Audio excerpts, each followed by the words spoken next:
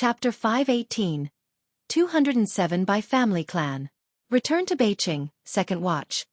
Underscore 2 Jianxia and Qiu Shuezhing had led several teachers from the Xianxia Calligraphy Association, along with the official instructors, to Beijing before the college entrance examination.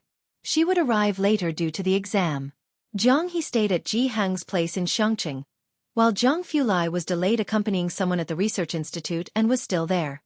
The highway from Xianxia to Beijing had been rebuilt, and as Xiaojie drove onto the highway while chatting with Ji Xiaojun, he remarked, "When was this road finished? It's a lot smoother to drive on than before." In just 4 months, the changes in Xianxia were noticeable to him on this visit.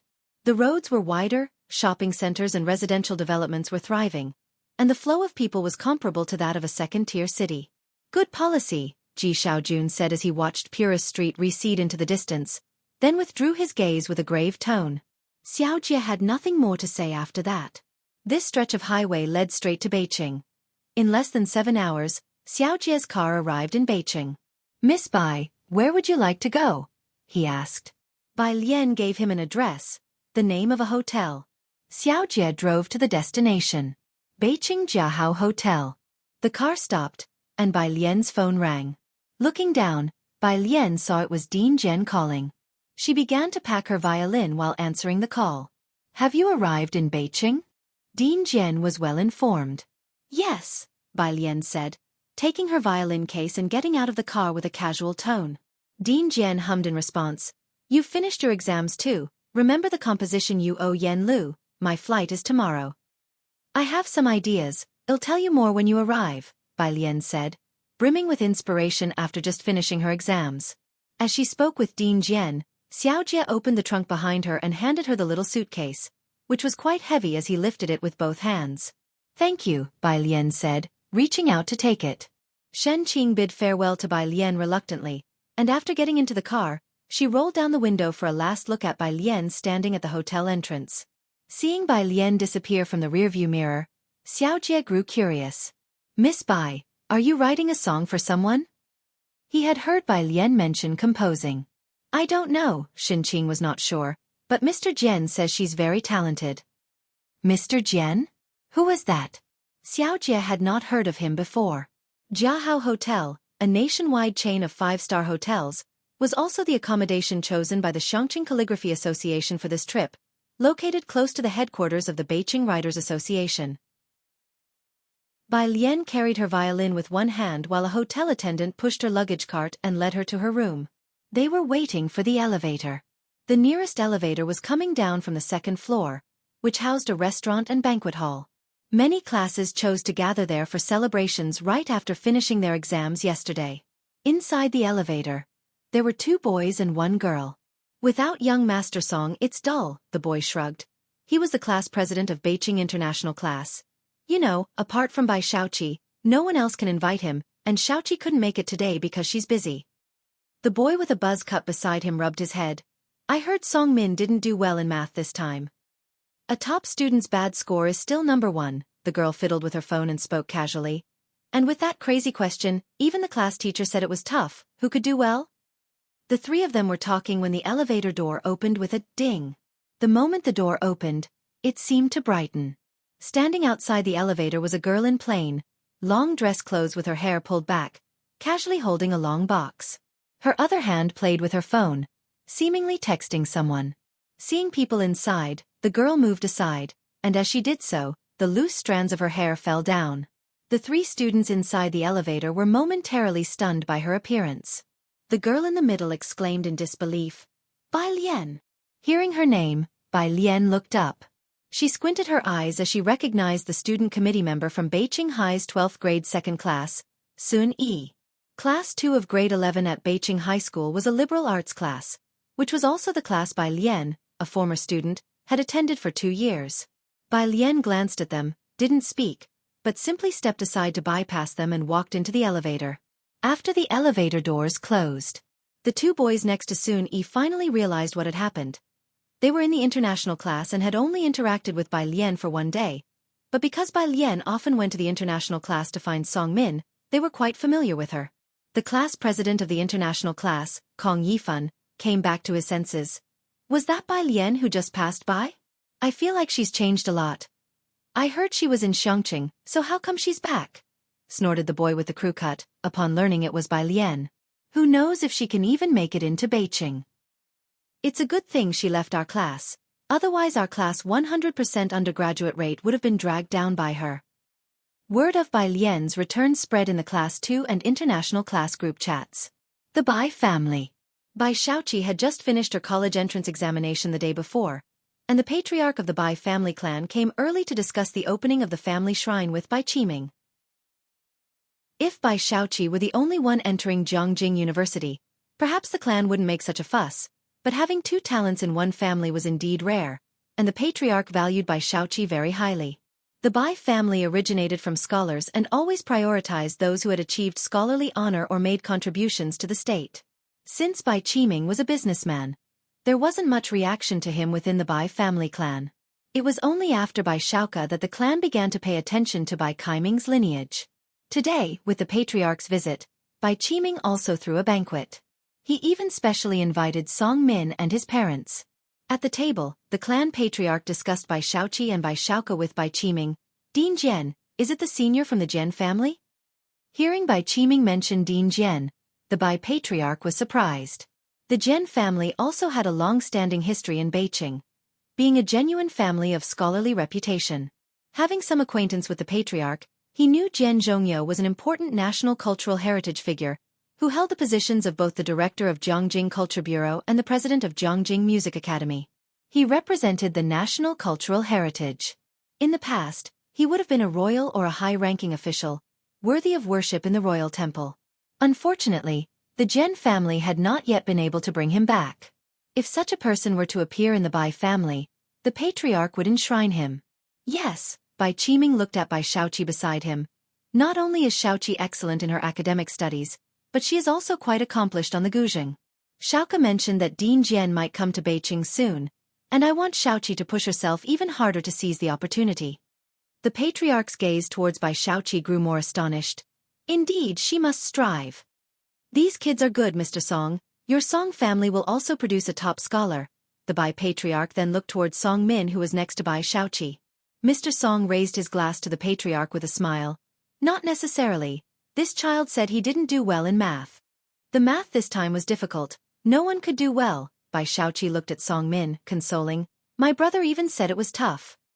Bai Xiaoka was at Jianghu University and, being last year's top scholar, had authoritative opinions.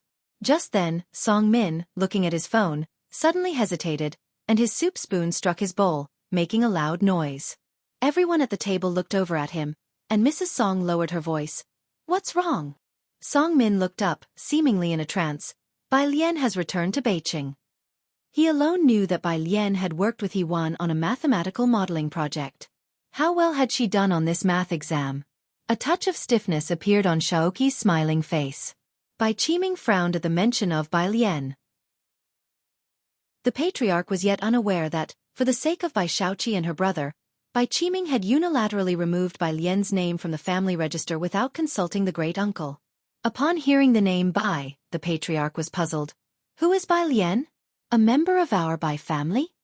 The butler, topping off the patriarch's drink, explained, She is the eldest daughter born to the former madam. The master previously placed her in the international class. Bai Qiming's face darkened once again upon hearing these things. The butler spoke vaguely. The patriarch understood that Bai Lian, due to her poor performance in the sciences, had been moved by the exasperated international class teacher to the liberal arts class. If you find any errors, ads pop up, ads redirect, broken links, non-standard content, etc., please let us know report so we can fix it as soon as possible.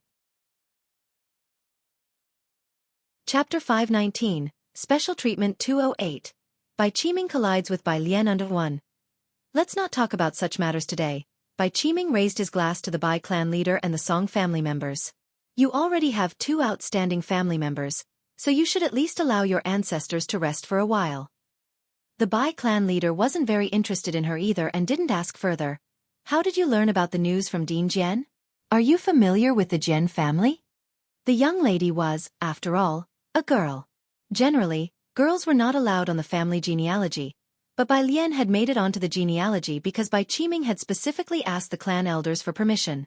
It wasn't us, it was Xiaoka, Bai Qiming mentioned Bai Xiaoka with a clear smile on his face. He and young master Jian Rong of the Jian family are good friends. The Jian family in Beiqing always kept a distance from merchants. Bai Qiming had made a considerable amount of money, but his Bai family's legacy was not long, and although well known in Beiqing, they couldn't compare with those clans with deep historical roots, let alone the fact that Jian Zhonghai had an extraordinary brother. I knew Xiaoka was no ordinary person, the Bai clan leader's eyes sparkled as he spoke, pausing for a moment. After the scores are released, set a time to go back to our clan, and let's add Xiaoqi to the genealogy too. Latterly, Bai Xiaoka was directly added to the family genealogy, but Bai Xiaoqi had not been.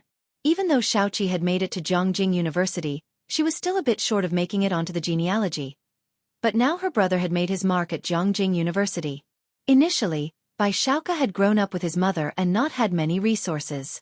Still, he managed to become the top scholar of Beiqing, and at a resource mecca like Jianghu University, he could only do better and better. Guaranteed postgraduate recommendation and a doctorate were just a matter of time. Upon hearing the Bai clan leader's words, Bai Qiming finally showed a smile on his face. Xiaoqi, aren't you going to offer a toast to the elder clan leader? With the Bai clan leader's words, Bai Qiming felt that the position of the next clan leader of the Bai family would very likely be conferred on him. By his side, Bai Xiaoqi also let out a sigh of relief and stood up. No one else at the dining table spoke. Lady Song just gave Song Min a glance. Bai Lian had left the Bai family for nearly a year now, and it was just after the college entrance examination. Why did she choose to return during this time? After dinner, Bai Qiming saw the clan leader out, then turned to the butler. Has she returned? The butler knew exactly who she was. No. Bai Qiming frowned but didn't mention Bai Lian again. Did the young master say anything else? That Dean Jian, the butler remembered the matter, is coming to attend the traditional music concert in Beiqing. It's an official engagement that was confirmed last month. A concert? Bai Qiming was surprised, somewhat unexpected that Dean Jian would specially come to Beiqing for it. Go book several tickets. Since everyone knows that Dean Jian is coming, it's not certain that there will be tickets available, but I will try my best to find some. The butler flipped through his schedule. Should I book Ming Tai Villa for the young lattice party as usual? Many of the Bai family's banquets were held at Ming Tai Villa. Bai Lian and Bai Xiaoqi's previous birthday parties were also held there, which isn't considered the most luxurious place in Beiqing. Bai Qiming paused for a moment before saying, this time, it will be at Jianghu. I will go there tomorrow. Jianghu Hotel, a global chain of hotels, was Beiqing's most luxurious venue for hosting banquets, frequented by political and business dignitaries for their soirees. Securing the banquet floor would cost 6 times more than Ming Tai Villa. Even Bai Shuk's scholar celebration banquet was held there. This wasn't something the butler could simply secure with a phone call. Not expecting Bai Qiming to choose this, the butler bowed his head, thinking that Bai Xiaoqi's status in the Bai family was different from before. Added to the family genealogy, the celebration banquet to be held at Jianghu. Even if Bai Lian returned to Beiqing, Bai Qiming had no intention of meeting her. Letting out a long sigh, the butler felt reassured that his previous choice was correct. He had picked the right side to stand on. He then went to the kitchen to prepare a plate of fruit and dessert for Bai Xiaoqi and sent it upstairs. The hotel. The room was booked by Qiu Xuezheng, a small suite with a little sitting area and a bedroom, not very spacious. Bai Lian had taken a bath after she arrived. The cell phone on the table in the living area started ringing. She tied the sash of her robe and, holding a towel, went out to answer the call. The curtains in the room were drawn, and she leaned casually against the table. On seeing the caller ID, it was Su Nanjing. Little sister Bai Lian, today is the Dragon Boat Festival. Su Nanjing's voice was cheerful. Bai Lian's thoughts drifted back, and she wiped her hair leisurely.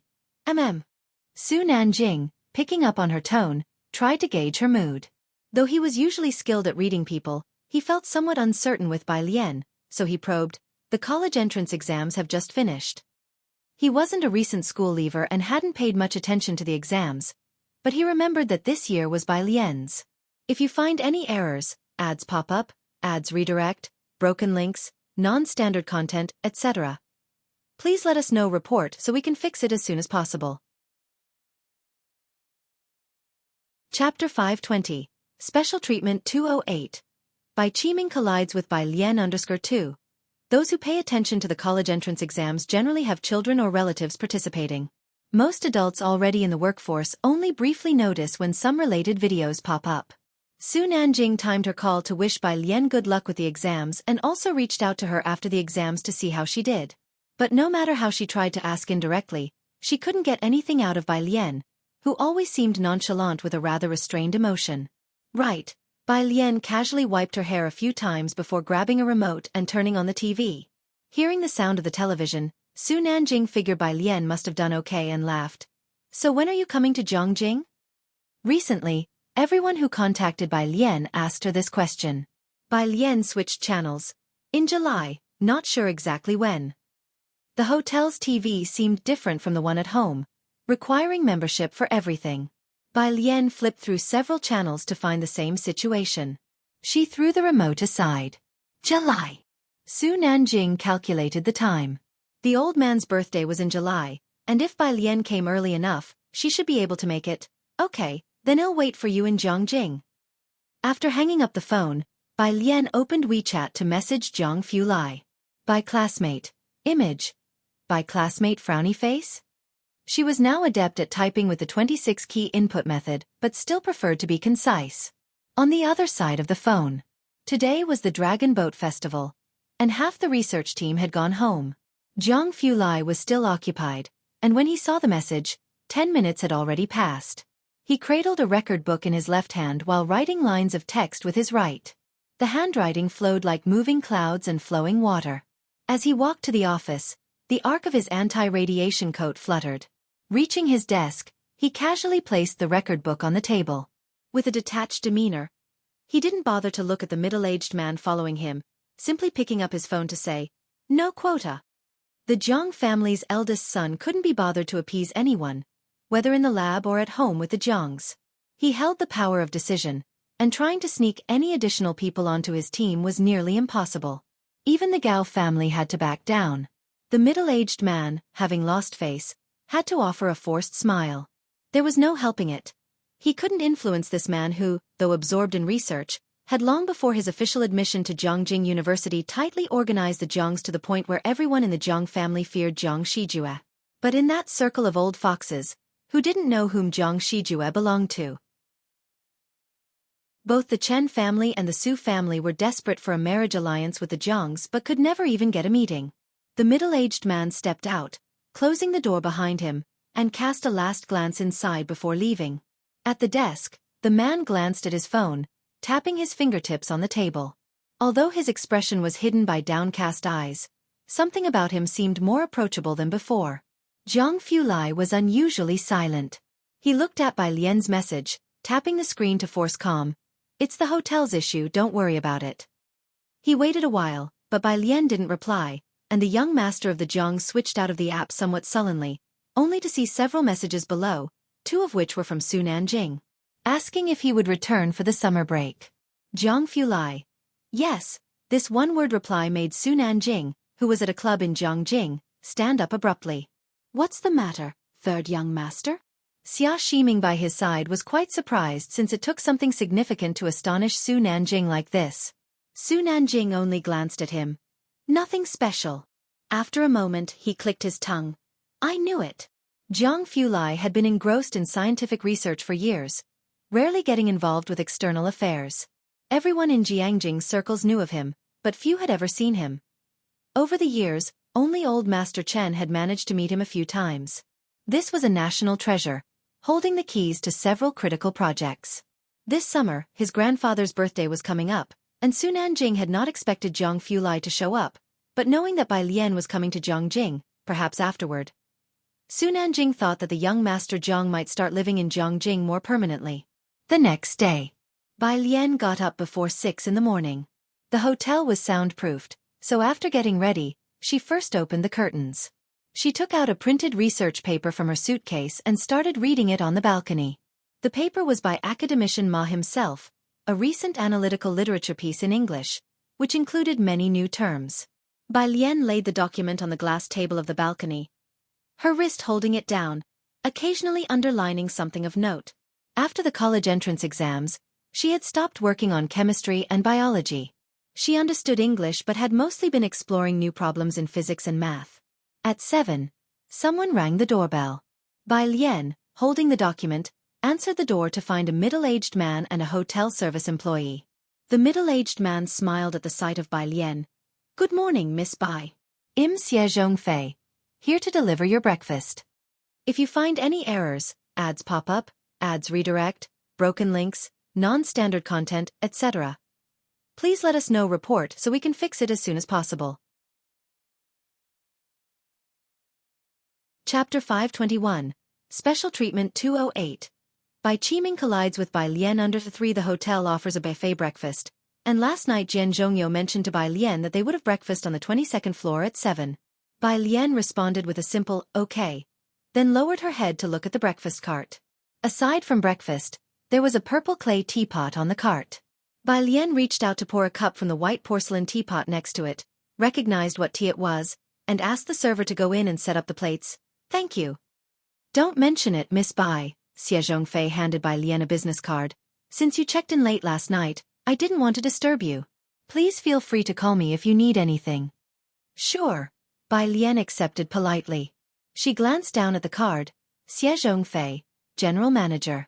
Inside, the floor supervisor placed breakfast on the table on the balcony, being very respectful towards Bai Lian. "Miss Bai, if you need anything, just dial the internal line and press the number 1 button." After the supervisor left, he noted down the room number, 1108, and finally instructed the service department that calls from the guest in room 1108 needed to be answered immediately, and they were to notify her. 1108 isn't even the presidential suite, several of the receptionists commented in surprise. The supervisor only gave them a stern look, without explaining the reason. Even for the presidential suite, the general manager had never handled it personally. 8 o'clock. Jianghu Hotel Lobby. Vice President Zhou was speaking with Xianxia. "Do you really have a special class member this time?" The Xianxia Calligraphy Association came for an evaluation, and Vice President Zhou knew Xianxia well. As a candidate for the next president, Vice President Zhou had heard some news. "You'll find out when the time comes," Xianxia said coolly. As they were talking, a black Cayenne stopped at the hotel entrance, and a hotel concierge immediately went to open the door. From the back seat, Bai Qiming got out. The assistant from the front passenger seat also got out and followed closely behind Bai Qiming. "Manager Lu said that the 28th has been booked, but everything is still subject to your discussion with him." Bai Qiming nodded. He entered the hotel, planning to go to the hotel office to find Manager Lu when he spotted a familiar figure in the center of the hotel lobby. He hesitated for a moment, then took a few steps forward. "President Zhou." Vice President Zhou, of the Beijing Writers Association and also a public official of Beijing. Bai Qiming had seen Vice President Zhou at government tender meetings, the son of Zhou Wannan, the highest ruling authority in Beijing. "Mr. Bai." Vice President Zhou stopped mid-sentence, looking at Bai Qiming politely yet distantly. Bai Qiming knew Vice President Zhou was as unapproachable as the members of the Jian family. He noticed there was an elderly man beside Vice President Zhou, but Vice President Zhou didn't introduce him. He just smiled, extending an olive branch. "I wonder if President Zhou would have the time to attend the party I'm hosting for my daughter at the end of the month." Vice President Zhou smiled but didn't immediately respond. He wasn't close with the Bai family. Bai Qiming still needed to arrange a venue with the hotel, so he planned to exchange a few words with Vice President Zhou before leaving. At that moment, the lift nearby opened and Bai Lian stepped out. Bai Qiming, catching sight of the figure from the corner of his eye, paused mid-sentence. He squinted at Bai Lian's figure. Today she was wearing a white, loose-fitting t-shirt with 2 diagonally crossed green bamboos embroidered on it, simple and elegant. Her demeanor was restrained. She was a stark contrast to the rebellious and uneducated Bai Lian in Bai Qiming's memory. When he first saw Bai Lian, Bai Qiming was taken aback for quite some time. Beside Bai Qiming, Vice President Zhou took a step forward as Xianxia said to Bai Lian, "Perfect timing, the car is waiting outside." "I'm late, I'm sorry." Bai Lian didn't look at Bai Qiming but apologized to Xianxia. "I didn't realize you were waiting for me downstairs." Vice President Zhou smiled and explained to Bai Lian, "Miss Bai, I told Master Qiu not to disturb you, worried that it might interrupt your practice." Xianxia led Bai Lian outside. "Vice President, I'll take her to wait outside for you." As he escorted Bai Lian out, They both ignored Bai Qiming. Vice President Zhou was still curious who the special class member was, so he said to Bai Qiming, "Mr. Bai, let's meet again some other time." As Vice President Zhou spoke to Bai Qiming, the smile on his face faded, becoming more formal. It was clear that he had a good relationship with Bai Lian. Bai Qiming came to his senses, almost subconsciously asking, "President Zhou, how do you know my daughter? If you find any errors, ads pop up, ads redirect, broken links, non-standard content, etc. please let us know report so we can fix it as soon as possible." Chapter 522. 209. It's Your Turn, by Jian. Second update. _1 Bai Qiming had not seen Bai Lian for a very long time. In his memory, Bai Lian was too extravagant, never studying properly from childhood. She only hung around a bunch of bad influences, frequenting bars and racing cars. Even when Ji Mulan personally taught her calligraphy and painting, she couldn't learn, dozing off at the sight of books. She could even infuriate her music teachers. Her academic performance at school was poor, and she couldn't even understand the Bai family's financial reports. She was practically good for nothing. At first, Bai Qiming thought that with his and Ji Mulan's intelligence, they could produce a genius. But he gradually became disappointed when Gui Yueqing brought Bai Shaoqi and Bai Shaoka into the picture. Merchants prioritize profits. After weighing the pros and cons, it was clear that Bai Shaoka and Bai Shaoqi were more important than Bai Lian. He could abandon Ji Mulan. What more of Bai Lian? Yet now, Bai Qiming was shocked to find that the Bai Lian he knew only as a partygoer and racer seemed very familiar with Vice President Zhou. Vice President Zhou was also quite well known in Beijing, set to be the next president of the Calligraphy Association, having organized several calligraphy exhibitions. From a family involved in politics, no one who entered the high ranks of the Calligraphy Association was simple. Jian Zhonghai was one such example. But the Jian family was even more inaccessible than the Zhou family. How did someone like her come to know President Zhou? Your daughter. Vice President Zhou was about to leave, but upon hearing Bai Qiming's words, he couldn't hide his surprise. You mean Bai Lian? Vice President Zhou remembered that Bai Lian came from Xianxia. When she took the assessment in Jianghu, she caused a sensation. Vice President Zhou had specifically checked her profile. From Xianxia with her household registration also in Xianxia. Bai Qiming shifted his gaze away from Bai Lian. Yes. Bai Lian, she's a member of the Calligraphy Association. Vice President Zhou glanced at Bai Qiming, then said, she won first place in the youth category at last year's Lanting Award. None of the young talents from the Jianghu Calligraphy Association could surpass her. I came here today especially to take her to the Calligraphy Association.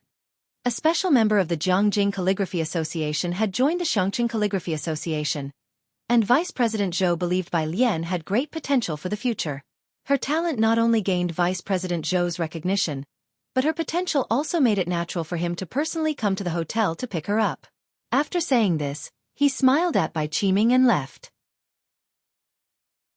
Bai Lian's residence was in Xianxia, and the way she acted as if she didn't know Bai Qiming indicated something to Vice President Zhou.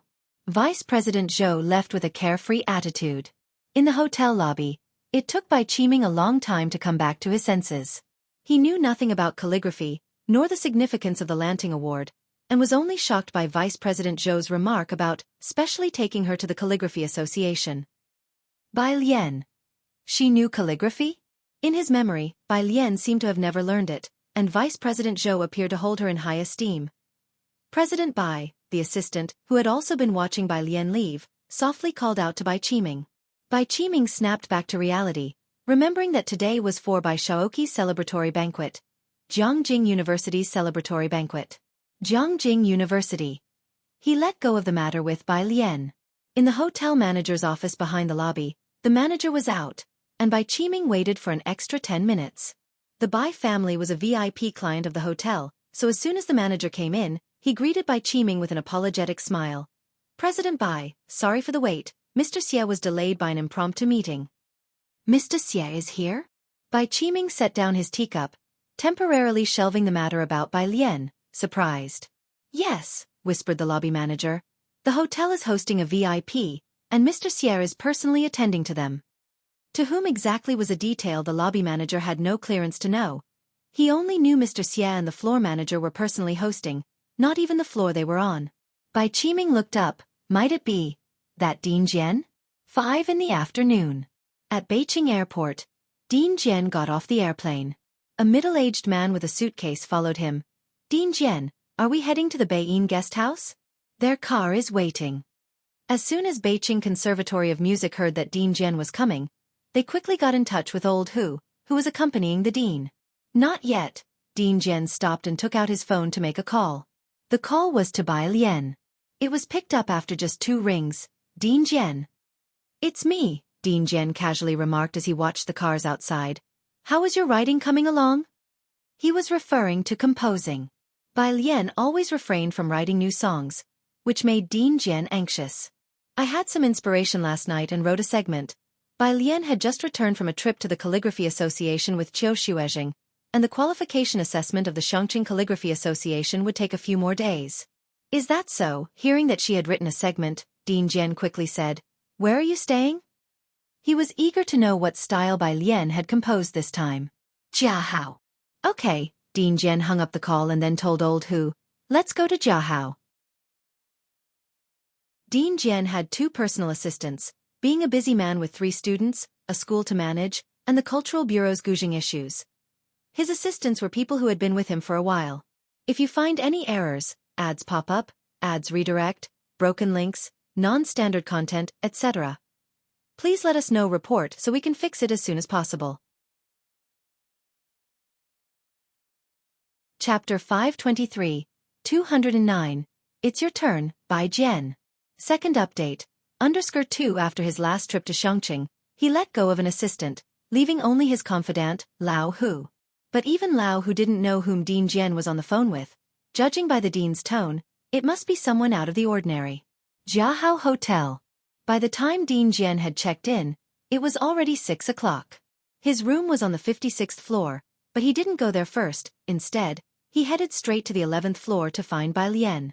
Why are you staying on a lower floor? Dean Jian asked casually after he walked in.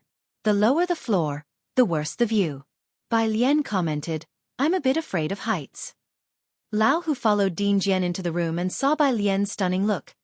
Even more beautiful than the celebrity Yan Lu who went to the school to record songs. Could this be another star? Lao Hu thought to himself. Dean Jian was here for her compositions. He sat down at the table in the lobby, urging Bai Lian, show me your composition. Bai Lian casually tossed her backpack to Dean Jian. The content of the backpack was simple. Lao Hu looked on as Dean Jian pulled out a bunch of English documents. He had learned English, but didn't understand what they were. He felt a little puzzled. Dean Jian only found 2 sheets of music written in Jianpu notation at the very bottom of the pile. Bai Lian poured tea for the 2 of them, and Lao Hu quickly said thank you, his eyes drawn to the Jianpu notation in Dean Jian's hands. As his confidant, Lao Hu was familiar with it, as Dean Jian had been studying Jianpu notation for the last 6 months. He recognized it as a melody at first glance. Putting together the fact that Dean Jian went straight to Bai Lian without even going to his room, Lao Hu suddenly remembered something and looked at Bai Lian. Dean Jian, who had spent a lot of time in Jianghu, was unassuming. He used to like playing The White Robe Journey, and later became obsessed only with the compositions of a very famous online composer named Bai Jian. Bai Jian's compositions could stand up to scrutiny. The first piece, Gambling with Liquor, had the style of The White Robe Journey, and the latest piece even surpassed Gambling with Liquor in how well it melded with the gouging, even more so than The White Robe Journey. Yan Lu's songs had been arranged for various instruments at the Jianghu Music Academy. The gouging, bamboo flute, pipa, harp. Many speculated about Bai Jian's identity, most believing it was one of the few musical giants who were on a par with Dean Jian. Lao Hu had also speculated this before. But now as he looked at Bai Lian, a preposterous idea surged in his mind. Dean Jian took note of the Jianpu notation and, having grasped Bai Lian's current style, he began to rush her to continue writing. Hurry up and write. Bai Lian sat across from Dean Jian and leisurely poured herself a cup of tea. It takes time. Oh, when Dean Jian arrived, he saw high school graduates taking group photos downstairs and thought of Bai Lian. How did the exams go for you? What he really wanted to ask was, can you really make it to Jianghu University? Bai Lian's eyes drifted toward the window, and she just smiled. Not bad. She replied. College entrance exam? Lao Hu's face was expressionless. Was she a college entrance exam candidate? So, was she going to Jianghu next? Lao Hu could already predict how lively it would be at Jianghu once Ding Jian's favored person arrived. There's a national style music festival in Beijing in a few days. I have a program. Why don't you go look for some inspiration? Ding Jian remembered this and drank some tea, then looked down at the teapot, surprised. When had this damned hotel's tea gotten so good? National style music consisted of instruments like guzheng, pipa, bamboo flute. Bai Lian also took a sip of tea, her eyes narrowing slightly, lazily saying, "It depends." Her dog friend was still waiting for her. She had a bit of a headache. This trip to Beijing was not only for the Calligraphy Association, but also to check on that person for the original owner of her body. Next to Ding Jian, Lao Hu, with an impassive face, was thinking. A program by Ding Jian was something others would vie for intensely. Ding Jian personally invited her, and she could still say, "It depends." It must be you, Bai Jian. It wasn't just Ding Jian who was concerned about how Bai Lian did on her exams. Beijing High School. In the principal's office, he spoke to Gua Yueqing. "Mrs. Gua, I'm well acquainted with the principal of Beijing, but I'm not sure I can get the tickets. You also know who is going to be there. Students from Jianghu will all rush over." "I understand." Gua Yueqing set down her gift, her smile gentle. "Xiaoka and Xiaoqi have troubled you with so many things. Next month, Xiaoka is going to have dinner with Professor Jiang. I wonder if you might be available?" Professor Jiang, a professor at Jiangjing University. Also the teacher of Bai Shuk's lab, the principal replied gravely. "Mrs. Gua, don't worry." Gua Yueqing nodded at him, then left. After she left, the homeroom teacher of the international class came in from outside. Looking at the gift Gua Yueqing had left, he told the principal, "Bai Lian has returned." "Bai Lian? What has she come back for?" The principal was stunned. "I saw it in the class group," the homeroom teacher thought of the last scores he saw.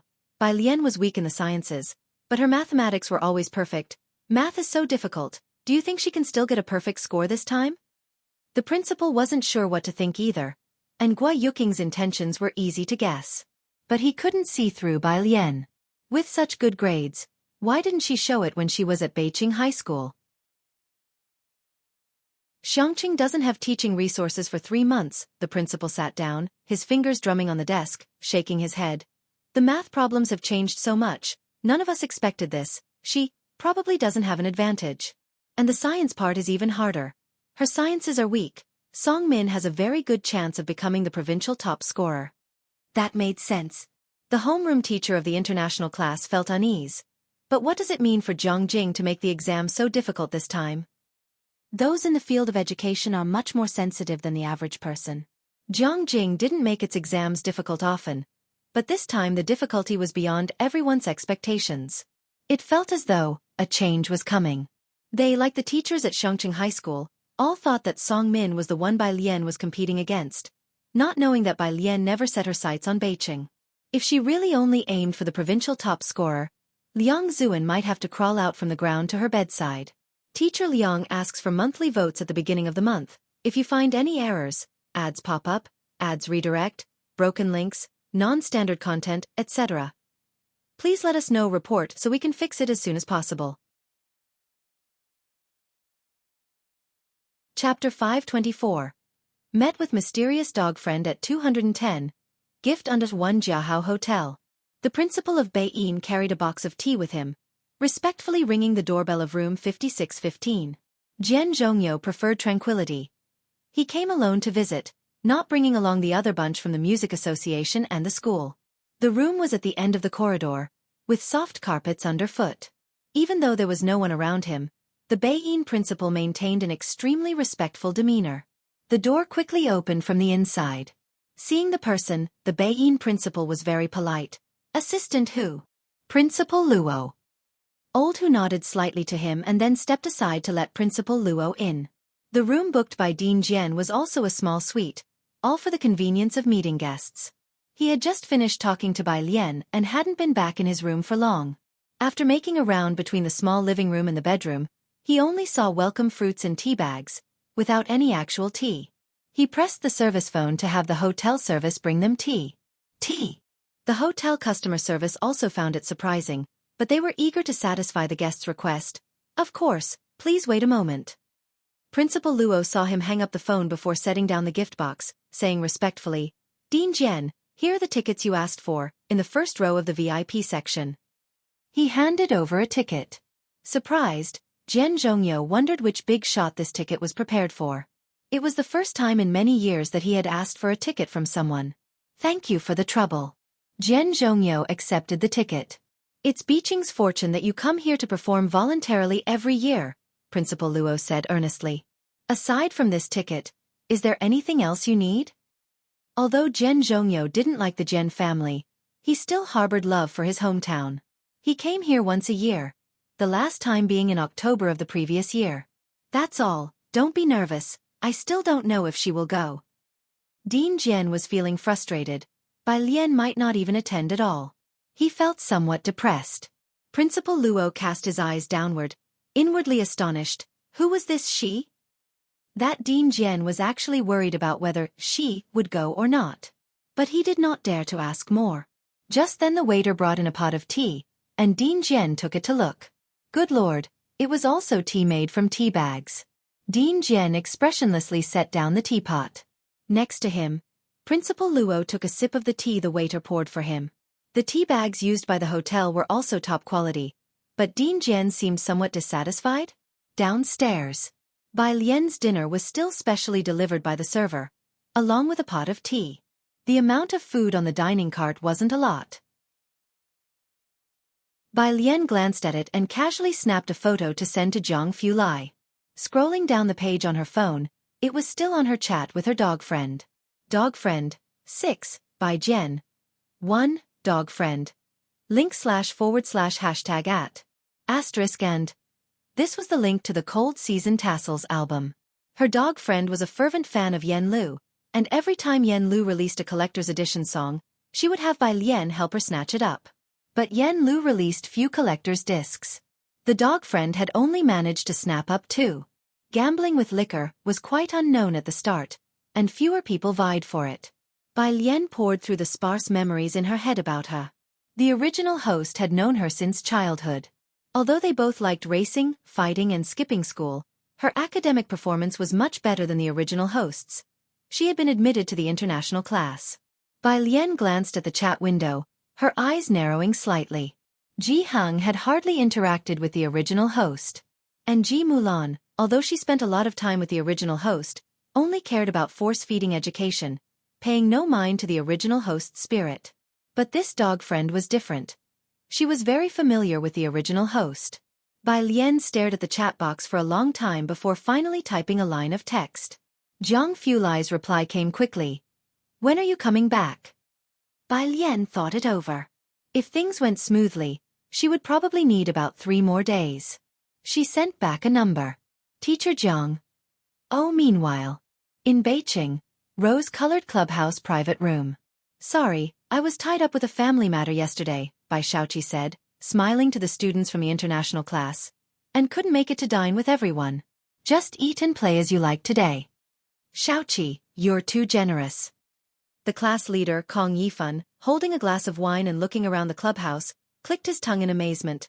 If it wasn't for you and Song Min, I would never have the chance to come to such a place in my life. The rose-colored clubhouse was the best in Beijing, operating on a membership basis. The membership fees alone were 1 million each year. The rest of the class nodded fervently, with people playing board games, drinking, and playing werewolf. It was lively. Bai Xiaoqi, however, was indifferent. The rose-colored might be the best in Beijing, but she heard from Mrs. Song that there were several clubs in Jiangjing that even the Yin family could not get into. She withdrew her gaze and walked over to where Song Min was. Song Min was talking to the class teacher. Seeing Bai Xiaoqi arrive, his expression brightened slightly. You've come at just the right time. Have you discussed any difficult math problems with your brother these past 2 days? If you find any errors, ads pop up, ads redirect, broken links, non-standard content, etc., please let us know report so we can fix it as soon as possible. Chapter 525. Met with mysterious dog friend at 210. gift under to everyone seated at Song Min's table was among the top 10 students in their class. Upon hearing this, they all turned to look at Bai Xiaoqi, aware that her brother had been the top scholar the previous year. Only Song Min's gaze was fixed on the table across from him, where a girl in a black skull shirt adorned with a black chain around her chest was playing cards with someone. When Xianxia, he knew she was Bai Lian's only friend at the school. "No, our family is busy trying to get us tickets to a concert," Bai Xiaoqi said as she elegantly poured herself a glass of wine. Kong Yifan exclaimed in shock, "Jiangjian's concert? Right, I remember Xiaoqi, you're excellent at the guzheng, damn. Isn't Dean Jian also there? I recall he's Yen Lu's arranger." For those who weren't students of music, Dean Jian's name wasn't as useful as Yen Lu's. Song Min came back to his senses, glanced at Bai Xiaoqi with surprise, and asked, "You got tickets already?" Bai Xiaoqi gave a slight nod. "Yes. Remember to take pictures, we've never been to such a place," Kong Yifan said excitedly to Bai Xiaoqi. "I wonder if Yen Lu's compositions will be there." "Not sure," Bai Xiaoqi sighed when compositions were mentioned. "I've tried to contact them many times, but that person is peculiar and refuses to compose for anyone other than Yen Lu." "Those who study art often have a bit of temperament," Song Min said softly. Across the room, the long-haired girl sitting beside Wen Jixia sighed as she looked at Song Min's group and said, "This is high society for you. Why on earth would Miss Bai think of going to Xiangqing?" "Oh right, Wen Jixia, you know Bai Lian, don't you? Has she really gone back to Xiangqing?" "I don't know, boss," Wen Jixia responded indifferently. "Come on, I'm playing a 9, and you're playing the king? You're not letting us win even the small hands?" The long-haired girl couldn't believe it. Wen Jixia remained silent and slowly played her hand. "Why hasn't Yen Lu released a new song?" someone asked suddenly. The long-haired girl said, "Damn, even if she did, we couldn't snatch up her collector's hit." Wen Jixia had 10 people trying and still didn't get Han Shirshu. "Too many rivals," Wen Jixia remarked. Her phone lit up. "Silly dog, location." "Silly dog, I'm in Beijing." Wen Jixia paused for a moment, playing her cards more carelessly now as she raised an eyebrow. "Doggy friend, I thought Miss Bai had forgotten that I'm in Beijing." Wen Jixia glanced at the location Bai Lian had sent, which was at a hotel, swiftly finished her round of cards, and then excused herself from the table before leaving the clubhouse. The long-haired girl looked up. "Leaving so soon? The rose-colored clubhouse, eh? You're not going to play a bit longer? You might not have the chance to come here again." Wen Jixia shook her head. She had been indifferent to the place from the moment she walked in. After she left, the voices in the private room grew louder. Wen Jixia left? Kong Yifan, who was sitting next to Bai Xiaoqi, was surprised. Bai Xiaoqi glanced in the direction Wen Jixia had gone. There was no Wen family in Beijing, her family background was average, and she was never on Bai Xiaoqi's list of people to ingratiate herself with. Probably something came up. Sun Guan from the humanities class next door was known for his ability to put some people down while praising others. Remembering seeing Bai Lian at the hotel the day before, she laughed. "I wonder if she's going to see Bai Lian? Xiaoqi, do you think Bai Lian will manage to test back into Beijing?" The others at the table laughed. "Haha, who knows, but certainly not as high as our Song Min and Xiaoqi." Room 1108. Bai Lian had intended to find a time to meet with Wen Jixia somewhere else. But before she could decide, Wen Jixia called her. "Which room are you in?" Her voice was crisp and decisive. 5 minutes later, Wen Jixia adjusted the exaggerated chain around her neck, looked up at room 1108. She had a short bob, stood tall, and was dressed in punk-style clothing. Her features were quite androgynous.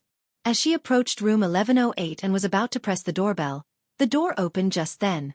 The person who opened the door was a girl in a white homeware dress, her jet-black hair falling entirely down her back and trailing down to her soft homeware. Her skin tone was a cold white, her eyes lazy, and upon seeing her she merely stepped aside slightly. "Arrived? Come in." As if she knew Wen Jixia had just arrived outside the door. Wen Jixia looked at the girl before her. She was very different from her memory, and Wen Jixia paused before following her in. Inside was a small living room with a square table in the center, upon which sat a purple clay teapot surrounded by 4 matching teacups. Next to the sofa was an antique zither. And that was it. Whether it was the purple clay teapot or the zither, they were at odds with Bai Lian from memory. Chapter 526. Met with mysterious dog friend at 210. Gift under 3 by Lian opened the door of the mini fridge, took a glance, grabbed a bottle of Sprite, and handed it to Wen Jixia with one hand. Why did you come so late? Wen Jixia accepted the Sprite from the other person. It was the drink Wen Jixia liked. Wen Jixia leaned against the table, feeling quite strange. She felt that the person in front of her was not the silly dog she knew, but also felt inexplicably familiar. I was afraid you would suddenly return to Xianxia tomorrow. Wen Jixia lowered her eyes and took a sip of Sprite. The living room's lighting wasn't dim. The white light illuminated by Lian's face while the air conditioning blew her hair. She sat down on the sofa, too lazy to move, and kicked the trash can to the side. That's unlikely. The casual atmosphere made Wen Jixia relax as well. She fiddled with the Sprite can. You've changed a lot. Bai Lian's fingertips touched the piano strings. She slightly lifted her head and said unhurriedly, one tends to change after dying once. So, did you really jump into the lake for Song Min? Wen Jixia crumpled the Sprite can with a frown, her gaze turning hostile as she looked at Bai Lian. This was a fact. Bai Lian had no counterargument. Wen Jixia seemed to want to scold her for a few more sentences when Bai Lian suddenly stood up. Just as Wen Jixia was about to ask Bai Lian what she was up to, the doorbell rang at the same moment Bai Lian opened the door. Outside stood old Hu had come to deliver tickets to Bai Lian. Miss Bai, the time is the day after tomorrow. Thank you, Bai Lian took them. Inside the house, Wen Jixia felt that strange sensation again, as if Bai Lian knew there was someone outside. Who is it? Uncle Hu. Bai Lian casually placed the tickets on the bar next to the door, spoke offhandedly, and then returned to her room. Wen Jixia had just asked casually. She followed Bai Lian into her room, continuing the topic. Song Min is just a bit better in grades and looks just okay, not as handsome as Mei Yi. She took Bai Lian's jumping into the lake to heart. She saw Bai Lian opening her suitcase. There weren't many things in her suitcase, half were clothes, the other half were books, mostly thick and esoteric English ones, the titles of which Wen Jixia didn't understand. There were also a few printed documents she couldn't make heads or tails of. On the top, there were several drafts filled with things that looked like text but weren't quite text, something about 4th level up. Wen Jixia looked at the stack of books. She furrowed her brows, thinking the silly dog was truly distressed by Xiaoqi and Song Min. Why else would she carry so many books in her suitcase? Just as she was about to scold Bai Lian, she saw Bai Lian pull out a white bag from amongst her clothes. The bag even bore the red Durunduo supermarket script on the front. Most students in the international class came from well-off families, especially by Xiaoqi and Song Min, who frequented import supermarkets and rarely went to Durunduo. Bai Lian had never been there before either. Seeing the plastic bag, Wen Jixia immediately conjured up an image of what life must have been like for her in Xianxia. You! Before she could say anything, Bai Lian handed her the bag. What? Wen Jixia looked down. Bai Lian. A gift. Wen Jixia. She took the bag, but this time, didn't continue with what she was saying. Logically, after being apart for so long, Wen Jixia should have taken Bai Lian out for a spin on the road. But with the college entrance exams just over, she figured Bai Lian was still saddened by the whole ordeal, so she didn't mention it. She didn't dare ask which university Bai Lian got into either. After seeing off Wen Jixia, Bai Lian returned to the sofa and poured herself a cup of tea. This dog friend turned out differently than she had imagined and wondered how she had become friends with the original owner. But, after finishing her tea, Bai Lian sighed in relief. The matter with the dog friend seemed to have been dealt with for now. Downstairs, Wen Xixia's car was waiting for her. A low-key black business car, at the very back, an elderly face hidden in the shadows. He looked at Wen Jixia sitting in front. Have you finished seeing your classmates and friends, miss? The old lady is asking when you will return. In a day or two, Wen Jixia, with her legs crossed, placed the plastic bag on the fold-down table in front of her. The old man glanced over, the plastic bag seeming out of place. What's this? Chapter 527, Qinjiu, the Sage of the Zither 211, her teacher is far more formidable than I am. Second update.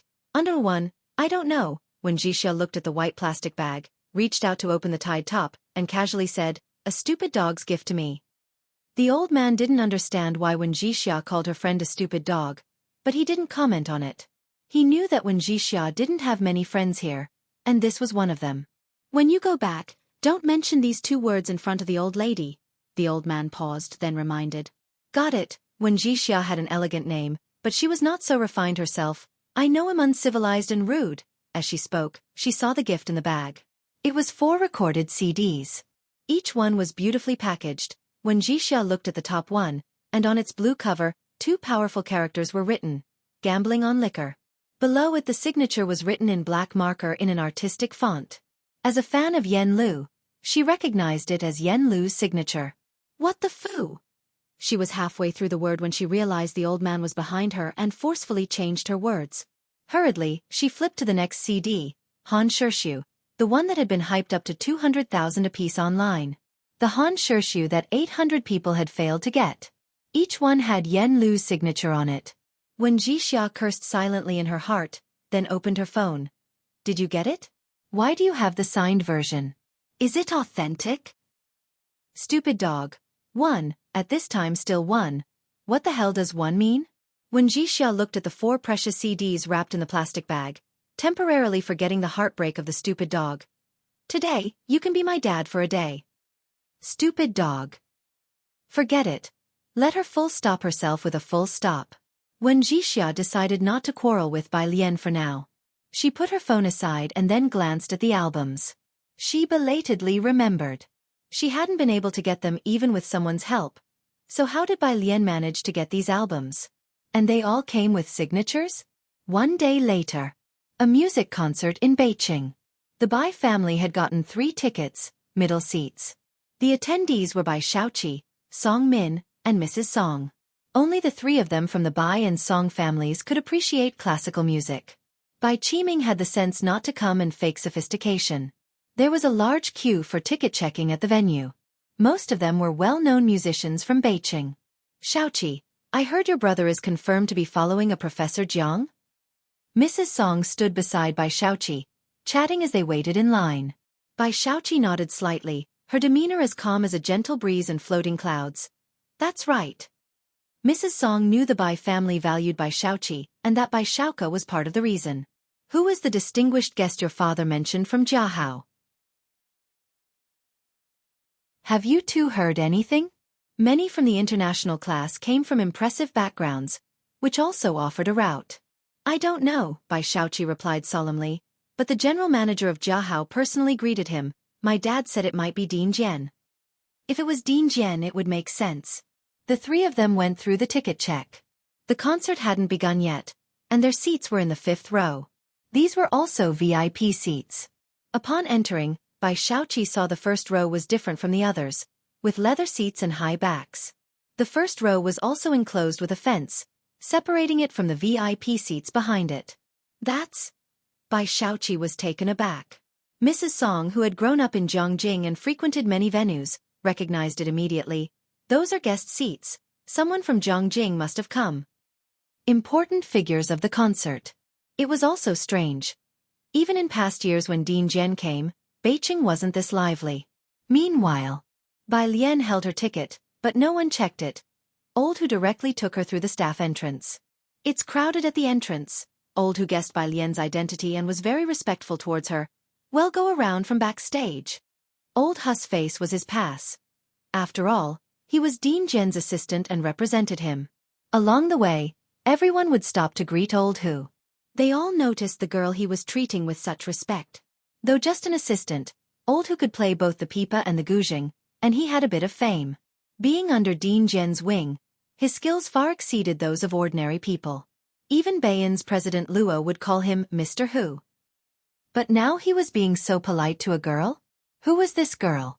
Others guessed in their minds, but the girl kept her head down slightly, with a remarkable appearance. She was an unfamiliar face they hadn't seen before. After passing through the backstage, a group surrounded Dean Jian as he was tuning a guzheng. Seeing Bai Lian, he greeted from afar. You're quite early. Didn't want to keep you waiting. Bai Lian stopped without approaching.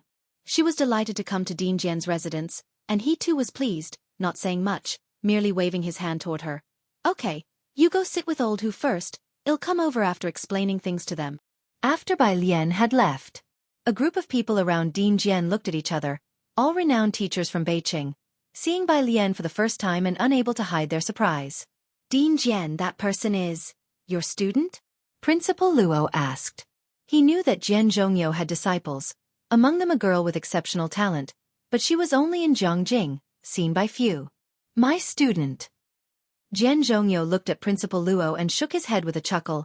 You think too much, I am not capable of being her teacher. At this point he sighed.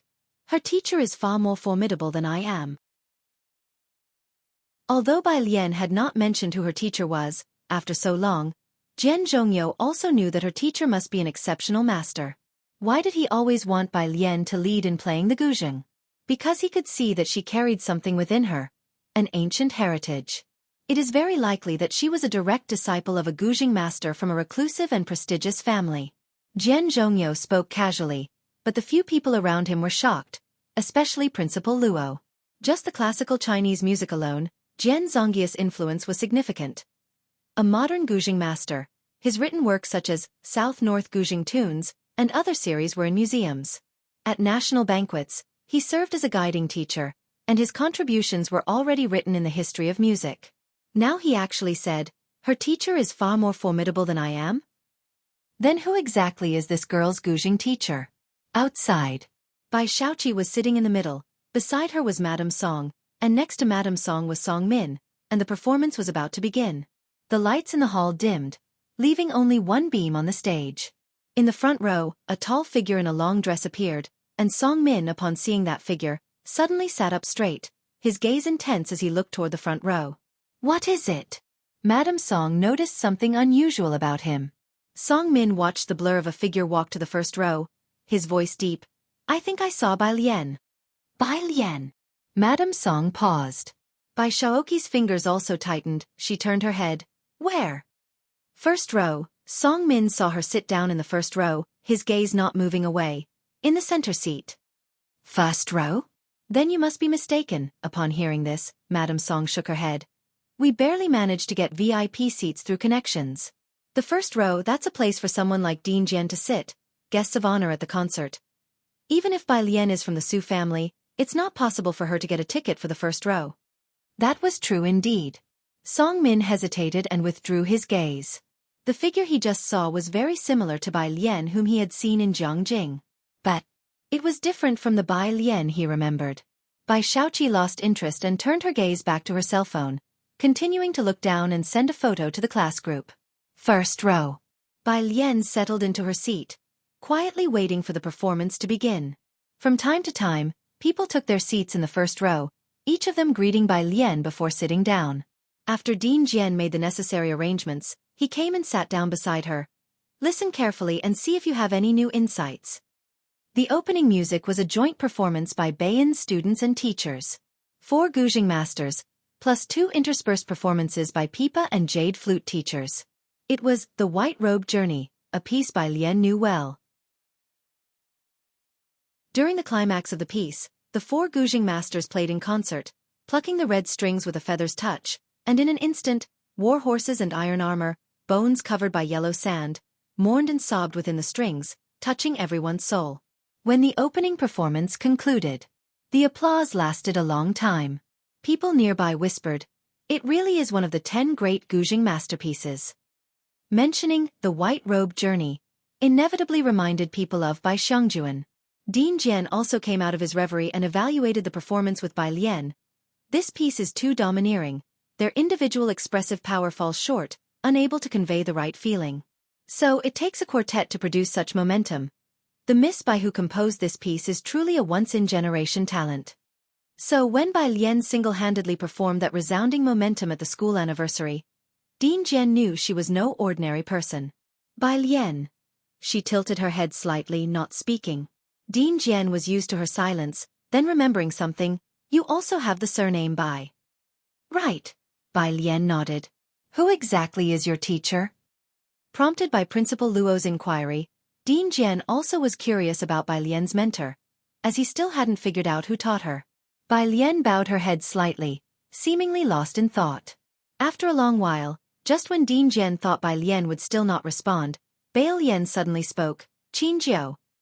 "What?" Dean Jian paused. "Didn't you ask who my teacher is?" "Mr. Qingjiu." Bai Lian's wrist rested on the adjacent armrest, her fingertips lightly tapping it. She turned her head, this time very seriously. My teacher, the one who instructed me, is teacher Qin Jiao.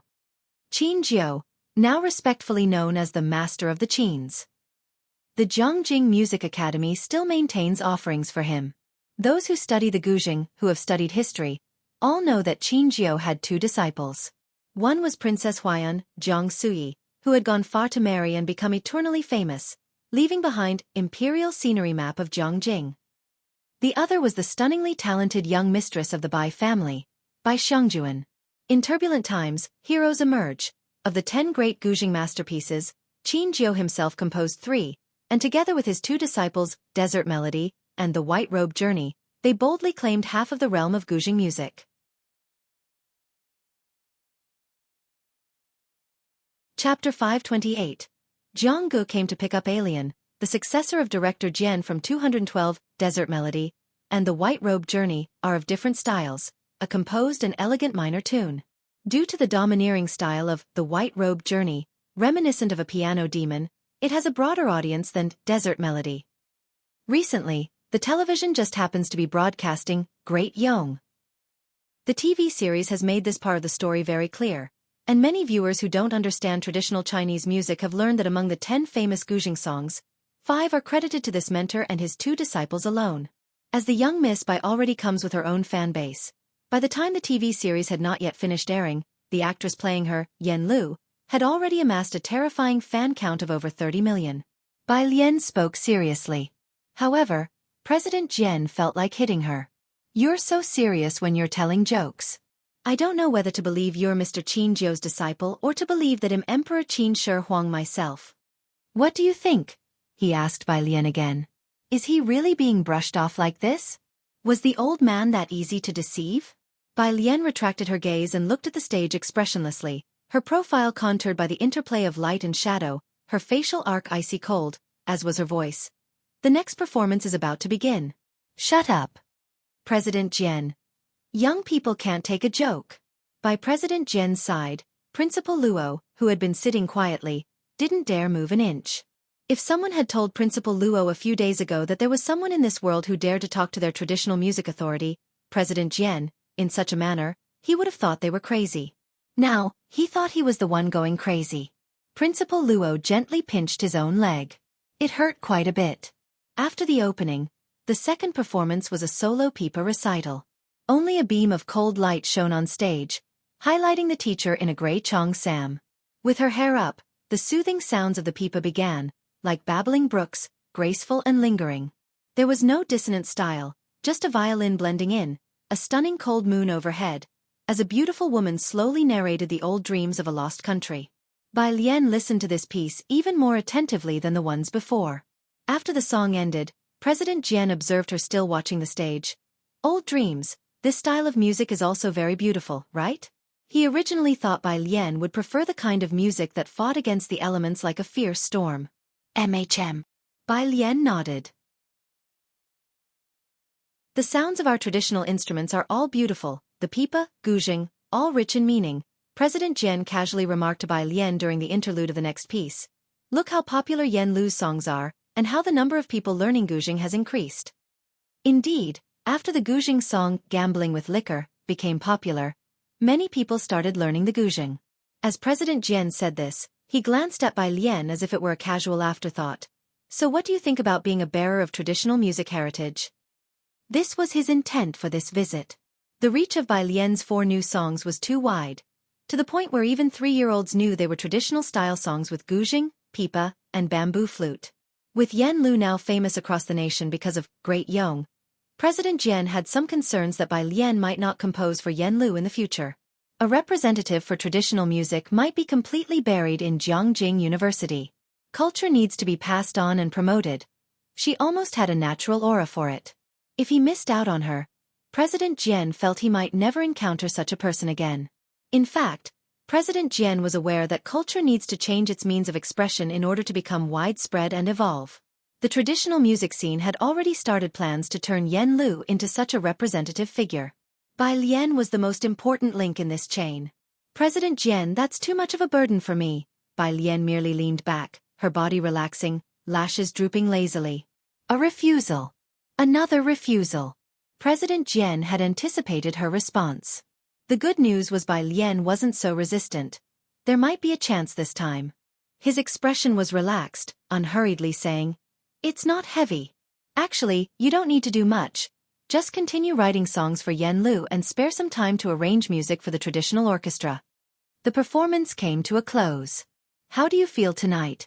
Any inspiration?" President Jian led Bai Lian out from backstage. "I'll head back to Jianghu in a couple of days. I have some new ideas. I'll go back to Xianxia and think it over tomorrow," Bai Lian said, looking down at her phone. Her dog friends had already sent her messages, and it seemed she also had urgent matters back home. The evening performance was incredibly moving. President Jian knew Bai Lian still had to wait for her college entrance exam results. Principal Luo stood respectfully behind the two, and upon hearing that Bai Lian was actually from Xianxia, he was very surprised. "Miss Bai, you are welcome to visit our music association more often." He had already started calling her Miss Bai, and knew that Bai Lian did not belong to any music association or music college. "I will, thank you for your hospitality today," Bai Lian thanked Principal Luo. Chapter 529, Disciple of Director Jian 212. Brother Jiang is coming to pick up Alien Undersir 2. It means she doesn't want to join their music association. Principal Luo was somewhat disappointed, but not surprised after all. Dean Jian had been rejected in front of her. Principal Luo irreverently thought to himself. Afterwards, Bai Xiaoqi stood up with Song Min and the others, and Mrs. Song looked at Bai Xiaoqi in surprise. "Are you going to the backstage?" The Bai and Song families had no one formally educated in music. In this area, they barely had any social connections. "Yes," Bai Xiaoqi followed the flow of people out, took out her phone, and looked for a number. "My mom found Jiangjian's Principal Luo, and he helped us get these tickets." This was the first time Bai Xiaoqi calmly brought up Guayuaqing. Mrs. Song followed behind Bai Xiaoqi. She had always known Guayuaqing was capable, otherwise she wouldn't have lurked for so many years, trampled Ji Mulan underfoot, and helped her two illegitimate children rise to the top. However, Mrs. Song had not expected Guayuaqing could find Principal Luo. She followed Bai Xiaoqi in amazement, with a crowd of staff backstage, who naturally did not recognize the trio. Minutes later, a staff member came to take the three to the lounge. "Please wait a moment. President Luo and Dean Jian have gone to see off some guests." "He's going with Dean Jian to see off guests?" All three found it odd. What guests would require Dean Jian to see them off? Even though they asked, the staff member did not answer, only gave them a polite smile before leaving the lounge. Song Min put down his water glass and stood up to open the lounge door, his cool gaze sweeping over the backstage. The first row of people were retreating from backstage. Curtains, instruments, and silhouettes were in disarray. His gaze landed ahead to the left front, where the black curtain stirred, seemingly revealing a cyan silhouette exiting. Song Min walked forward a few steps, and bumped straight into someone. "Excuse me." He retracted his gaze and spoke. "No problem." Principal Luo had just sent off Dean Jian and Bai Lian. He recognized Song Min, as the principal of No. 1 middle school often recommended him. "Are you looking for someone, student?" "No." Song Min withdrew his gaze and pressed his brow. He returned to the lounge. One step behind him, Principal Luo entered. Bai Xiaoqi, who was talking to Mrs. Song inside, quickly stood up to introduce herself. "I know who you are, Bai Shu's sister." Principal Luo nodded slightly towards Bai Xiaoqi, thinking to himself that there sure were a lot of talented individuals with the surname Bai. This year, Dean Jian just sent off a young friend, and won't be meeting others for now. Bai Xiaoqi was quite disappointed. "Then please explain to Dean Jian for me that there's been a misunderstanding between us." It seemed like she was quite familiar with Principal Luo, and Principal Luo was very familiar with Dean Jian. Bai Xiaoqi now had a professor from Jianghu University mentoring him, while Dean Jian was on par with the principal of Jianghu University. Mrs. Song stood aside, silently observing the scene. She lowered her eyes, lost in thought. The Jian family. Xianxia sat listlessly at the table, listening to Jian Rong converse with Miss Liu. This Miss Liu was his matchmaking date, but it was quite obvious she got along better with Jian Rong, whose reputation was well known and was going to apply for postgraduate studies at Beijing University. She was talented, and Xianxia understood her well. He fiddled with his phone. "Miss Bai, tomorrow." Seeing that Bai Lian was leaving tomorrow, he hurriedly stood up.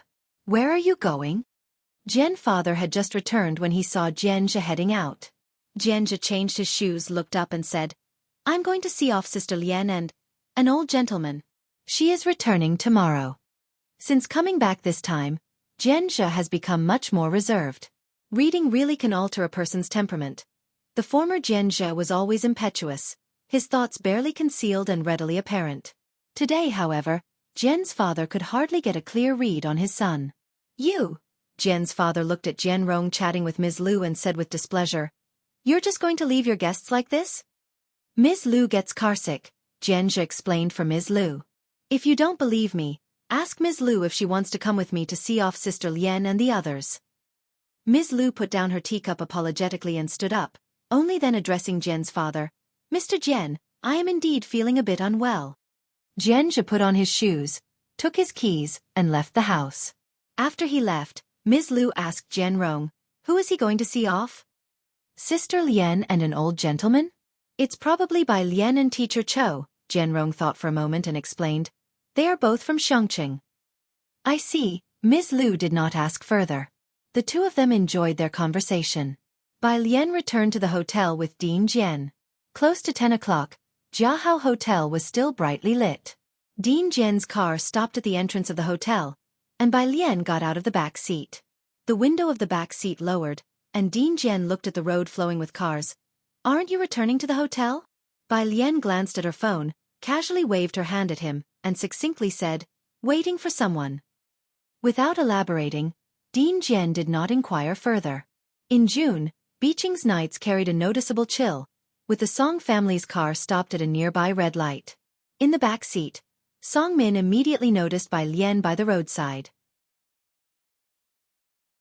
She wasn't standing very formally, but rather seated on a nearby round road bollard, with one leg casually propped up and her blue long dress spread out over the bollard, just barely touching the ground at the edges.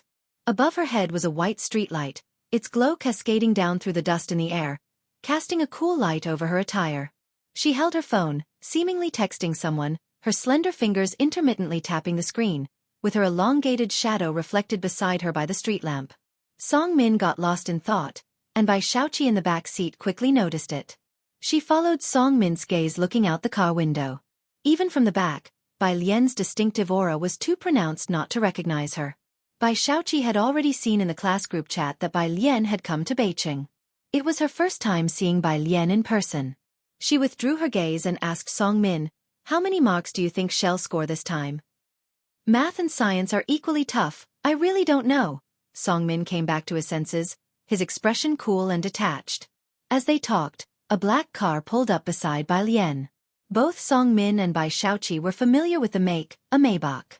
But there was something odd about this car, its chassis seemed higher than the standard model, and the material of the body was different from what they were used to, especially the side and front windshields. Song Min was somewhat knowledgeable about cars. His gaze shifted back to the vehicle. When did they release this model? Bai Xiaoqi didn't know. The driver, however, seemed thoughtful. He knew at a glance, this is a factory-modified vehicle. And the glass, the driver's fingers paused on the steering wheel. Was that bulletproof glass? The car's rear door opened, and a tall, dark figure stepped out. If you find any errors, ads pop up, ads redirect, broken links, non-standard content, etc., please let us know. Report so we can fix it as soon as possible. Chapter 530, Principle 213, You have not prepared enough banners, second update. Under one the face couldn't be seen clearly, but under the shifting lights, there was an overwhelming aura about the person that felt imposing. Even from this distance, he seemed unapproachable and inviolable. It was as if he sensed the gaze from behind. The man looked over in this direction. Song Min and Bai Xiaoqi were worldly. They had met the Yin family and the old master Yin in Jianghu, and Bai Xiaoqi had also met Principal Jian. But even so, across the traffic, they could feel the oppressive aura emanating from the man. It wasn't gentle at all, more like prey under the gaze of an alpha wolf, sending shivers down one's spine. This was a major intersection, with a long red light, finally turning green. The driver took a turn and the spine-chilling sensation that Song Min and Bai Xiaoqi felt finally dissipated. Who is he? Bai Xiaoqi exhaled, her eyes fixed on the rearview mirror, her pupils unreadable. Such an aura was rare to come by. Song Min pursed his lips. He must be from the Su family. He had heard that the Su family had a young master studying at Jianghu University. The car returned to the Bai family residence, and the Song family members also got out, greeting Bai Qiming. Upon Bai Shaoqi's return, the household servants and the butler all put down what they were doing to greet her, everyone now holding her in high regard. "Dad!" Bai Shaoqi removed her coat and handed it to the butler, then slowly took a wet wipe to clean her hands, her eyes lowered. "We saw sister just now on our way back." "Bai Lian?" "Her." Bai Qiming nodded. He was preparing the guest list and waved at Bai Shaoqi. "Come here and take a look. Is it enough to invite this many people to the celebration, or is someone missing?" For this celebration, he not only invited the Bai family but also the relatives of Gua Yuqing's maternal family. Bai Qiming didn't bring up Bai Lian again, and Bai Shaoqi smiled, not mentioning her either. After discussing with him, Bai Shaoqi returned to her room to continue her piano practice. The butler stood quietly behind Bai Qiming. "Are we not going to Jianghu?" Originally, Bai Qiming had planned to go to Jianghu Hotel to find Bai Lian and inquire about Deputy Director Zhou's affair. But now, Bai Shaoqi successfully became Professor Zhang's student, and Bai Shaoqi obtained a ticket from Principal Luo. These events had a great impact on Bai Qiming. "Forget it," Bai Qiming pondered for a long while before shaking his head. Jianghu Hotel. In Bai Lian's room, she took a bath first upon returning, and Zhang Fulai glanced at the furnishings of the small living room. He lazily touched the purple clay teapot on the table. The water was still hot. The service was satisfactory. He stood up straight, took the randomly placed music scores one by one off the table, and neatly put them away. No one realized that the 3 Chinese female soldiers had escaped from the dungeon. No one knew that one of their people had been killed by a Chinese female soldier. Xia Jinyuan, who was standing outside, calculated the time in his heart. Based on the little fox's actions, she must have already started the entire plan. She was the fuse for the 2 plans. As long as she started, the soldiers of the Shuayu unit and the Cloud Leopard Commando Brigade would immediately start moving. As for him, Xia Jinyuan stopped in his tracks and glanced at the wooden house with the lights on. His plan was about to start. At 9:10 p.m., half an hour since their retreat, the 5 of them finally entered the pitch-black mountain. The reconnaissance person of the Cloud Leopard Commando Brigade saw his comrades enter the mountain. He told all his comrades who were waiting, "They've successfully retreated to the mountain." The tense Chinese soldiers finally relaxed. They blinked and lowered their heads to wipe the sweat off their faces. At this moment, there was a faint smile in their eyes. The most dangerous part of the mission was to rescue the female soldiers. The next step was to hurry and return to China quickly. This way they would be able to complete the entire mission. The members of the Cloud Leopard Commando Brigade entered the public channel. As they panted heavily, they wiped the sweat that was about to seep into their eyes and smiled as they told their comrades, "We've entered the mountains safely. Well, wait for the rendezvous." Over. The team members looked at the female soldiers who almost fell to the ground after entering the mountain. Another female soldier was holding them, one on each side. As he spoke, he gave Yi Jian an OK sign that meant that they were temporarily safe. It was pitch black. Yi Jian didn't have any night traveling equipment, so she didn't see his hand signal. She only knew that after Zhou Yijin and Lulu entered the mountain, all their energy seemed to have been sucked dry. She needed to hold them properly. If not, the 2 of them would fall together. Take a break before leaving. Yi Jian held their hands tightly and comforted them. This was their first time experiencing a life-or-death race. It was normal for them to be nervous. Moreover, they were already very good. They had to persevere all the way for a smooth evacuation. Zhou Yijin was grabbing Yi Jian's arm tightly. This was the only way she could find the strength to support herself. She was so nervous that her throat hurt. She didn't speak and only nodded in reply to Yi Jian. Rest, she needed to rest. Her legs were so weak that she couldn't use any strength. If she was asked to leave, she wouldn't be able to take a step. The leader of the Cloud Leopard Commando Brigade put down the binoculars in his hand and replied to his comrades, "Roger that. We'll meet up in 10 minutes. The next morning, Bai Lian and Zhang Fulai returned to Xianxia together. Principal Jian came down to see her off, talking about Yan Lu's situation, while Zhang Fulai, holding his phone, stood by the car, only occasionally looking over. He had an aloof demeanor that kept people at bay. If you find any errors, ads pop up, ads redirect, broken links, non-standard content, etc., please let us know. Report so we can fix it as soon as possible.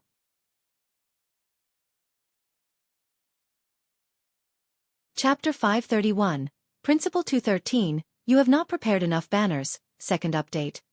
Understood to the elderly who following Dean Jian didn't look at him until the black car drove away. Only then did he turn his head back to Dean Jian. Do you know the person accompanying Miss Bai?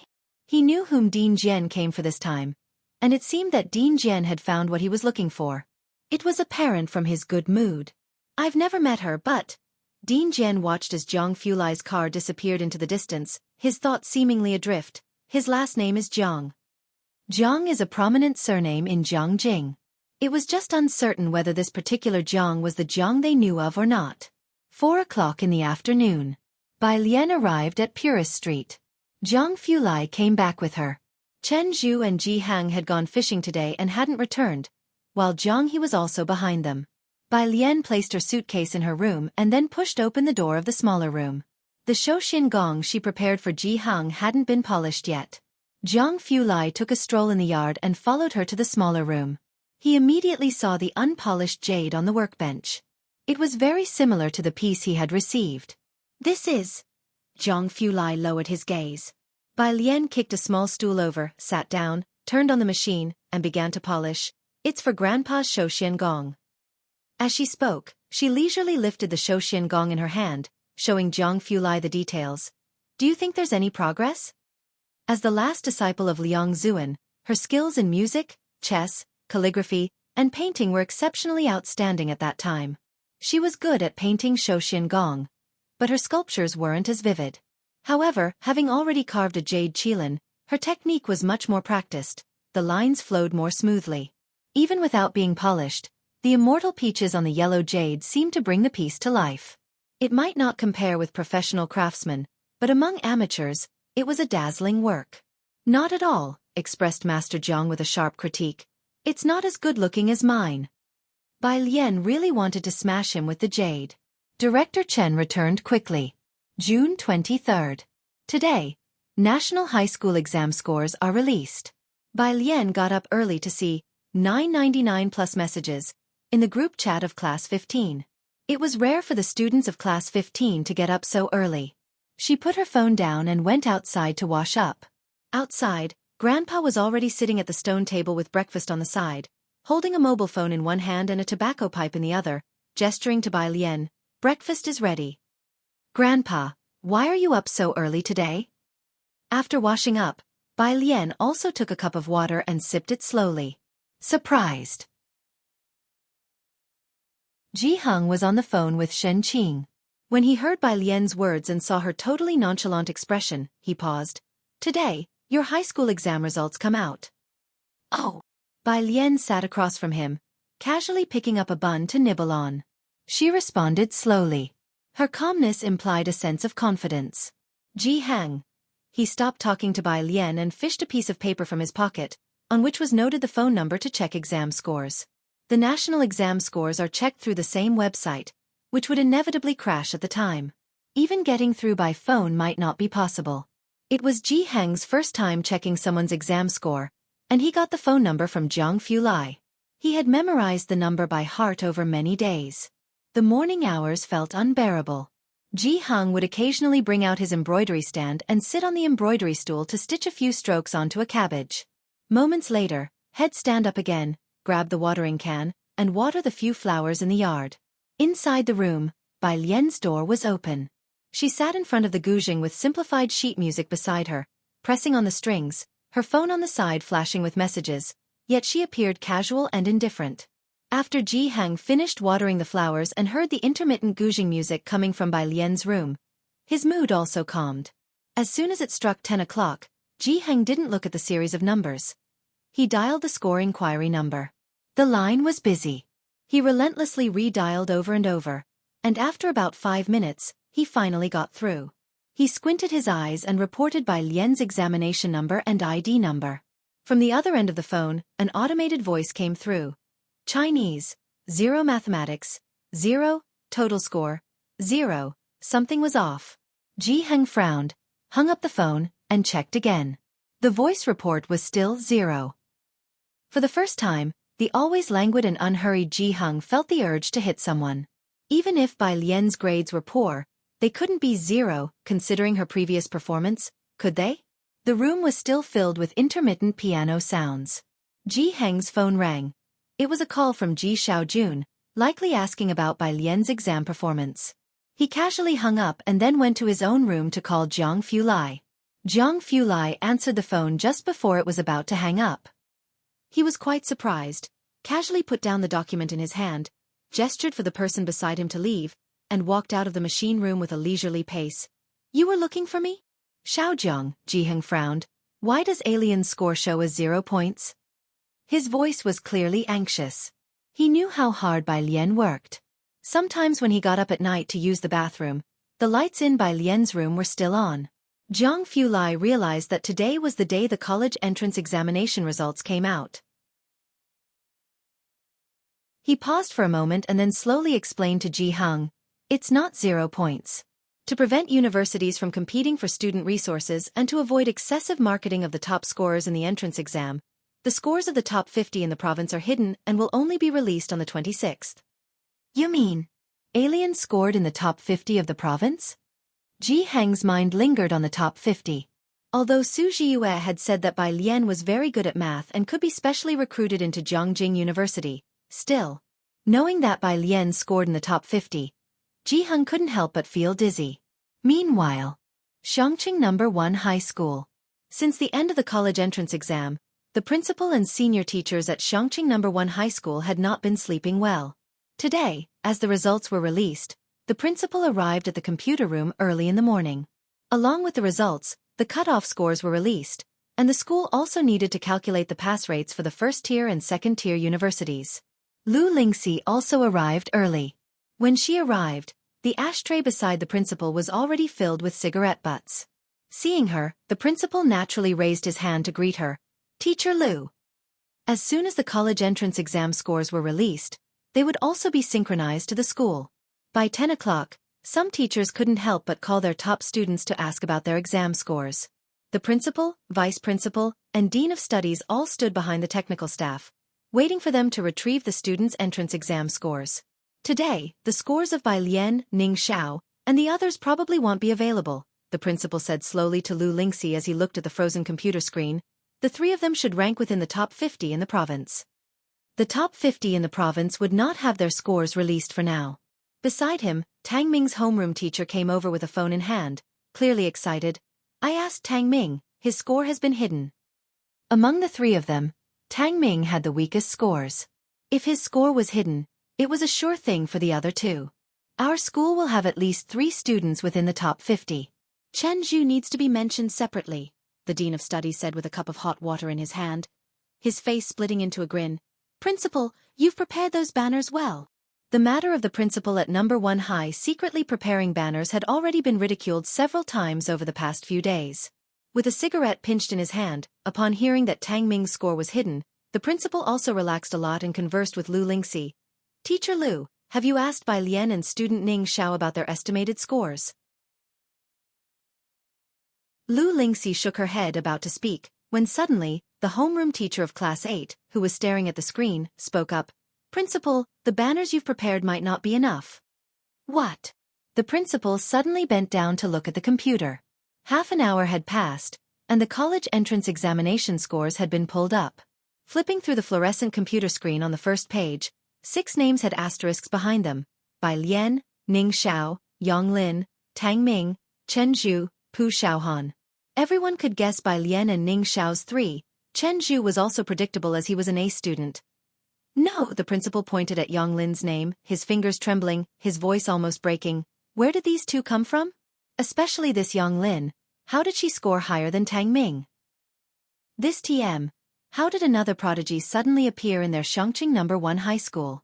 Lying down and win principal online begging for votes. If you find any errors, ads pop up, ads redirect, broken links, non-standard content, etc. Please let us know report so we can fix it as soon as possible.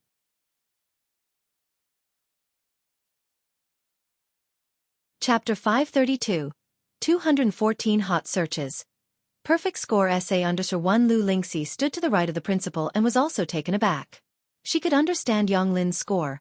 With the stakes so high and breaking free from limitations, Lu Lingxi would never be surprised by whatever heights Yang Lin might reach in the future. In this game of chess, Bai Lian and Yang Lin were both the players, and they clearly knew what they wanted. But Lu Lingxi stared at Lu Xiaohan's name, and as the homeroom teacher, she truly couldn't understand. She was well aware of the little things her students did. With the heavy workload of the third year, apart from Bai Lian and the others, very few could complete their weekly papers. And Lu Xiaohan's homework was mostly copied from Bai Lian and Ning Xiao. How did she score in the top 50 of the province? Ms. Lu, how did your students do on the test? Lu Lingxi tapped her head and forced herself to remain calm. Don't ask me, I have no idea. Beijing is a major province for college entrance exams, with 900,000 candidates this year. A ratio that shows how intense the competition is. Having 6 within the top 50 might not be significant for other schools, but this is Xianxia, a border city lagging behind first-tier cities in teaching resources and information. It's difficult to have even 1 in the top 50 in past years, and now there are 6, with 4 from the same class. Xianxia No. 1 High School had never experienced such an event before. The principal's smile stretched from ear to ear. Set, let's order a few more banners. Although other teachers envied Class 15's 4 treasures, all of Xianxia No. 1 High School's candidates scored well this year. With the scores of the 6 shielded students not yet out, the teachers quickly pulled up their own student scores to check the university admittance rate. This year's exam was difficult. With a perfect score of 750, the second-tier university cutoff line was only 431, and the first-tier 492. Last year's second-tier line was 499. We actually have 15 students above the first-tier line in our class? Our class has 13. The teachers of each class were organizing the class scores, and the computer lab was as lively as the new year, Ms. Lu, thanks to the study materials shared by your class. The study methods and mind maps of top students are also very important, and there's a high chance they are this year's Beijing's top scorers' methods. It is rare for a top student to take the time to share study methods and organize mind maps in detail with everyone. This year, Xianxia No. 1 High School performed so well. Bai Lian and Ning Xiao played an indispensable role. Lu Lingxi found an available computer and pulled up the total scores of Class 15. Apart from the 4 students whose scores were not yet available, the other student scores in Class 15 were also frighteningly high. We have been researching guardian beasts' evolution routes for 2,000 years, and now we have achieved remarkable results. Many guardian beasts can be found on the Beastmasters forum for their evolution routes. You can learn how to do it yourself. There are too many types of monsters, and even the mountains, rivers, and plants can evolve. In the spatial gate, there are always a bunch of previously unseen monsters that come out every year. It's impossible to know about the evolution route of all monsters, but we are always striving. That's right, even professional beast-raising masters dare not say they know all the evolution routes of guardian beasts. In any case, human beings have been researching guardian beasts for so many years, and there are still quite a few achievements. For many known guardian beasts, we have basically found 1 or 2 evolution routes. The evolution routes of all guardian beasts are closely related to the Beastmaster space. In the Beastmaster space, the probability of guardian beasts breaking through the species level is higher, and this is the reason why many highly intelligent monsters are now willing to sign a contract with humans. Even if you know 1 or 2 evolution routes, it is extremely difficult to help guardian beasts evolve to a higher species level. Yes, it is relatively easy to increase the combat power level, but the species level is really too difficult, and it depends on opportunities, which can only be encountered but not sought. The latest reply seemed to be an advertisement. Do you want to cultivate your own guardian beast? Come to our Tricking You Beast Raising Studio. Reasonable prices, no deception to children or the elderly. If you provide the materials yourself, it only costs 150,000 Union coins to increase the combat power level of a guardian beast within level 5. Our address is... Chen Fan was furious. You even said, trick you. Do you think I am an idiot? However, soon that person sent another message. The previous one was a typo. It's Protecting You Beastmaster Studio, not Tricking You Beast Raising Studio. This damn input method. Is it really a problem with the input method? Chen Fan sneered. But the price quoted by this Tricking You Beast Raising Studio allowed him to roughly understand the current market for cultivating guardian beasts. Provide the materials yourself, and for a guardian beast within level 5, it costs 150,000 union coins to increase a combat power level. Chen Fan opened Chengdu and searched for housing prices in East Sea City. He found that a 100 square meter house in East Sea City costs around 900,000 union coins. Inside the city is the most expensive, outside the city is cheaper. So, including the materials, upgrading a guardian beast's combat power level to level 5 would cost more than a house in East Sea City's inner city? This is simply robbery. Do beast-raising studios make so much money? Chen Fan suppressed his impulse, and after reading through the replies one by one, he entered Ragdoll Cat Evolution Route in the forum's search box. Several posts by professional beast-raising masters immediately appeared. Awakened Ragdoll Cat Evolution Route. Ragdoll Cat Bloodthirsty Cat Star Space Shadow Cat. Below was a seemingly authenticated beast-raising master's evaluation. This is the best evolution route for an awakened ragdoll cat. Chen Fan couldn't help but be stunned. That's it. The best evolution route? Looking at this evolution route, when the ragdoll cat evolves to its final form, it becomes a star space shadow cat. This evolution route is the same as the ordinary evolution path shown in the system. However, on his system panel, there is also a hidden variant evolution path for Snowy, which is obviously much stronger than the normal evolution path. Moreover, on the system panel, Snowy's hidden variant evolution path ends with an ellipsis, obviously indicating that it can break through to even higher levels. But the normal evolution path stops abruptly at the star space shadow cat. Chen Fan then entered Wild Savage Ape Evolution Route in the forum search box. Wild Savage Ape Evolution Route. Wild Savage Ape Stone Skinned Demon Ape Iron Skinned Demon Ape. As expected, the ordinary evolution path given by the system is basically consistent with the evolution path searched on the forum. However, according to the forum's information, the Wild Savage Ape has only this one evolution path. But the system also provided a hidden variant evolution path, allowing the Wild Savage Ape to break through to the level of the Primordial Gray Ape and above. The difference between the two evolution paths is huge. Chen Fan took a deep breath, suppressed the shock and ecstasy in his heart once again, and opened 2 pages, entering combat power level and species level, respectively. Guardian beast levels are divided into combat power levels and species levels. Combat power level 1 to 5, ordinary, 6 to 10, elite, 11 to 15, leader, 16 to 20, war general, 21-25, commander, 26 to 30, king, 31 to 35, overlord, 36 to 40, emperor, 41 to 45, dominator. Species level. Awakened, extraordinary, lord, monarch, legend, epic, myth. 7 species levels, each divided into low, medium, high. Combat power level is the strength level of the guardian beast, based on star power as a reference, and is only a rough estimate of the guardian beast's combat power. Species level represents the innate advantage and development potential of the guardian beasts, determining the upper limit for the combat power level of guardian beasts. However, this limit is not unbreakable. Once it's broken, it's possible to awaken even more powerful talents and abilities. The same combat power level only indicates that their star power is on the same level, and it does not mean that the actual strength of the guardian beasts is exactly the same because the species level needs to be taken into consideration. Lu Lingxi was genuinely afraid that Bai Lian would respond to that sitting there with, "Sorry, I was born defiant with no regrets." Thinking this, Lu Lingxi pressed her temples. This Bai Lian was truly capable of doing it.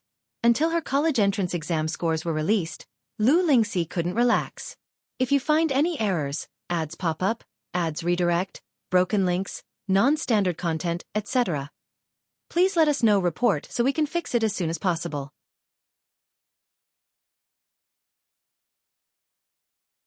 Chapter 533, 214 Hot Searches. Perfect score essay under 2 after all. Lu Lingxi had no doubt that she could make it into the top 50 in the province, even without the essay scores. Jiheng's small courtyard. Upon learning that his exam scores were withheld, he grabbed his Go set and headed out to the streets to find someone to play Go with. Jianghu staggered out of bed and brushed his teeth. Jiheng had stayed up all night, chatting with Jianghu, who didn't fall asleep until 3 in the morning. After brushing his teeth and washing his face, He stood by the phoenix tree where Jianghu had recorded his height. Jianghu compared his hand to the mark from last month. There was hardly any change. He was just under 1.2 meters tall, his eyes black and glossy as he gazed at the height line. It took him a while to go to the kitchen with an absent look on his face. There were warm breakfast buns and milk that Jianghu had left for him in the rice cooker. He took a bun and ate it slowly as he walked to Bai Lian's room. The violin still rested on the stand. Bai Lian sat at the desk with a pile of papers covered in abbreviated music notation beside her, and her phone rested on top of a document in front of her. She hadn't turned on the chat silencer. Today, the exam scores were released, and the messages in Class 15's chat group quickly hit 999 plus. Besides that, her WeChat friends were asking about her exam scores. "You're just getting up now?" Bai Lian noticed Jianghu sitting beside her, nibbling on a bun. Jianghu wore a beige cotton and linen robe with Chinese knot buttons, the buttons shaped like bok choy. He swung his legs gently, feeling introspective and remaining silent due to the lack of growth from staying up all night. Bai Lian watched him stay silent, so she snatched his milk, leisurely inserted a straw, and started drinking. She then gestured for Jianghu to go get another bottle for himself.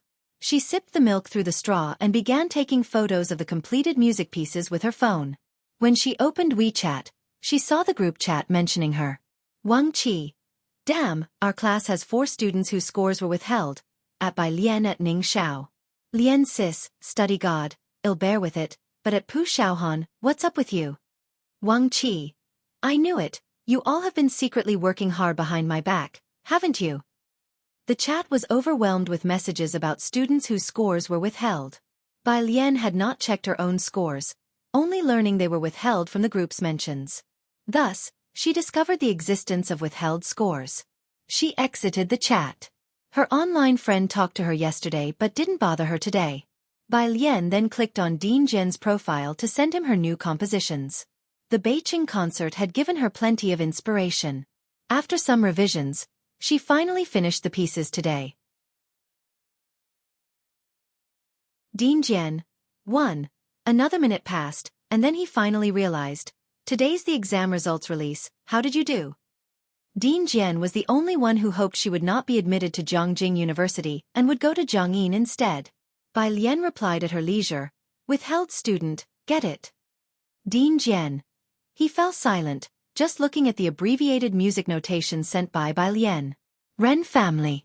Ren Wangshuan's exam scores had come out. Ren Qian was on the phone with Ren Jiwei, his expression filled with joy. "Yes, 641 points, 89th in the province, within the top 100. Beijing University has already called. She can choose her major freely."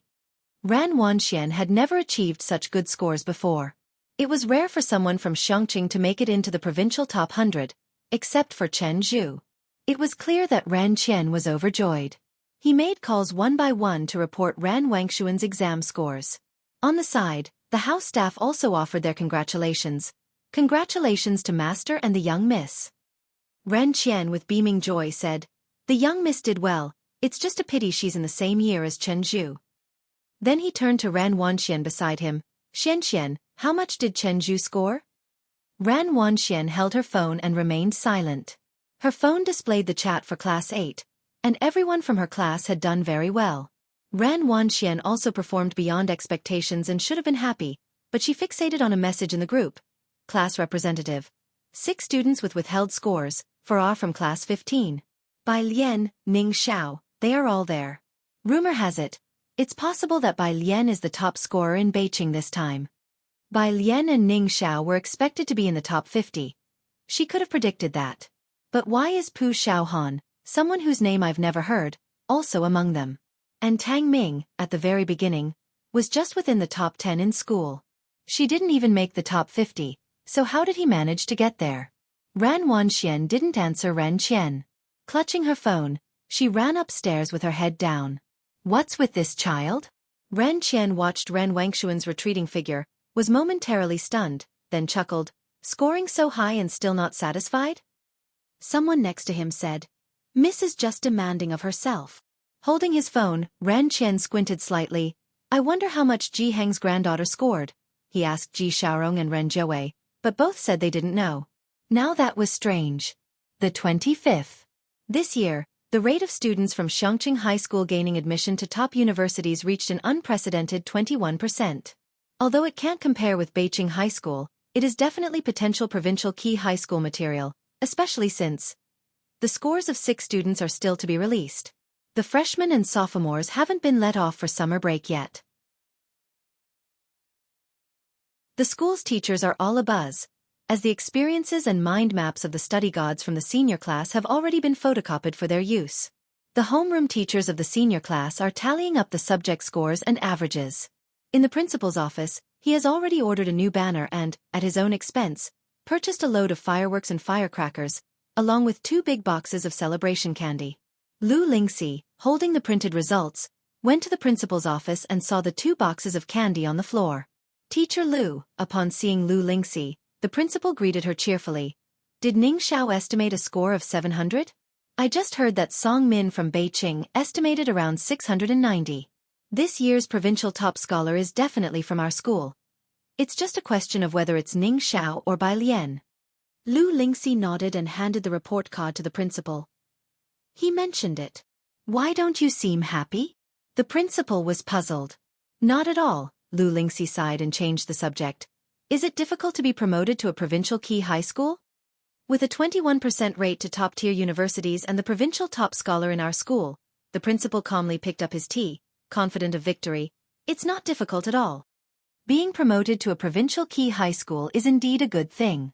After Lu Lingxi delivered the results, she headed to her own office. Along the way, she encountered many teachers who congratulated her. The homeroom teacher of the liberal arts class, who often visited Lu Lingxi's class, also stopped her. How did Bai Lian fare in Chinese this time in your class? There was a full mark composition in the exam this year. What full mark composition? Lu Lingxi stopped. The sunlight spilled onto her face. She was somewhat dazed. A full mark essay from this year's exam was leaked online without the candidate's name, the liberal arts teacher remarked. I've only ever seen full mark essays written by Bai Lian. I wonder how she did on the college entrance exam essay. Getting a full mark in the Chinese essay is no easy feat. Upon hearing about the full mark essay, Lu Lingxi suddenly had a strong premonition. She quickly finished speaking with the liberal arts teacher and opened the short video app on her phone. While some student scores are still unreleased, the full mark essay has been prematurely shared by officials. In recent years, there's rarely been a full mark essay in the college entrance exam, but as soon as the official showcased it, it climbed to the top of the short video search rankings. Lu Lingxi just clicked in and saw the 3rd on the hot search list. College entrance exam full mark essay, hot. General in the 25th year of Red Yuan, General Bai Li defended Xianxia. The drumbeat abruptly started, rousing the general from sleep at midnight. He dressed and went alone to the high walls, facing 10,000 cavalry enemies ahead and behind, 1,000,000 commoners of Xianxia. Yet Xianxia's provisions were incomplete, with survival hanging by a thread. The north has not yet been subdued. The enemy persists. Amidst this dire strait, the general vowed to give his life for the public cause. How to retreat? Thus, he stood with the people, guarding the city gates. The general dedicated half his life to the military, fought across all 9 provinces, willing to face death in battle without regret. What regrets does he have? You've not seen his son abandoning the pen to take up arms and slay the enemy's horses. You've not seen his loyal cavalry drinking to their heart's content in the northern wastes. You've not seen today's serene rivers and a prosperous peaceful Chang'an. The general's sword has drunk the blood of 1,000 autumns, his bones buried in the yellow sand. He now enjoys the sunset's glow. Today, the festive banners fly red over the 4 seas, on an eastern campaign thousands of miles, planting peach blossoms in bloom. Epilogue. General, is today's sunset beautiful beneath the towers of Xianxia? If you find any errors, ads pop up, ads redirect, broken links, non-standard content, etc., please let us know. Report so we can fix it as soon as possible.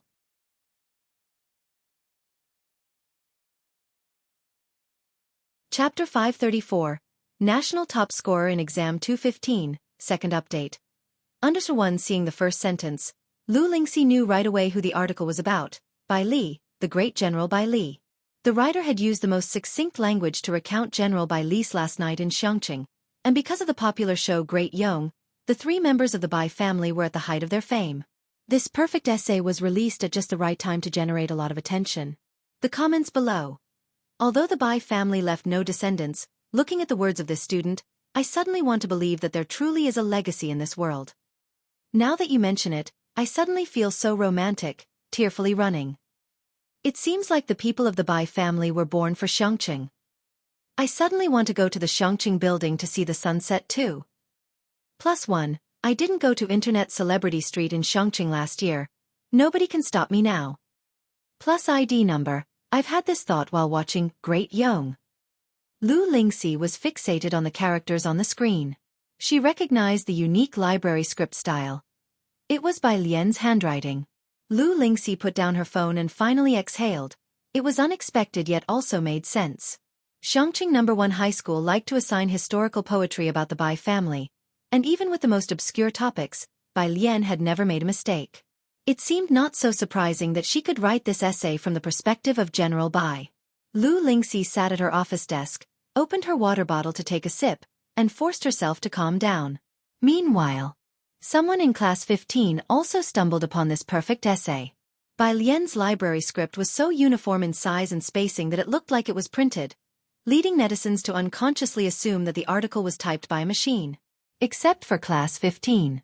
Pu Xiaohan quietly took a screenshot of the trending video and shared it to the class group. Isn't this Bai Lian's handwriting? The writing was neat and beautiful, giving a surreal feeling even through the screen. Although Bai Lian always scored full marks in Chinese, and the poem following this essay was arrogant and haughty, much like Bai Lian's unconstrained style. But, after all, it was a perfect essay, and no one in class 15 dared to be sure. Wang Qi. At Bai Lian sis, did you write this? Bai Lian was sitting under a banyan tree. The shade was just right, her dress hem touched the ground, and a banyan leaf had fallen next to her hand. She was leisurely discussing musical composition with Jian Zhongyou. Suddenly tagged, Bai Lian clicked into the class group. She had intended to respond to Wang Qi with a question mark, but when she saw the screenshot on the screen, her pale fingertips froze on the display. In the courtyard, Director Chen was discussing fishing spots with Jianghu. With Bai Lian's results due out tomorrow, Jianghu wanted to go fishing today and invite a few acquaintances to eat together tomorrow. Jiang Fulai stood beside Jianghu, helping them check out the new fishing gear. Yu Guang noticed Bai Lian seemed to be in a different mood. Jiang Fulai paused slightly. He handed the fishing rod to Director Chen, who quickly took it and continued the discussion with Jianghu. Jiang Fulai walked over to Bai Lian.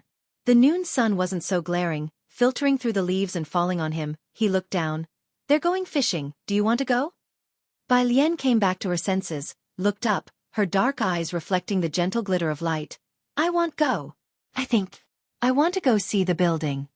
She gently picked up the banyan leaf that had fallen next to her hand. The Xianxia building had been refurbished. Thanks to the broadcast of Great Yong, Xianxia had also become a hot tourist spot recently, with crowds flocking to the old Xianxia building every day. Beside the huge windmill stood a Great Yong film studio, where many realistic settings had been constructed in a short time. Jiang Fulai's car was parked in the parking lot. Bai Lian got out of the passenger side, needing to walk part of the way to the building because of the large number of people. Jiang Fulai was only wearing a white t-shirt, lazily grabbed a hat and put it on himself, tilting it down slightly, the brim almost completely covering his face. The sense of aloofness about him was significantly lessened. Even so, he and Bai Lian still attracted quite a few glances from passers-by, their appearance and temperament so superior that if it weren't for his inherently unapproachable nature, they might have already been snapped up by street photographers and ended up on trending searches. Jiang Fulai and Bai Lian stood side by side at the foot of the building, looking up at the tower that was worn by time. His pale eyes rested on the Xianxia characters that had been repaired above. Next to him, Bai Lian stood still, quietly watching. About 10 minutes later, she withdrew her gaze and led him to climb up the building. The two reached the bottom of the stairs. Suddenly reminded of something, with what looked like an endless staircase ahead, Bai Lian raised her hand to block the sunlight. The sunlight enveloped her in a glittering halo. If you find any errors, ads pop up, ads redirect, broken links, non-standard content, etc., please let us know. Report so we can fix it as soon as possible.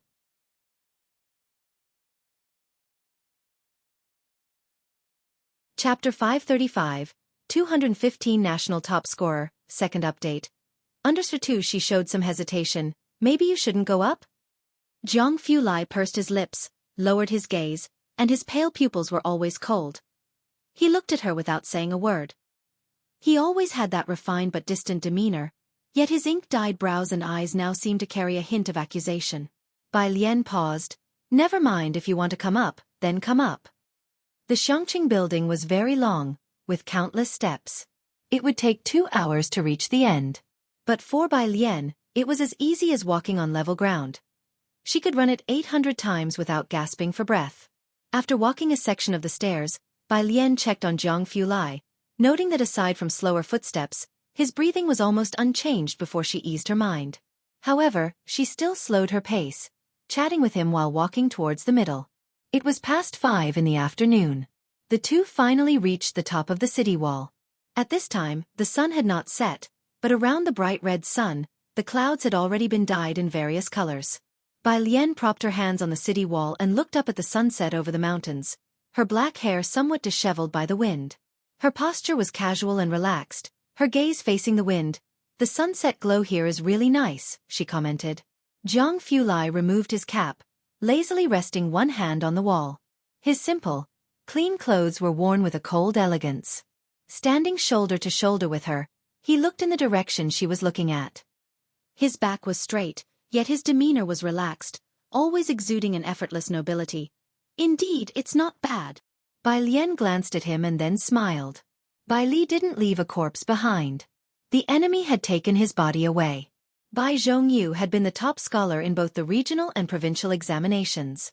Chen Yi had jokingly asked him if he was aiming for the honor of top scholar in the national examination as well, to ride a horse down the street in celebration.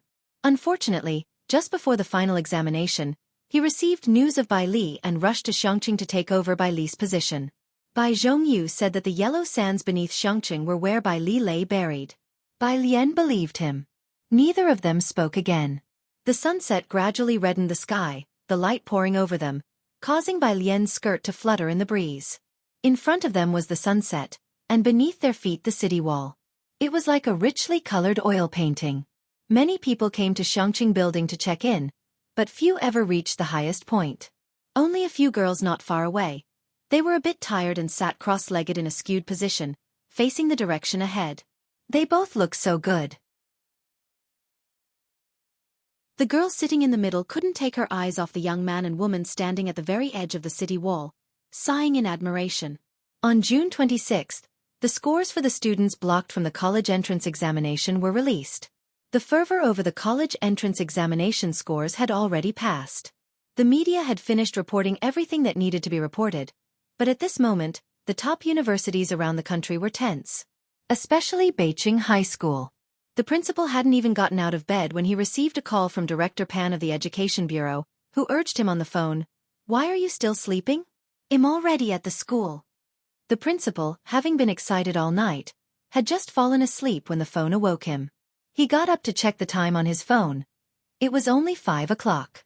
Understanding Director Pan's feelings, and since the principal couldn't sleep either, he simply got up, washed his face, took his keys, and went to the school.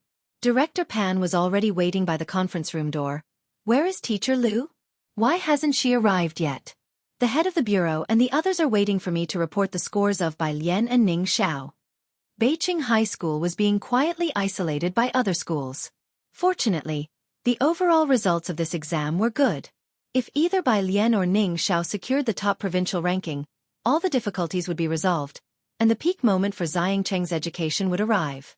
"Don't worry," the principal turned on the lights and boiled a pot of water. "I have already notified Teacher Lu." Lu Lingxi was rushed over by several calls from the principal. She was the homeroom teacher of Bai Lian and Ning Xiao, and their ID cards and admission tickets were in her possession. When Lu Lingxi arrived, the homeroom teachers of Class 8 and Tang Ming's class were already there. On the 26th, there was less traffic on the score-checking website, and it was no longer lagging. As soon as Lu Lingxi arrived, she saw the scores displayed on the computer screen of Class 8's homeroom teacher. They belonged to Chen Zhu. Name, Chen Zhu. Subject, score, national ranking Chinese, 127 mathematics, 121 English, 132 science, 258 total. 648 provincial ranking, 41 national ranking, 1189 as it was the college entrance examination scores, there was no school ranking, but a provincial rank of 41 and a national rank within 1,000 had already broken Xianxia's historical record. Director Pan adjusted his glasses, and his eyes brightened. Very good, well done, Teacher Lu, are you here? Please check your class students' scores quickly. Lu Lingxi clearly couldn't wait for Bai Lian and Ning Xiao either. These two always worked at a snail's pace. Last night, Bai Lian said she was printing her paper when Lu Lingxi sat right in front of the computer, took out the class statistics sheet, and first entered Ning Xiao's name and examination number. Today there was no delay. The school system was faster at releasing scores than any other place. Director Pan watched the page without moving and spoke to the principal. Ning Xiao's estimated score is 700, right? Could he be in the national top 100? Not sure. The principal, the data personnel, and the homeroom teacher of Class 8, among others, all stood behind Lu Lingxi, almost holding their breath. Even if not in the top 100, there should be within the top 200. Jing University should have. In just 2 seconds, the page appeared. Name, Ning Xiao Chinese, 139 Mathematics, 141 English, 148 Science Comprehensive, 290 total score, 718 provincial rank, 2 national rank. 6 as the scores refreshed, the principal's unfinished words suddenly stopped, and the classroom fell silent, leaving only the beep-beep sound of the printer. And the sound of the air conditioner running. Director Pan stared at the ranking at the bottom and didn't dare utter a word. After a long while, the usually composed Class 8 homeroom teacher, Teacher Li, couldn't hold back, exclaiming, "This, national rank 6? No. Teacher Lu, check it again." One teacher found it unbelievable and asked Lu Lingxi to verify once more. Lu Lingxi's fingers stiffly pressed the enter key again. It was indeed national rank 6. The office was still silent. Xianxia High School had only ever competed with Beijing High School. The teachers, the principal, and the people from the Xianxia Education Bureau had always hoped that Bai Lian and Ning Xiao would perform a bit better. But even in their wildest dreams, they only hoped to surpass Song Min. As for the national ranking, they had never participated, so they had never even dared to dream of it. Director Pan, leaning on the principal's arm, almost sat down on the ground, murmuring in a daze. "Principal, didn't you say his estimated score of 700 would be about rank 100 in the national papers? With these scores, even Song Min couldn't have achieved this, could he? Is this rank 100? The principal didn't answer. He was fixated on the second-to-last line. Provincial rank 2. Without taking his eyes off of it, the principal spoke. "Lu, Teacher Lu, check Bai Lian's score." As soon as these words were spoken, everyone in the conference room came to their senses, and Director Pan, trembling, said, "Ning Xiao is ranked 2nd in the province. She must be 1st, right?" The director of instruction swallowed and boldly imagined, "Ning Xiao is 6th. She's 5th? Or 4th, 3rd?" Her usual scores were much higher than Ning Xiao's. Lu Lingxi reopened the page, her fingers trembling somewhat. She moved several times without entering the correct numbers.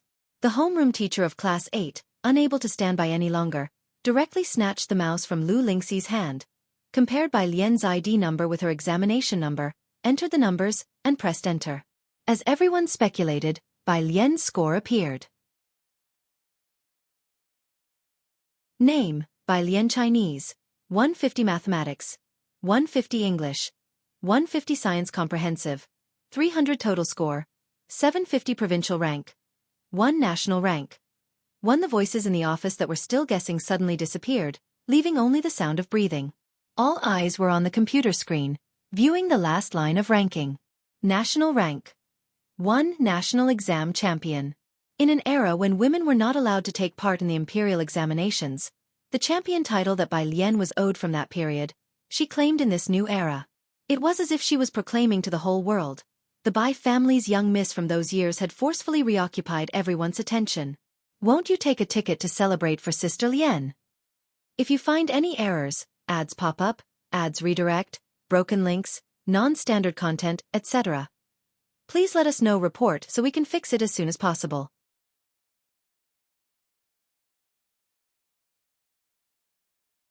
Chapter 536. 216 paratroopers first to drop. detonating under one by Lien appeared before the teachers at the first high without any prior warning or groundwork, catching them all off guard. Lu Lingxi stared at the computer screen, scanning the entire set of results from top to bottom again. The usually composed her was now bewildered and confused. It wasn't fourth or third place that the audacious director of instruction had imagined, but first. In Xianxia, where it was already difficult to have a student get into Jianghu University, to have one secure the first place in the national exams? It was something never before seen in the history of Xianxia First High. The most the principal of First High dared to hope for was to surpass Song Min and take the first place in Beijing. Song Min was a rare genius in Beijing, and even surpassing him was considered their limit. But now, not only one student had surpassed Song Min, Ning Xiao had easily climbed past him to be among the top 10 in the national exam. And by Lien, it was even more unbelievable. The title of provincial top scorer and the national top scorer were two entirely different concepts. If it had been a student from Jianghu who had achieved the national top scorer, no one would have been surprised. After the national exams were standardized, many people were dissatisfied. The resources and education that Xianxia received were completely different from Jianghu. With such a disparity in information, it was nearly impossible for students from Xianxia to excel. All the teachers present knew that Bai Lian had switched from liberal arts to science. Under such circumstances, Bai Lian directly secured the top spot in the national exam. The conference room was still filled only with the sound of the air conditioning, as everyone, including the principal, watched on bated breath. These individuals had all weathered countless storms, but now in the face of Bai Lian's abnormal ranking, they were still shaken, completely unable to express their thoughts. Several minutes later, the homeroom teacher of Class 8 was the first to snap back to reality. He checked Bai Lian's ID number again, inputting it one digit at a time before pressing the enter key with a clack. It was still that score and that ranking. This press of the enter key seemed to flip a switch in the conference room, and the principal could no longer support Director Pan. Holding his phone with trembling hands, Director Pan notified the Office of the Education Bureau about the great news. First place, first in the national exam. The Director of Instruction removed his glasses, wiping them with the corner of his clothes. Principal, your banners were not prepared enough. The principal had only secretly prepared a banner for the provincial top scorer. Teacher Lu, your class 15 really is. Tang Ming's homeroom teacher came back to his senses. The others congratulated Lu Lingxi. Congratulations, Teacher Lu, for having such outstanding students as Bai Lian and Ning Xiao. Lu Lingxi, listening to the other teachers, remembered when Bai Lian first came to class 15 with a score of 85 in integrated science. Who would have thought that a year later, not only did Bai Lian not repeat the year, but also secured the top spot in the national exam. Okay, Lu Lingxi took a photo of the computer screen with her phone, and then said, we still have 2 students in our class who haven't checked their scores. They were Yang Lin and Pu Xiaohan. Oh right, the principal, giddy with joy, was getting the factory to rush out printing banners. There are 2 more students. Pu Xiaohan with a 654, Yang Lin with a 691, the same score as Tang Ming. However, as Yang Lin's student number came before Tang Ming's, she ranked ahead of him. Your class really did well in Chinese, the homeroom teacher of Class 8 commented as he looked at their Chinese scores.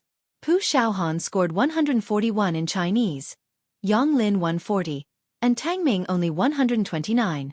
Lu Lingxi indeed knew how to teach. The average Chinese score of Class 15 was always 10 points higher than the other classes. They must have written their essays quite well. Lu Lingxi was not surprised. Meanwhile, the grinning principal couldn't stop smiling. Yang Lin, Pu Xiaohan, and Tang Ming have done very well, extremely well. Any one of these 3 scores would have shattered the historical rankings of Xianxia First High. Prepare the honor roll quickly. Tomorrow morning at 8:08, we will celebrate at the school gate. The principal was already in contact with the banner rush orders. Hang them all, said Director Pan, who had finished his phone call. Let's also hang a few at the entrance of the Bureau of Education. He exchanged a glance with the principal, and they could both see the thoughts in each other's eyes. This time, Xianxia First High was truly soaring to the heavens. National number 1 and 2 in the top 10. 6 within the top 50 of the province. Be modest in demeanor, but grand in deeds. However, with such great results from Xianxia First High this time, it may be impossible to keep a low profile. Xingyi Martial Arts School. Bai Lian arrived early and was bending over to remove the last silver needle from Su He's thigh. Pu Xiaohan held a video camera, capturing the details at the side. "How does it feel?" she asked, straightening up slightly and casting her eyes down to inquire about Su He's condition. "If you find any errors, ads pop up, ads redirect, broken links, non-standard content, etc. please let us know. Report so we can fix it as soon as possible."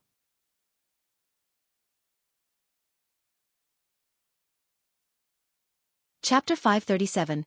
216 paratroopers first to drop. Detonating under Su He stood up. His fists clenched, his arm muscles bulging, feeling the abundant strength within his body. After over 2 months of acupuncture, he had fully recovered to his previous condition. "Miss Bai," Su He looked at Bai Lian, excitement barely concealed on his stern face. "I seem to have fully recovered." Bai Lian put away her silver needles and nodded slightly. The phone vibrated several times, and Bai Lian took out her phone. Beside her, Hall Master Jean asked Bai Lian, "Miss Bai, are you going to Jianghu soon?" "Soon." Bai Lian nodded. She swiped open the screen and saw several text messages. "Hello, classmate. This is Teacher Chen from the admissions office of Jianghu University. First of all, congratulations on achieving such outstanding results in the college entrance examination. We will be in Xianxia by 10 a.m. tomorrow. We hope to discuss the details of enrollment and major with you. If you have any questions, please call this number." Apart from Jianghu University, there were messages from other schools too. Bai Lian had never experienced the warfare of modern schools. If it weren't for the fact that her phone rarely received spam messages, she might have mistaken these texts for marketing ads. At her side, Su He quietly asked Hallmaster Jean, looking somewhat hesitant, "Miss Bai is going to Jianghu?" He had been in Xianxia for more than 2 months and had not seen Su Nanjing. He had thought the Su family might have forgotten about this place. Did Bai Lian mean she was going back? Hallmaster Jean nodded. "Miss Bai is going to go to school in Jianghu."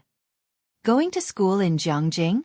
Su He followed Hallmaster Jean in surprise, accompanying him as he saw off Bai Lian. Pu Xiaohan packed up her camera. Today, a few shielded students received their scores, and Jianghu had invited these hard-working kids from class 15 to dinner. And Pu Xiaohan also planned to show the graduation video she had filmed to Jianghu. After getting his confirmation, she would post the last video of the 3rd year of high school to her account, formally bidding farewell to their senior year. Jianghu. Old Mrs. Su paced back and forth in the study. In front of the computer, Su Jiue sat upright, entering her admission ticket number and ID number. Behind her, Ji Mulan watched the computer screen intently, without looking away. Suan held a cup of tea, also appearing calm. "Old madam," the young lady also said she got all the scores she should have, the butler smiled. "The papers were so difficult this year, 2nd place in the country is definitely not a problem." The old lady turned the sandalwood Buddha beads in her hands, remaining silent. "Don't put too much pressure on Yaya," Suan looked at Su Ziyu's slightly trembling hands. Su Ziyue carefully pressed the enter key, and a row of scores appeared. Name: Su Ziyue Chinese, 141 Mathematics, 142 English, 150 Science Comprehensive, 292 total score, 725 city ranking, 2 national ranking. 3 Ji Mulan, seeing these excellent scores, couldn't help but cover her belly, now visibly showing months of pregnancy. National ranking 3rd. This was the first time she felt such overtly high scores. 725, a few points higher than what you estimated. Old Mrs. Su stood behind her, immediately seeing Su Ziyu's scores, which were higher than her estimates. This meant Su Ziyue had performed beyond expectations, and it was normal for her to rank 2nd in the city. Pity, why today's college entrance examination had to coincide with the Liang family. The old lattice words were cut off midway as she suddenly saw the last line, "National ranking 3rd?" The butler also exclaimed in shock. "Miss, aside from that Liang student, who else scored higher than you?" Su Ziyue could not think of anyone. She pushed up her black-rimmed glasses and took out her phone to inquire about Liang Hui's scores. Su En stood behind Su Ziyue. He didn't understand much about this year's college entrance exam, but he had heard Su Ziyue and Su Wanyao discussing its difficulty. 3rd in the country, Yaya is already very impressive. Wanyao was only in the top 10 back then. The question now is who is 2nd. 1st place was undoubtedly Liang Wuyu without a doubt. Old Mrs. Su had always thought Su Jiue could be second. Hearing now that it was third, she couldn't help feeling a bit disappointed in her heart. But even if it was third place, it was still an unprecedented high score for the Su family. She held the Buddha beads, brought her hands together, her mouth mumbling, "May Buddha bless us." "Butler, is the hotel booked?" At that moment, Su Jiue also received a screenshot sent by Liang Wuyu. She whispered carefully, "This isn't right, something is very wrong this year, Liang Dog isn't first. The first place isn't from our school." "What?" Suen jumped in shock. Jianghu High had always been the best school in the country, with every year's national top scorer emerging from there. This year in Jianghu, many had been betting whether the top scorer would be Liang Wuyu or Su Jiue. No one thought the national top scorer would be someone not from Jianghu. Suen bent down, looking at the screenshot on Su Ziyu's phone.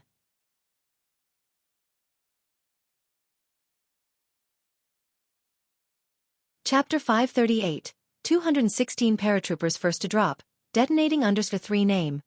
Liang Wuyu total score, 736 city ranking, 1 national ranking, 2. It's actually not him, Suen said, looking at those incredible scores. The exam questions this year were so difficult, and yet a score of 736 wasn't enough to be the top scorer. Where did this dark horse come from? Our principal is also looking into it, Su Jiue murmured. How monstrously well did this person do to not come first with 736 points? Ji Mulan was happy for Su Jiue. Being third in the nation was something she had found difficult to come by in the past. If the nation's top scorer were to appear in the Su family, what kind of sensation would that cause? Chief Chen was invited to Ji Heng's house for dinner today. He had just gone fishing with Ji Heng yesterday and was now leisurely sitting beside the stone table in the courtyard.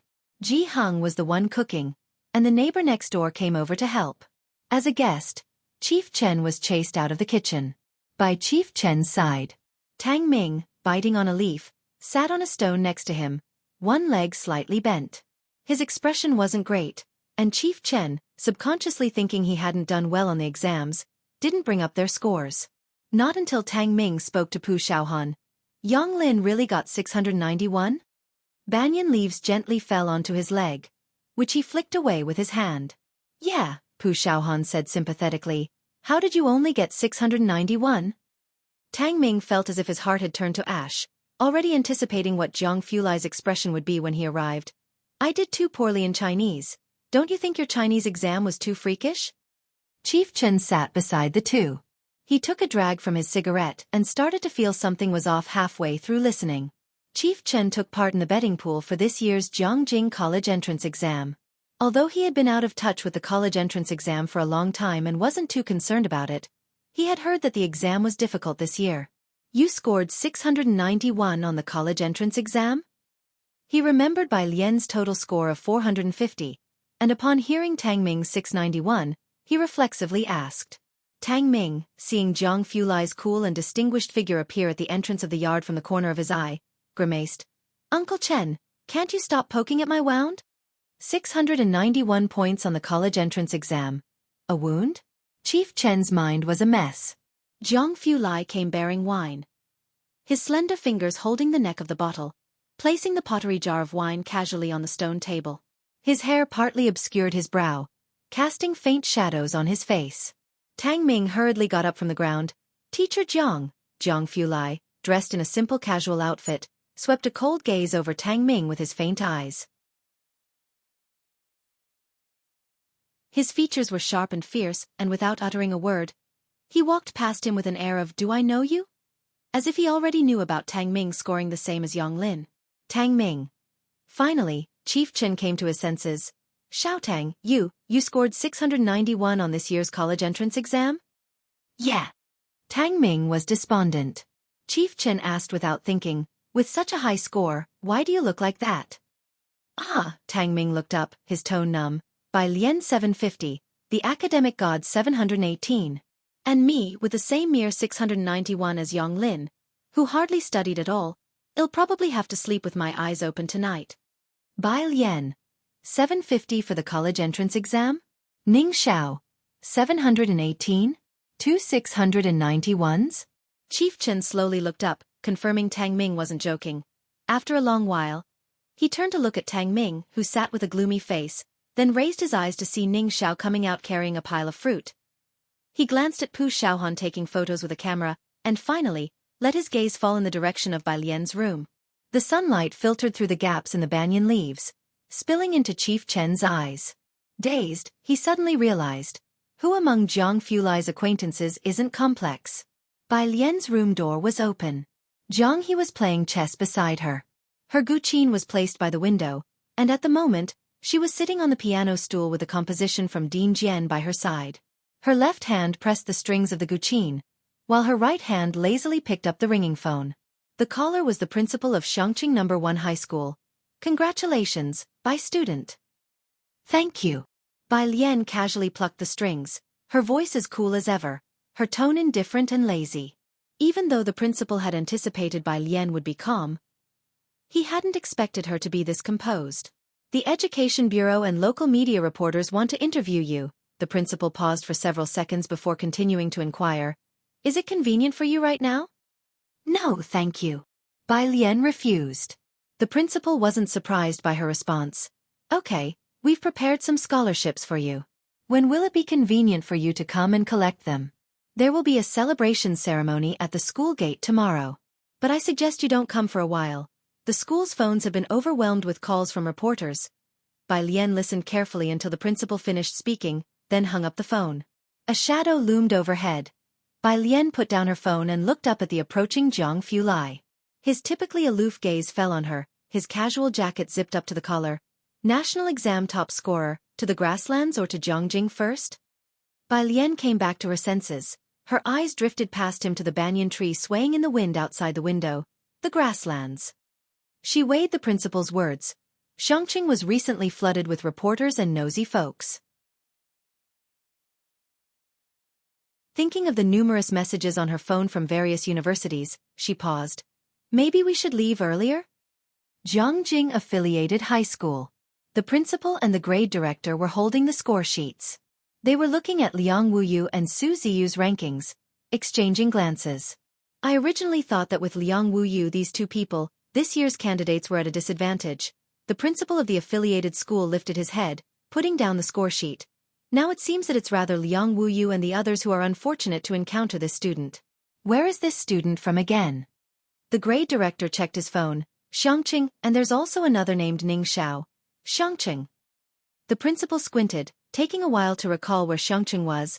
This year's college entrance exam, Jiangjing University will also be lively. Want it? Jiangjing University. Bai Lian's score had been locked, and it took the admissions office quite some time to locate her results. Currently in the principal's office. Principal, this is the profile of Bai Lian from Xianxia No. 1 High School. A perfect score?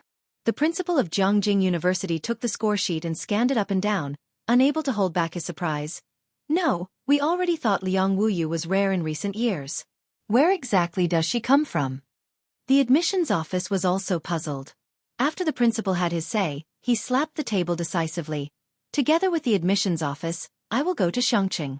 I just knew this year's college entrance exam seemed unusually difficult. We must retain her. Have you checked which major she likes? The admissions staff hurried to keep up. Don't worry, everything is arranged. The car is downstairs. Whatever major she likes is fine. We've arranged a PhD advisor for every major. Xianxia, the principal of Jiang University strode out of the office, muttering these two words softly. He knew this year's college entrance exams might not be simple, but he hadn't expected them to be this spectacular. It was like gods battling. When had the college entrance exam been this lively? A perfect score. The last time it was during Jiang Ziju's cohort, a prodigy's college entrance exam. Concealing scores was meant to prevent media and businesses from overly sensationalizing the exam and causing inconvenience to the students. However, this year's college entrance exam saw a dark horse from Xianxia emerging from nowhere, overpowering the geniuses of Jiangjing Affiliated High School with a perfect score to take the top spot. Like a drop of water in a frying pan, Xianxia No. 1 High School's dark horse still exploded across major media outlets by noon.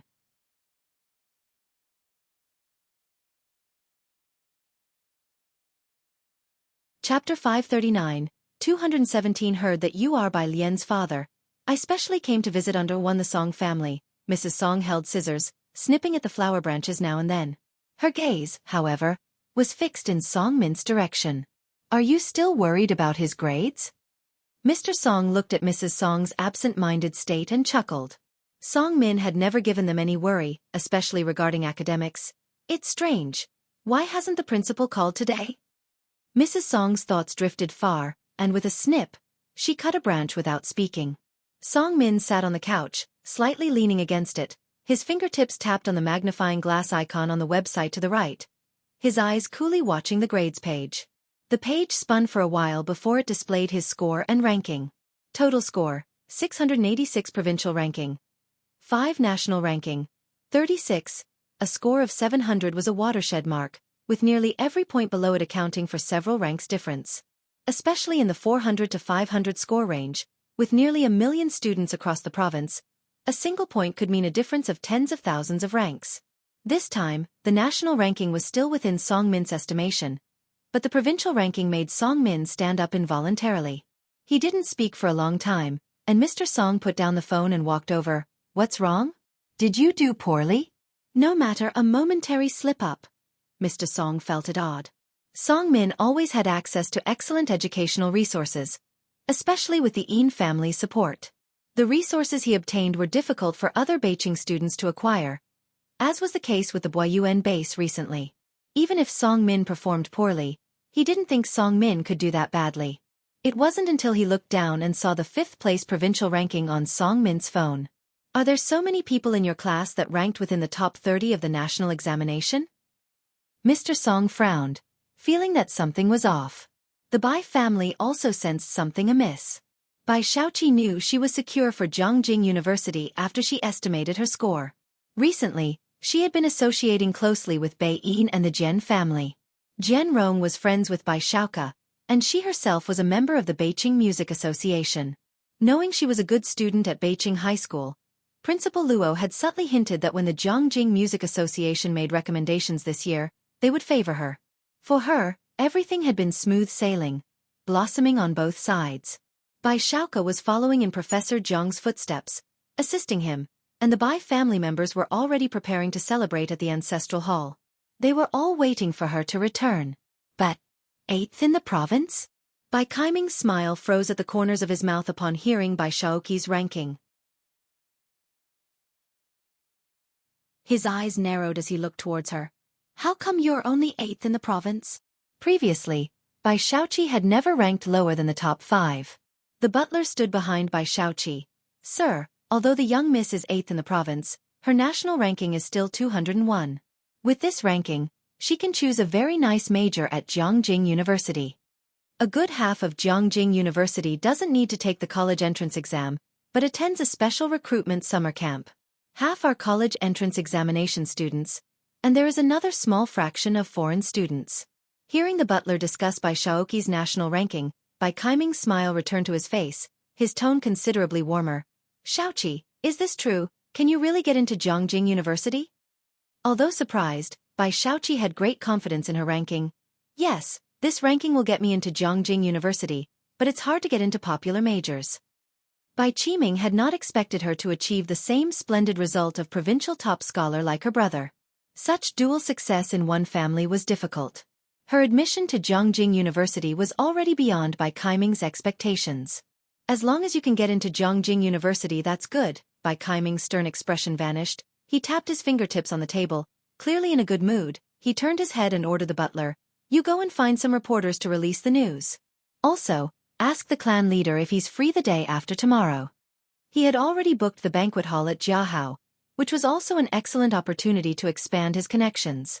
When Bai Xiaoka had earned the top scholar place, he had arranged for many reporters to publicize it widely, and the Bai family's stock had soared. Although Bai Xiaoqi's achievement was somewhat less, having 2 members of a family admitted to Jianghu University was also a cause for celebration. Bai Qiming was in high spirits. The butler responded with a smile. The next day, in Xianxia, the principal, beaming, was hanging red lanterns and a bunch of banners with the security guard at the gatehouse. 2 large rows of fireworks were set up on both sides of the gate. "Move this one a little to the left, a bit higher up." The principal held a firework while positioning it in the center, then turned to direct the guard in hanging the banners. The school entrance was crowded with people, mostly parents of students coming to share in the joy. Since the year before last, in order to shape the students' values, the education department had been very opposed to hyping up stories of exam top scorers, so the principal hadn't invited reporters to publicize it extensively. Right at 8:08, the principal set off the fireworks punctually.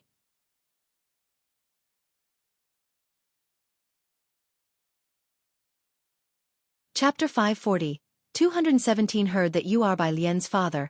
I specially came to visit under 2. Fireworks burst in the clear sky in an instant, and today's Xianxia Middle School was as lively as the new year. The principal turned around and looked at several banners behind him. Congratulations to our student Bai Lian for achieving the first place in the National College Entrance Examination in Science. Congratulations to our student Ning Xiao for achieving the 6th place in the National College Entrance Examination in Science. Congratulations to our students Yang Lin and Tang Ming. The noise was deafening. Smoke billowed everywhere. The principal gazed at the first banner as if in a dream. The top national score in the Science College entrance exam had been claimed. Since yesterday's score release, his office and the admissions department's phones had been ringing off the hook. Every major university was looking for Bai Lian's information. Have we become a provincial key school this year? Director Pan asked with a smile, covering his ears, as he spoke into the principal's ear. He had received notice to prepare for a promotion the previous night. More than a provincial key school, the principal glanced to the side and whispered into Director Pan's ear. You don't know, the admission office's phones have been exploded. Once Xianxia Middle School produced a national top scorer, it couldn't have been kept a secret even if they didn't publicize it.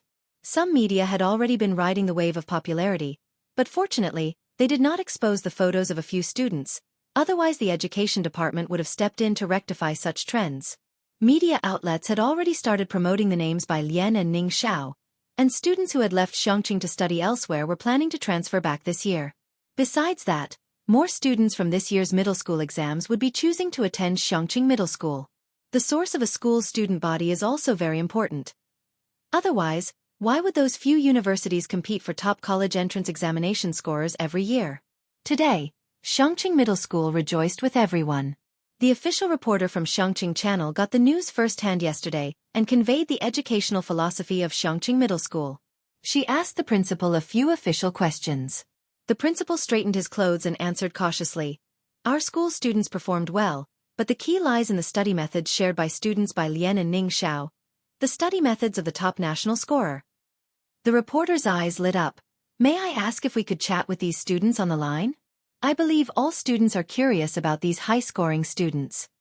The principal hesitated for a moment. He imagined what the responses would be when the reporter interviewed those students. Bai Lian. Because the programs I like are not included in the One Chong plan. Ning Xiao. Never mind his aloofness, he might just answer with a, oh. Yang Lin. No idea where she's working. She can't be found. Tang Ming. How did I only score 691? Thinking about it, it seemed a bit arrogant. To save the reporter from a potential heart attack, the principal politely declined on behalf of the students. The students are all too busy to chat. In the crowd, Mom Zhang and Dad Zhang both rushed to grab 2 portions of celebration candies. Mom Zhang stared at the names on the banner, names she was all too familiar with, and said dreamily, A's was supposed to graduate with them. He's going to come out too, Dad Zhang patted her shoulder. It's not entirely a bad thing for him either. The evening of the 27th. Due to the overwhelming attention, Bai Lian had to leave ahead of time. Before leaving, the group gathered again at the Zhang household. Mom Zhang, to celebrate their successful graduation and college entrance examination victory, had bought a bunch of groceries while Qi Yundai was also invited over from the cake shop. He lived close to the school and was among the first to learn that Bai Lian had become the national top scorer. With a cigarette between his fingers, he involuntarily looked at Bai Lian upon arrival at the Zhang household. Not bothering to cook himself, he only asked Pu Xiaohan, who was beside him while Bai Lian was trimming the flowers, Is Miss Bai really the national top scorer? Right, what's the matter? Qi Lu, you've asked several times already. Pu Xiaohan looked at Qi Yundai with confusion. In Pu Xiaohan's eyes, Qi Yundai was an even more formidable lawyer than Zhao Jingzhou, and she felt that Qi Yundai shouldn't be so shocked just because Bai Lian scored the top mark on the national exam. Qi Yundai's fingertips pressed down on the lighter. and the pale blue flame curled towards the cigarette. It's nothing. His gaze swept toward Bai Lian, who was standing by the window, head slightly bowed, methodically pruning the flower in her hands, her apricot eyes tranquil. To her, it seemed getting the top score on the national exam wasn't as important as the flower she was holding. Pu Xiaohan wasn't a Jianghu local, she didn't understand what coming first in the national exam meant, but Qi Yundai knew. If Bai Lian didn't stray off the path, her achievements would definitely not be lower than He Wen's. She was headed for Jianghu, and that school would be bustling too. The small courtyard of the Zhang family was very cool, and Tang Ming couldn't help but ask Wang Qi while picking vegetables. Dude, how did you guys do in the Chinese exam anyway? Next to him, Pu Xiaohan set down the camera, bowing her head and giving him a glance. Just took it like that. Pu Xiaohan's essay for the college entrance exam, graduation photo excerpt. A very ordinary grade 12 year, and Lu's mom also had one less worry. After that, no one was ever late on Monday mornings again. The sports field was still the same sports field. Nothing had changed, only Bei and the others never went to play football again. This year's graduation photos have already been taken, our grade 12 is drawing to a close, and his grade 12 will start anew. Why cling to that graduation photo with one missing spot? In Beijing, the Bai family was also very lively. Gua Yueqing stood beside Bai Qiming, greeting the clan leader of the Bai family, making her first formal appearance at the Bai family. There was a banquet for guests at Jianghu Hotel tomorrow, but Bai Qiming specially arranged to receive people from the Bai clan today. The clan leader discussed the matter of the ancestral shrine. After dinner tomorrow, we'll go straight back to the clan. Everyone is waiting to add her to the genealogy. When can Xiaoka come back for a visit? I heard he entered the lab. Bai Xiaoka was about to start his second year of college, and since he was entering the lab now, direct admission to a doctoral program after recommendation was within easy reach. This was a major happy event for the Bai family. Bai Qiming smiled. His advisor has recently left the lab. There seems to have been some emergency, so he's very busy and can't come back for now. The clan uncle patted the shoulder of the boy next to him. Bai Han, you have Xiaoqi as your older cousin sister and Xiaoka as your older cousin brother who both got into Jianghu University. Xiaoka even got the provincial top score and will be a doctor in the future. You should learn from them. Understand? The boy glanced at Bai Xiaoqi and curled his lip, his gaze sweeping around. I don't want her, I want cousin sister Bai Lian. At the mention of Bai Lian, the atmosphere tightened for a moment. The clan leader remembered who Bai Lian was and smiled faintly, not saying anything. The clan uncle also glared fiercely at the boy, complaining that he had misspoken. Bai Qiming's brow furrowed. Gua Yueqing, dressed in a cheongsam, stood in front of Bai Qiming, and seeing everyone else's reaction, she subdued her emotions. Just then a servant from outside came in. Sir, the principal is here. It was the principal of Beijing High School. Bai Qiming smiled. He must have come to congratulate Xiaoqi. Butler, go and ask Xiaoqi to come down and stop practicing the piano. This was the principal of Beijing High School, so the clan leader and the rest of the Bai family got up to greet the visitor.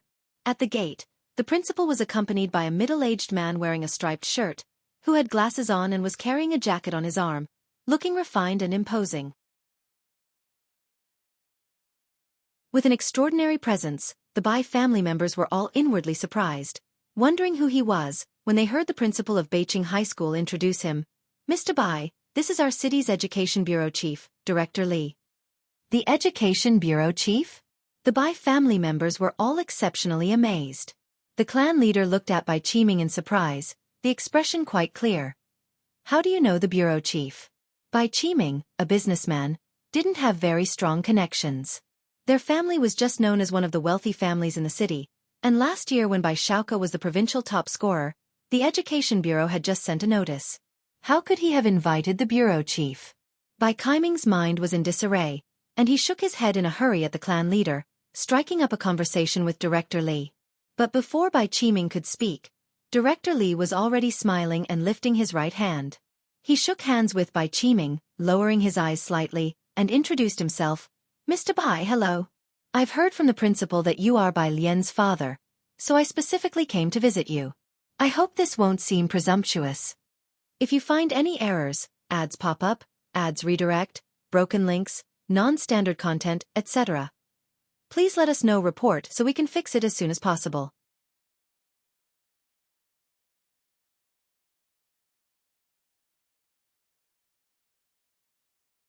Chapter 541. Ji Mulan received a phone call as 218 arrives in Jianghu. Second update. Underscore 1. The national top scorer emerged from a small outlying city in Beijing, and the Beijing Education Bureau received the news immediately. While the media dared not overhype the story, the news spread quickly among educational professionals, and congratulatory calls came one after another. Not to mention Xianxia. Even Beijing had never experienced such a shining moment. In terms of education, Xiqing was considerably better than Beijing. This time, Beijing had surpassed Jianghu. Director Li had received notice from the Jianghu Education Bureau first thing in the morning that educational funding would be increased. Not only the Beijing Education Bureau but also the Xianxia Education Bureau were up for promotions, and Director Li would soon be reassigned to Jianghu. This was the performance brought by the national top scorer. Director Li immediately tried to access the information about the top scorer, but even as the head of the Education Bureau, he found nothing on this student named Bai Lian. Her records were completely blank no matter how he searched. He only knew she was from Xianxia No. 1 High School and her information was sealed. This was not surprising, as the authorities always closely protected special talents, making Director Li feel even more that she was no ordinary person. It was only when Director Li was preparing to go to Xianxia No. 1 High School to discuss this dark horse with the principal of Beijing that he found out she was originally from Beijing City. Her father was in Beijing. That's why he hurried over with the principal. Director Li was polite, but Bai Qiming listened in utter confusion. Bai Lian. The Bai family leader was also surprised. He knew that Bai Lian was Bai Qiming's daughter who had been removed from the family register. The Bai family butler had already prepared tea for Director Li and the principal. Yes, Bai Lian scored top in the nation this time, and Jianghu University takes this very seriously, said Director Li as he sat down on the sofa, still with his coat draped over his arm, and smiled at Bai Qiming. I guess the admissions office from Jianghu University will arrive soon. Isn't Bai Lian coming back to Beijing? The high school exam results had only come out 2 days ago, and news was buzzing between Xianxia and the various top universities. Director Li thought the admissions office from Jianghu University would go there, not knowing that the principal had personally made the visit. Bai Qiming had always been busy planning the multitude of details for Bai Shaoqi's enrollment at Jianghu University, without distraction. He was invariably behind on such information and did not pay attention to others. As long as Bai Shaoqi scored well, that was enough. The Song family hadn't contacted him, and he had always assumed that Song Min was the top scorer, not paying much attention. As for Bai Lian, if someone hadn't mentioned her today, he would have forgotten that she also took the high school exam this year. You said she's the provincial top scorer? Bai Qiming's hand involuntarily rested on the armrest as he looked up, his dark pupils trembling intensely. My daughter Bai Lian? Next to him, the Bai family leader also set down his teacup with a clack at the mention of provincial top scorer, and stared blankly upward. Meanwhile, Gua Yueqing, who sat beside Bai Qiming with a graceful demeanor, maintained a gentle smile on her face. But the slight pallor of her fingertips betrayed her inner turmoil. The Beijing principal knew he had lost his gamble the moment he heard that a student from Xianxia No. 1 High School named Bai Lian was the national top scorer. Mr. Bai Lian isn't just the provincial top scorer, she's the national top scorer. National top scorer? The normally composed Bai family leader stood up abruptly, his shock indescribable. Are you certain it's Bai Lian, from our Bai family? This reaction. Director Li was confused. He set down his teacup, feeling that things were not as he had imagined. You didn't know this? Seeing Bai Qiming sitting on the sofa in a state of both shock and distress, Director Li felt something was off, stood up, and took his leave. The Beijing principal was unaware that Bai Lian had severed ties with the Bai family. His visit today was for Bai Lian's sake. After all, she was a member of the Bai family, and he did not want to create enmity with her over the matter with Bai Shaoqi. Sensing something amiss, he left apprehensively with Director Li. After the visitors left, the Bai family's hall remained silent. Even the ever-diplomatic butler, holding a tray, stood frozen in place. Upstairs, Bai Shaoqi changed her clothes and came down the stairs, her expression puzzled. Dad, family leader, what's going on with you both? Her question dropped like a pebble into still water. The family leader clasped his chest, turning to Bai Qiming. Qiming, take me to Xianxia to find her. We must bring her back and have her rejoin the Bai family lineage, no matter what. When Bai Shaoqi was the provincial top scorer, The Bai family had ignored the fact that he was an illegitimate child, visiting him 3 times in earnest. Now with Bai Lian as the national top scorer, even the family leader was willing to lower his pride and personally go to Xianxia to invite Bai Lian back. Until now, there had never been a national top scorer in the Bai family. Of course, the Bai family only knew that Bai Lian was the top scorer in the national exam, but they did not understand the true significance of this distinction. If you find any errors, ads pop up, ads redirect, broken links, non-standard content, etc., please let us know report so we can fix it as soon as possible.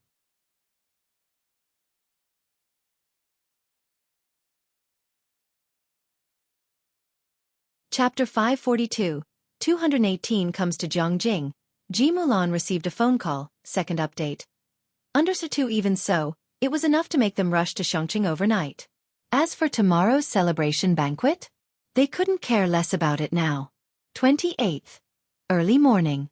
An expansive airport near the border grasslands. The plane's wheels rolled on the cement ground, its wings sweeping past on both sides before coming to a slow stop. The airport staff efficiently placed stairs for the passengers to disembark. Bai Lian stepped off onto the carpet, looking up slightly. This was her first time here. At the bottom of the stairs, people dressed in ethnic attire approached the two as they descended, offering a booklet with respect. "Master Jiang, this is the sightseeing plan we've arranged for you." Jiang Fulai, holding a document in his right hand, upon hearing this, switched the document to his other hand and took the booklet. "Take a look. Where should we go first?" His eyes were faintly downturned as he glanced at the booklet before casually handing it to Bai Lian. It was then that the person dressed in the ethnic style carefully raised their head. Seeing the girl standing beside him, she wore a long dress, its hem slightly lifted, reflecting the blue sky behind her. The azure pattern on the skirt's hem was perfectly embellished, crafted to the highest degree. Bai Lian's eyes scanned the booklet, which had several routes mapped out. Zhongwang Tomb. Her slender fingers paused on the last route as she hesitated slightly. "Here." Jiang Fulai handed the booklet forward. "Well, go here." Clearly, neither of them were people who would typically go sightseeing. Only after the two had left did someone look at the route Bai Lian had chosen and exclaimed in surprise, "Isn't this area sealed off, forbidden to be shown to outsiders?" "Sealed off?" The middle-aged man in ethnic attire looked up, his voice quiet. "That depends on whom." The young person scratched their head, not understanding. The middle-aged man, holding the booklet in one hand, adeptly dialed a number on his phone. "With their family, our boss doesn't even know which way their mansion's gates face." Summer vacation hadn't officially started yet. Not many tourists came here. Bai Lian stood with a bottle of water at the foot of a hill. A tomb guardian explained to Jiang Fulai, "Follow this mountain path up, and you'll reach Zhongwang Tomb." "You still have tomb guardians now?" Jiang Fulai's gaze drifted toward the tomb he mentioned. The elderly man, his hair completely white, replied, "Me? I should be the last generation." He led the way in front, veering into a no-entry path. "We rarely let people disturb them nowadays, though occasionally reporters come to interview. Look, it's just ahead." Bai Lian followed the old man silently, listening. She followed his gaze to an anciently constructed tomb. The name of the tomb was still marked beside its gatehouse. "Princess Huaiyan isn't here?" Bai Lian repeated the name to herself, her fingertips tapping the water bottle unconsciously. "Princess Huaiyan?" The old man paused, then remembered who she was referring to, pointing casually to the neighboring hill. "She's not qualified to be here, she should be on that hillock." Before he could finish, Bai Lian started walking in that direction. The old man was surprised. He hesitated for a moment before following her, speaking to Jiang Fulai. "Master Jiang, that area isn't a scenic spot and hasn't been maintained. The path is rough." "No problem." Jiang Fulai stopped halfway up the hillside. He looked down at his watch, his tone undisturbed. "Let her have a look." The old man dared not say any more. On the mountain, the burial mound was built quite casually. Bai Lian identified the inscriptions, taking some time to find the words, "Princess Huaiyan," on the unrenovated tombstone. She stood in front of the grave, surveyed the surroundings, and then casually sat down. Dressed in plain clothes, Bai Lian wiped the yellow mud off the tombstone with her hand and then took out her phone to snap a photo of the tombstone. Having taken the photo, her index finger absent-mindedly tapped the phone screen. As fate would have it, the phone rang, a call from Pu Xiaohan. Bai Lian, are you out? In the video, Pu Xiaohan was in a crowd with a camera in hand. Is that the prairie? Yes, Bai Lian, propping her elbow on her knee, spoke in a languid tone. Are you escaping something? These university folks are searching for you and the prodigy. I don't know why they're bothering me, Pu Xiaohan said helplessly, shouldering her camera. When are you heading to Jianghu? Pu Xiaohan's grades weren't enough for Jianghu University. But Media University was within her reach. She was planning to visit Media University first. Hearing this, Bai Lian raised an eyebrow, her youthful arrogance soaking through. Today. So soon. Pu Xiaohan calculated the time. Then I have to wait another 2 days. My parents want to take me back home for ancestral worship. Oh, and they also need to pay respects to my grandfather. Tell your grandfather to be aware. As far as I know, the prodigy's uncle is also going to pay respects to your grandfather. I won't mention the others from class 15, they all know where you live. If you find any errors, ads pop up, ads redirect, broken links, non-standard content, etc., please let us know. Report so we can fix it as soon as possible.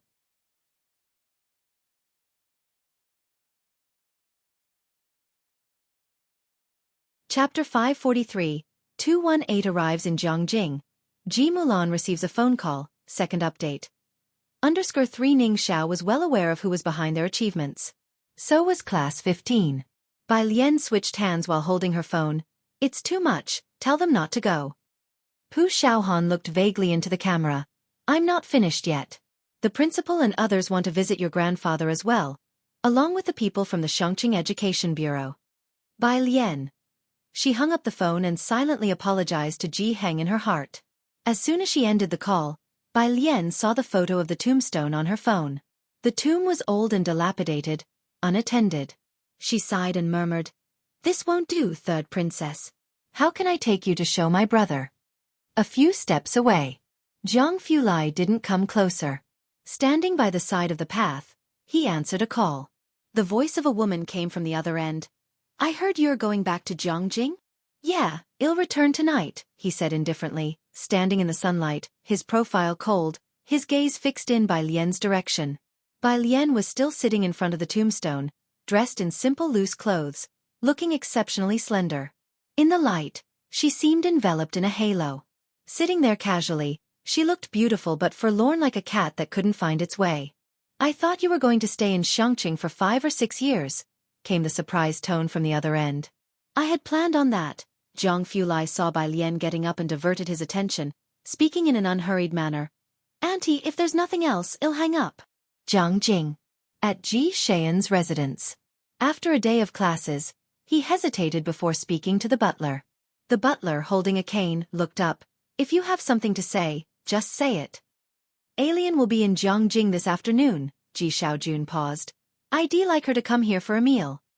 Bai Lian did well in her college entrance exam. Ji Xiaojun and Xin Qing had planned to return to Xianxia, but Bai Lian came directly to Jianghu after her exams. Though puzzled, they did not shuttle back and forth. Shen Qing and Ji Xiaojun had wanted to cook themselves, but since the house was arranged by the Mu family for Ji Xiaojun, they needed to ask the butler first. Bai Lian? The butler was taken aback, recalling that Ji Xiaojun had returned to Xianxia for Bai Lian's college entrance exam. She's coming to Jianghu this early? Yes, alien she. Shen Qing began to speak. The butler nodded, cutting her off. Just her. Not just her, Ji Xiaojun considered. Xiaozhang would probably come over too. The butler stood up with his cane, nodding. Even if you're receiving guests, don't forget your studies. The news of Bai Lian's arrival in Jianghu was not shared with anyone else. She had recently been dreading phone calls, and neither Principal Jian nor Scholar Ma was yet aware. However, Ji Heng had already informed Ji Xiaojun and Su En in advance. After all, Bai Lian had come to Jianghu without him, and he was worried. At the Su family, old lady Su was making arrangements to host a banquet for the guests. Although Su Zhiyue didn't score second nationwide, she did come in third. The venue was set at the Su family's old house. Old lady Su held Buddha beads in her left hand while speaking with the Bai family's butler. Has the news about Ziyu's third place been sent to the main family? The Su family, being extensive, doesn't pay attention to the college entrance exam every year.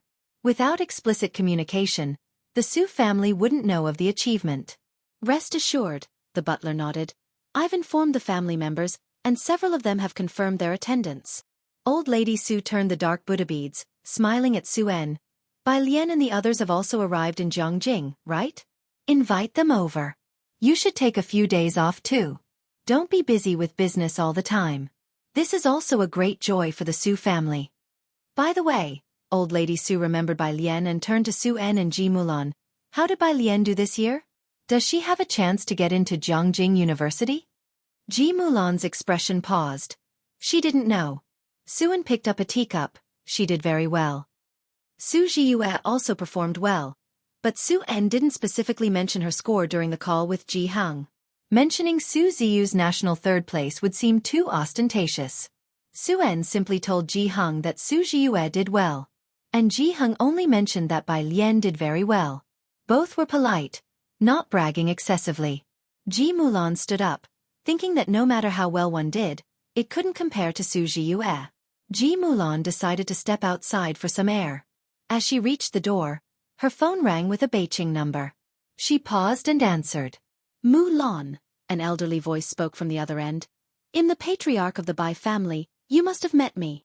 Bai patriarch? Ji Mulan walked to a flower bed. She held the phone in one hand and gently touched her belly with the other, her eyes narrowing slightly, her tone far from pleasant. What do you want from me? The person on the line wasn't surprised by her attitude, their tone somewhat ingratiating. Mulan, you see, do you know where Alien lives? We've come to Xianxia, but her phone is unreachable and we can't find her. She carries the blood of our Bai family, and I hope you could tell her that if she's willing to return to the Bai family, the ancestral hall's central doors will open to welcome her, and whatever her demands are, our Bai family will agree. If you find any errors, ads pop up, ads redirect, broken links, non-standard content, etc., please let us know report so we can fix it as soon as possible.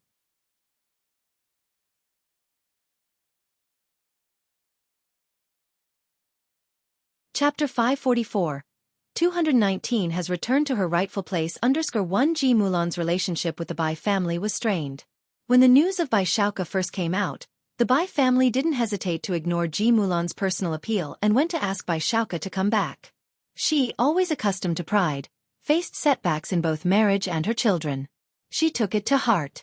The current attitude of the Bai family.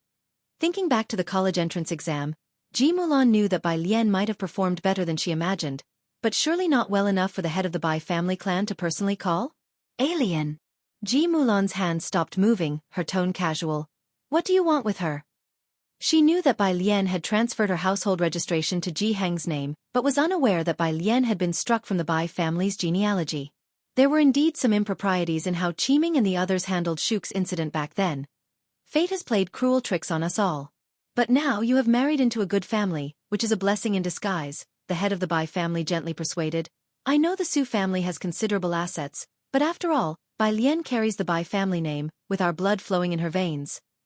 The Bai family clan typically favored sons over daughters. If it weren't for Ji Mulan's support when Bai Lian was born, she wouldn't have had the privilege of being included in the family tree.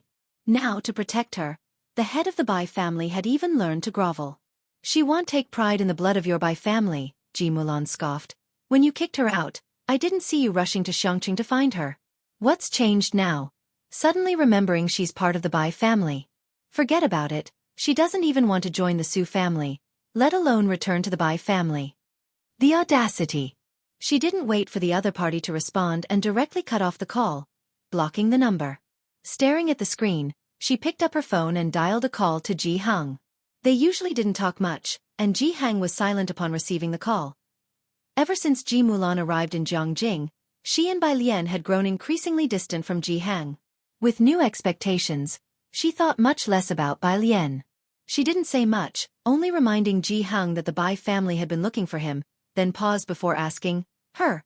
How many points did she score on the college entrance exam? Why would the Bai family go looking for her? Welcoming her at the clan gates?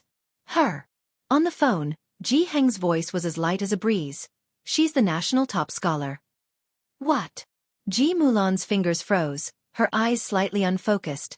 Su Jiue only scored 725. National top scholar. You can look it up in the Xianxia news. On the other end, Jianghu heard someone knock on the door and casually mentioned it to Ji Mulan before hanging up. Ji Mulan was still in shock.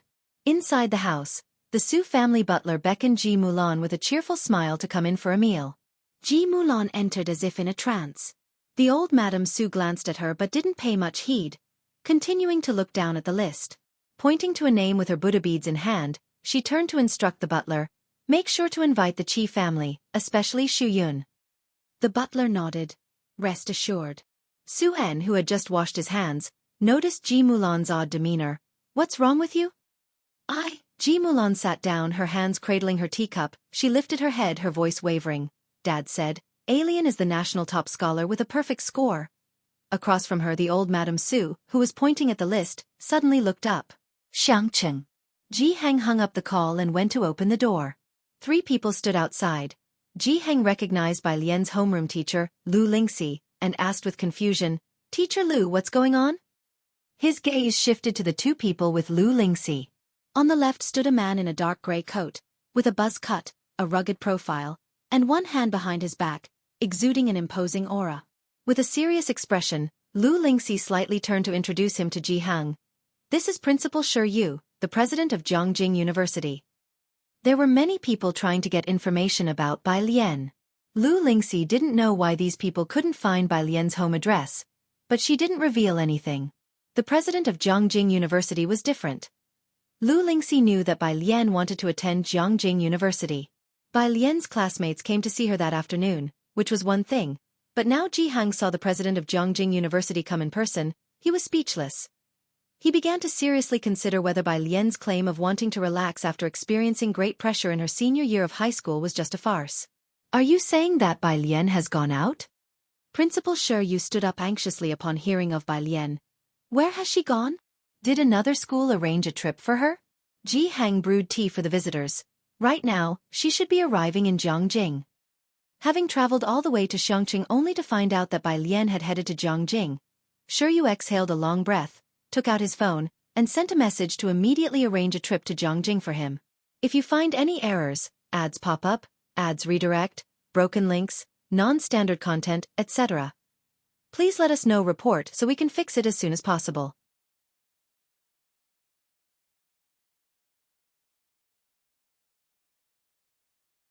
Chapter 545. 219 has returned to her rightful place under Sir Tu Shunyu stuffed his phone back into his pocket and lowered his head to take a sip of the tea brewed by Jianghu. The tea was clear in color, with a lasting aftertaste. A delicacy. After he finished his drink, he glanced at the furnishings in the courtyard, then back at his cup of tea, feeling that something was amiss, but because his mind was preoccupied with thoughts of Bai Lian, he didn't give it much thought. "Mr. Ji, could you give me Bai Lian's contact details, please? I would like to discuss her career development in detail." Meanwhile, a car from Beijing pulled up at the gate of Xianxia First High School, and Bai Qiming got out of the back seat. This was his first visit to Xianxia. He looked at the not-so-tall gateway of Xianxia First High School. At a glance, the teaching building and the library inside did not stand out. He could see the historical mottling of the external walls, and his gaze then moved to the banner hanging above the main entrance. "Congratulations to Bai Lian, our student, for securing the top rank in the National College Entrance Examination for Science." The Bai family patriarch got out of the car in front. He was asking the school security guard for news about Bai Lian. These days, there'd been many people coming to Xianxia First High, some even coming to take photos with the school. The guard looked at Bai Qiming and company and couldn't help but smile. "You could ask Ms. Lu, she's Bai Lian's homeroom teacher. But you might not be able to find her right now. You can come early tomorrow and wait for her." "Where did she go?" Bai Qiming retracted his gaze, frowning. The Bai family patriarch passed a thick red envelope to the guard. "I'll only tell you," the guard said, holding a hand beside his face and lowering his voice mysteriously. "She's gone to Bai Lian's home with the principal of Jianghu University." "The principal of Jianghu University?" "Yes." That was all the guard said, refusing to share any further information with the Bai family members. The Bai family patriarch walked back to the car with heavy steps, and when he tried to call Ji Mulan again on his phone, he couldn't get through.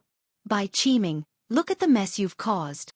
At first, when Ji Mulan hung up on him and Bai Lian blocked him, the Bai family patriarch was somewhat infuriated. As the head of the family, he had never been so disregarded before. When other members of the Bai family had gone to plead with Bai Xiaoke, Guai Yueqing had treated them with utmost courtesy. But now, hearing that the principal of Jianghu University had personally come to look for Bai Lian, all the patriarch of the Bai family felt was regret. The national top scholar, the principal of Jianghu University himself, had come to Xianxia. This was a talent that not even 100 years could necessarily produce for the Bai family, and he had come to realize this point already. Bai Qiming returned to the car and, looking towards the Bai family patriarch with a disillusioned gaze, said, "What's the use of talking about this now? Let's just wait and see. She's not easy to predict, and Xiaoke is working so hard at school. His future achievements might not be inferior to hers. Who else do you know that can enter the lab in their first year of university? He's about to take part in the Boyuan summer camp. At times like these, you decide what to do." To keep looking for Bai Lian would undoubtedly chill Bai Shuke's heart. He was also someone the Bai family had managed to bring back after much effort. It was a matter of choice. The Bai family patriarch lifted his head but didn't speak. The Jianghu University summer camp is attended by top students from both domestic and international backgrounds. It's useful for guaranteed postgraduate and doctoral direct admissions, and may lead to entry into key labs. Bai Qiming lowered his voice. "You know about Xiaoqi's zither skills, and Xiaoke has good relations with the Jian family." Jianghu Airport. Jiang Fulai and Bai Lian deplaned. Their luggage had been brought back to Jianghu ahead of time by Ming Dongheng, leaving Jiang Fulai to travel light, and Bai Lian only with a black bag. Ming Dongheng had arrived ahead of time and was waiting for them at the airport, while Jiang He leaned on the window of the business car watching them. Jiang Fulai was several steps behind Bai Lian. Ming Dongheng was sitting in the driver's seat, looking back. "Where are we going?" Just as Jiang Fulai was about to speak, Bai Lian recited an address. Ming Dongheng looked it up. A nearby apartment, very close to Jianghu University. Xiaoqi and Sun Chun had arrived in Jianghu a few months earlier and had arranged the place. Her phone chimed with a WeChat notification. Bai Lian glanced down, saw Ji Hang had recommended a contact card, replied with a quick message to Ji Hang saying she had arrived at Jianghu, and then added the contact. Shanghai apartment was located on Sally Road next to Zier Avenue, just 2 stops away from Jianghu University. Not far at all. The layout was 2 bedrooms and a living room. The living room was quite small. One of the bedrooms had been transformed into a study for Bai Lian by Sun Chun. Everything was readily available for moving in right away. Jiang Fulai carefully placed her guqin to one side, then walked around the entire apartment.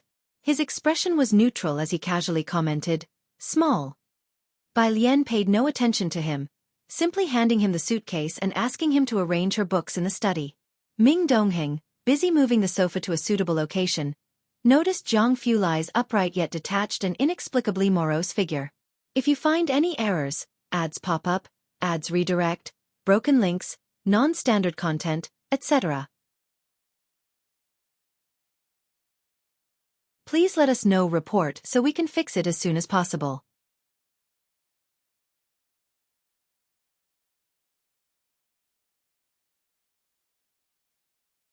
Chapter 546. 219 has returned to her rightful place under the 3. He lowered his head and didn't dare to speak at all. Jiang He slumped on Bai Lian's sofa, hugging her little bok choy cushion on the couch, his eyes shining bright. Jiang Fulai was in the study, slowly and methodically arranging the bookshelf with his hand. Most of the books Bai Lian brought were introduced to her by Senior Ma, along with a stack of thick printed documents. The bookshelf was placed to the left of the entrance, and on the right was a small desk. Jiang Fulai organized the books, his pale phoenix eyes glancing at the apartments on both sides, his slender fingertips tapping the black book cover. He seemed thoughtful. He took out his cell phone and sent a message to Jiang Shijue in no hurry. Sijing Club. It was still a gathering organized by Xiao Binguen. Inside the private room, Xiao Binguen looked at Qi Shuyun next to Leng Shuhe. "Your sister ranked 3rd in the college entrance exam this year?" Qi Shuyun unconsciously toned down her movements. Their Qi family could at best be considered a scholarly family, and even Su En's family was just wealthy, very different from the circle of power elites. Yes, Mr. Xiao. Xiao Bingwen was surprised. Then she is quite impressive. This year's college entrance exam was quite brutal. Even Liang Wuyu was surpassed, which drew a lot of attention. Xiao Bingwen participated in the betting pool and knew about this. But strangely, he could not find any specific information about this person. Su Nanjing sat next to Xiao Bingwen, idly swirling his glass with his head bowed. The dim light shone on his face. He nonchalantly browsed his phone, soon stumbling upon a friend's circle post sent by Lien's friend. One Big Bowl 8. Image. The screenshot of her chat with Bai Lian, one in Xianxia, the other in Jianghu. Su Nanjing paused, and he commented, Sister Bowl, is Alien in Jianghu now? He had only added 2 of Bai Lian's classmates, Ning Xiao and Pu Xiaohan. Sister Bowl was a nickname Wang Qi gave to Pu Xiaohan, although Su Nanjing did not understand why someone named Pu Xiaohan would have the nickname Sister Bowl. 1 minute later, One Big Bowl 8 replied. 1. They had all learned the one-character method. Su Nanjing stood up. He picked up the keys set aside and without looking back said to Xiao Bingwen, It seems like Alien has come to Jianghu. I'm going to find her. She's arrived this early? Xiao Bingwen exclaimed in surprise, standing up to see Su Nanjing off. Everyone sitting down stood up as well. Shuhe, who is the person the third young master mentioned? Someone asked Leng Shuhe, who was acquainted with Xiao Bingwen. They hadn't heard the name clearly, but from Su Nanjing's attitude, they knew she was no ordinary person. I don't know, Leng Shuhe pondered after watching the attitudes of Xiao Bingwen and Su Nanjing, but the third young master seems to not even treat Miss Tu with such an attitude. Miss Tu. Qi Shuyun didn't quite understand their circle. The only one she knew of was Yu Hongyi. Leng Shuhe glanced at her, then explained in a low voice. In our circle, the only one who can be called Miss Tu is Miss Jeannie from the Su family. Just don't offend her, and you'll be fine. With the Su family riding the current tide, their status soared. Although Su Jeannie was Su Juming's daughter, everyone knew that Su Jueling's wife, Gao Yan, had no daughters and treated Su Jeannie as her own. And Gao Yan. She used to be the best friend of the young matron of the Jiang family, her status within the Jiang family incomparable to others. As a result, Su Jeannie held a lot of sway among the sons and daughters of Jiangjing's elite. Everyone addressed her respectfully as Miss Tu. Upon mention of the Su family, Qi Shuyun roughly understood which Su they were talking about. Qi Shuyun watched in the direction Su Nanjing left, finally certain that this man was the target of her grandmother and the Jiangjing Su family. Shanghai apartment. By the time the old Mrs. Su and Su En arrived, Bai Lian was just coming downstairs. The old lady was turning her Buddha beads, inspecting the neighborhood and complaining to Su En, The environment here is so poor, how could you let her live here? The old lady hadn't been able to sit still knowing Bai Lian was coming, insisting that Su En take her to see her. Ji Mulan followed behind Su En, looking towards Bai Lian, somewhat dazed. Bai Lian was dressed in simple clothes, her dark hair lightly coiled, a strand sticking to her snowy face under the streetlight, her complexion as clear as ice, almost nothing like the girl from her memories. Alien has her own ideas, Su En glanced at the old lady, then said to Bai Lian, You've made arrangements with Wen Yao to visit Jiangjing University, right? Bai Lian nodded. She greeted Su En but did not look at Ji Mulan. As for leaving Jiang Fulai behind to clean up the room, the old Mrs. Su took a look at Bai Lian. Going to see Jiangjing University? That makes sense. People visiting Jiangjing usually like to see the university first. If you find any errors, ads pop up, ads redirect, broken links, non-standard content, etc., please let us know report so we can fix it as soon as possible.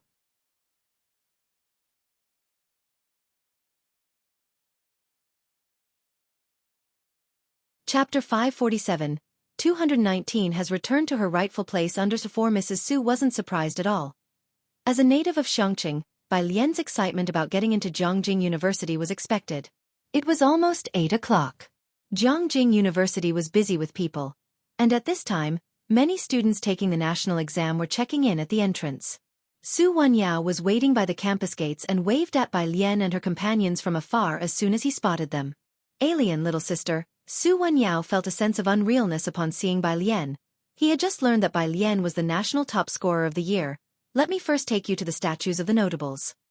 Being an insider, He could bring family members in as long as they registered. Walking down the main thoroughfare, they saw the statues in Jianghu University's square lined up in 2 rows, dozens in total.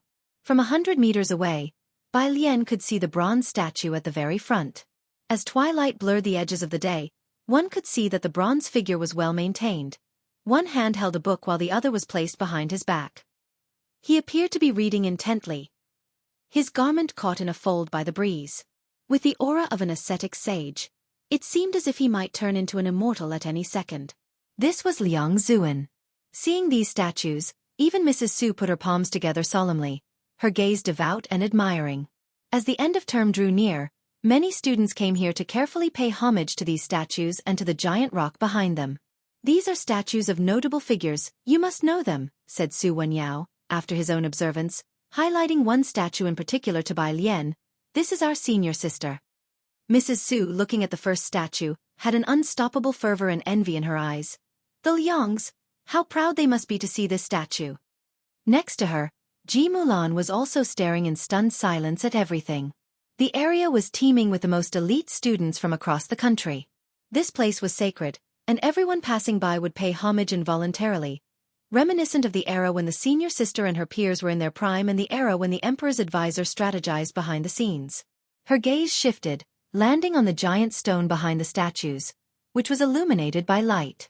Ji Mulan saw that the stone was engraved with many names, neither biographies nor introductions, and she asked subconsciously, "What is this?" Mrs. Su looked over and said softly, "This is the gathering place of Jianghu University's elite." "Yes, it's also the dream of everyone who has been admitted to Jianghu University." Su Wenyao walked over, pointing to one of the names, his expression becoming emotional. The last name added was that of Senior He Wan. Although he was from Xicheng, he was the only one who made the list in recent years. If one makes a significant enough contribution, they could even have a new bronze statue erected at the back, but that's even tougher. He spoke with utmost seriousness, clearly holding great respect for He Wan. Ji Mulan looked at the names etched in the stone, barely concealing her shock. It was her first time being so close to these people. It's exceedingly difficult to stand out among the world's top geniuses, not to mention having your own statue, Mrs. Su sighed as she looked at the names. "Just getting your name on this stone, our family hasn't produced more than 3 in the last century." "I think Alien has a good chance." Su Wenyao, hearing this, turned to look at Bai Lian beside him. Alien emerged from the mist of Xianxia as the top scorer and made it to Jianghu University. "I think..." Su Wenyao paused for quite some time as he spoke. In the past few days, Bai Lian had already left an impression of a formidable presence in the hearts of her fellow Jianghu high school seniors. He believed that after she graduated, she could, like Senior He Wan, have her name inscribed on this stone. Jianghu seemed to be on the cusp of becoming even livelier. Mrs. Su also turned to look at Bai Lian, clenching her Buddha beads a little tighter, evidently realizing this possibility too. Bai Lian's phone vibrated. It was Su Nanjing asking where she was. She replied carelessly with her location. Listening to Su Wenyao's words, she didn't respond. Her gaze fell on the statue next to Liang Zuan that Su Wenyao had specifically pointed out, and she looked up slightly. The statue depicted a profile view of someone holding a long spear, mysterious and dangerous. The lights cast a cool glow upon the statue. Break through the fog? It wasn't about breaking through the fog. She was merely returning to her rightful place. The once dashing senior sister of Jianghu University was finally back. If you find any errors, ads pop up, ads redirect, broken links, non-standard content, etc., please let us know. Report so we can fix it as soon as possible.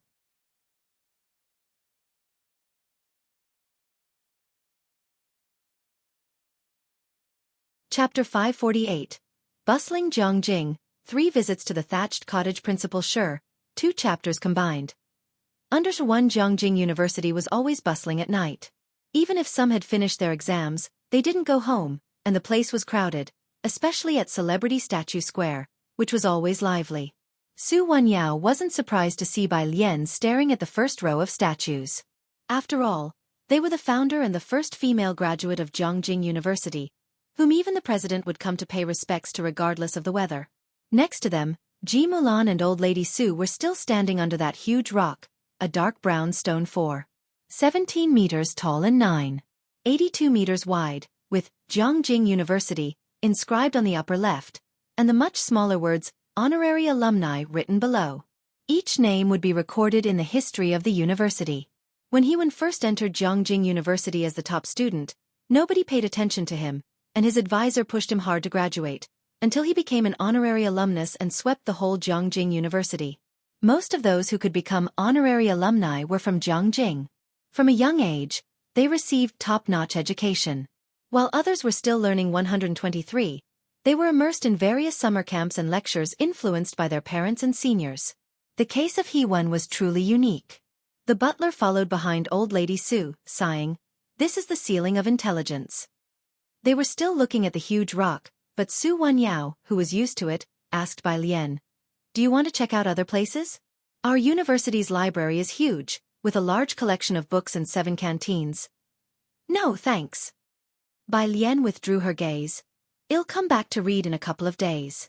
She had long heard of the Jianghu University Library, with its vast collection of books, a wonderful place. Bai Lian wasn't the least bit curious about Jianghu University. She hadn't even taken out her phone. The last time she came to Jianghu, she didn't visit the university. Su Wenyao thought she wouldn't enter until school started, but she came as soon as she arrived in Jianghu this time.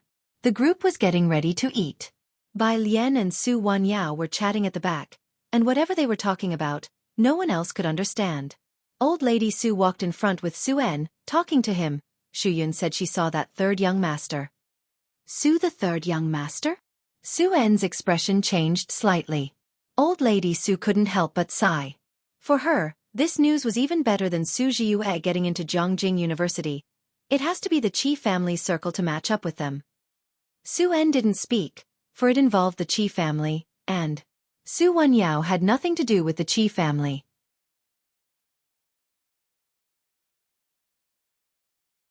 Something occurred to old lady Su. "Why didn't you arrange accommodation for Bai Lian? Shanghai apartment." Old lady Su really didn't favor it. "I did arrange it," Su En glanced back, "but she didn't want it." Those matters weren't of particular concern to the old lady. She fidgeted with her Buddha beads, lowering her voice. "Have you mentioned our Su family household registration to Mulan? You don't know what kind of person Alien is?" Su En's face was stern, but mindful that Bai Lian was behind him, he did not raise his voice. "Initially, when I suggested registering her in our household, you were unwilling. Now you want her on our family registry? Mom, have you forgotten the call you made to her?" Su-en would have been better off not mentioning it. The old lattice expression grew stiff at the memory. How could she have known back then what would happen today? She knew very well what Bai Lian was like. She would take the soft approach but resist pressure.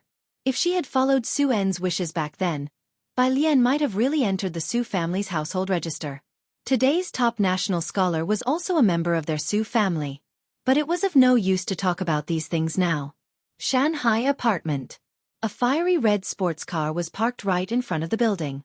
Most residents of the apartment were students of Jianghu University. Although Jianghu was a captivating city of wealth, the kind of ostentation that Shanghai apartment displayed with a sports car fully decorated with eights was unprecedented. Quite a few people stopped to take pictures. Su Nanjing took off his sunglasses, stepping out of the driver's seat. Used to his privilege as the third young master Su, he couldn't be bothered to find a parking spot, so he handed the keys to the security guard and directly went upstairs. Bai Lian was in room 303. He got out of the elevator and surveyed the surroundings, not very satisfied with the environment here. He reached out to ring the doorbell. As the door opened, he was greeted by a cold face. It was Jianghu Lai. Su Nanjing wasn't surprised, but he was taken aback at the sight of a cardboard box in Jianghu Lai's hands. After a moment of hesitation, he followed Jianghu Lai inside. Bai Lian's living room was not small, about 10 square meters. Ming Dongheng was moving a flower pot to the balcony. Jianghu Lai held a pair of scissors and nonchalantly snipped open the tape on a cardboard box, which contained things Bai Lian had brought over. As soon as it was opened, Jianghu Lai saw a swinging pendulum ball. Bai Lian had brought both the pendulum ball and a small blue bottle. Cold white fingertips lingered on the edge of the box for a moment before he moved the box of miscellaneous items to the study. If you find any errors, ads pop up, ads redirect, broken links, non-standard content, etc., Please let us know report so we can fix it as soon as possible.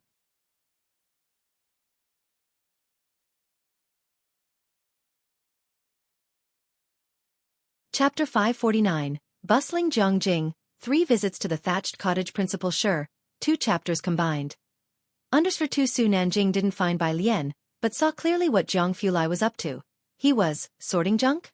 Su Nanjing finally understood how Ming Dongheng felt back in Xianxia. Aside from his research, young Master Jiang wasted not a second with anyone else. His hands used to handle delicate instruments, scale rulers accurate to the millimeter for gunpowder, and pens wielded with decisive lethality upon his team members. Not to mention sorting junk, if he were willing to pour himself a cup of water, Su Nanjing would doubt the reality of this world. Xiaoming, Su Nanjing went out to the balcony and spoke to Ming Dongheng. Where's Alien? Ming Dongheng looked up, his reply succinct. She's gone out to eat with her mom. Su Nanjing hadn't seen Ming Dongheng for a while and was startled by his eyes. Xiaoming, how come you're as intimidating as Sister Beixian now? Ming Dongheng ignored him, handed him a kettle, and asked him to help out. I'm going to take out the trash. When they deliver the TV, sign for it. Bai Lian didn't have a TV here, but as soon as Jiang Fulai arrived, he ordered one. Realizing later, Su Nanjing asked, wait, Alien has a mom? He hadn't looked into Bai Lian's background, only knowing she had a grandfather and assumed her parents were deceased. Hearing that Bai Lian had a mother, Su Nanjing pulled out his phone and messaged Gao Yan. Latest news, Alien has a birth mother. Empress Dowager, one more doesn't make much difference, does it? After helping Bai Lian set up the TV, Su Nanjing returned home, still contemplating the matter. On Laos Street, Su Jueling was confirming tomorrow's schedule with his secretary. Are Su Jin and Su Genie familiar with Azure Dragon Bar? Since last year, Azure Dragon Bar had shifted its focus to Jianghu. All the big families of Jianghu had a sword hanging over their heads, aware of the international powers behind the bar. Especially the third floor for information trading, which houses a black market not open to the general public, has all the major families enviously eyeing it. Su Jin frequents various bars and has more channels of information than others. That Su Kong seems to have some connection with the Jiang family. Saying this, the secretary glanced toward the yawning Su Nanjing. The young master was also a regular at bars, but he didn't dare mention Su Nanjing. Gao Yan was baffled. Why would these forces suddenly come to Jianghu? Gao Yan, clad in a dark figure-hugging cheongsam with only slight wrinkles at the corner of her eyes, possessed a strong aura. She looked well-maintained, appearing only to be in her early 30s. I don't know. Su Jueling's secretary shook his head, but Azure Dragon Bar has indeed shifted its focus to Jianghu. Now that was strange. Rare auctions that normally didn't happen often were held twice this year in Jianghu, things that previously only happened on Bakhtur Street. Has young Master Jiang arranged his lab? Su Jueling mused. I don't know. Su Nanjing replied casually. Su Jueling took a look at him and then remembered. This can wait. Has Miss Bai arrived? Hearing this, Gao Yan also looked at Su Nanjing and sat up straight. What's the verdict? Does she want to meet me? Su Nanjing checked his phone. She hadn't responded to his message just yet. She's visiting her uncle tomorrow, not sure if she'll have time in the next 2 days. No time? Su Jueling was very surprised. The college entrance exams were over. What could she be so busy with? Her uncle is here too? Gao Yan was also surprised. She thought all of Bai Lian's relatives were in Xianxia. Yeah. Su Nanjing replied lazily. He bought a new motorbike for Bai Lian. She was sure to like it. Gao Yan averted her gaze from him. Bai Lian had also arrived in Jianghu. She took out her phone and messaged President Jian. President Jian, hello, she has arrived in Jianghu. The next day, Ji Xiaojun got up early and headed to the Mu family branch, managed by manager Su, who was a confidant of the old master of the Mu family. Since changing his surname, Ji Xiaojun had been learning the practical aspects of the business here. After work in the afternoon, Manager Su would take him home and teach him some practical case studies. Xiaojia parked the car at the market, and Ji Xiaojun went to buy groceries. Manager Su sat in the passenger seat and listened as Xiaojia mentioned Ji Xian's niece was coming, quite surprised. A niece? Yes, Xiaojia remembered Bai Lian. She came to Jianghu right after finishing her college entrance exams. So soon, Manager Su recalled it as well. Isn't Mu Zhao still held up by professors at Jianghu University in the hotel? Top students would be taken by these universities in advance. The schools would have upperclassmen and professors keep them company to play social deduction games like Werewolf until they signed agreements and were allowed to leave. If you find any errors, ads pop up, ads redirect, broken links, non-standard content, etc., please let us know. Report so we can fix it as soon as possible.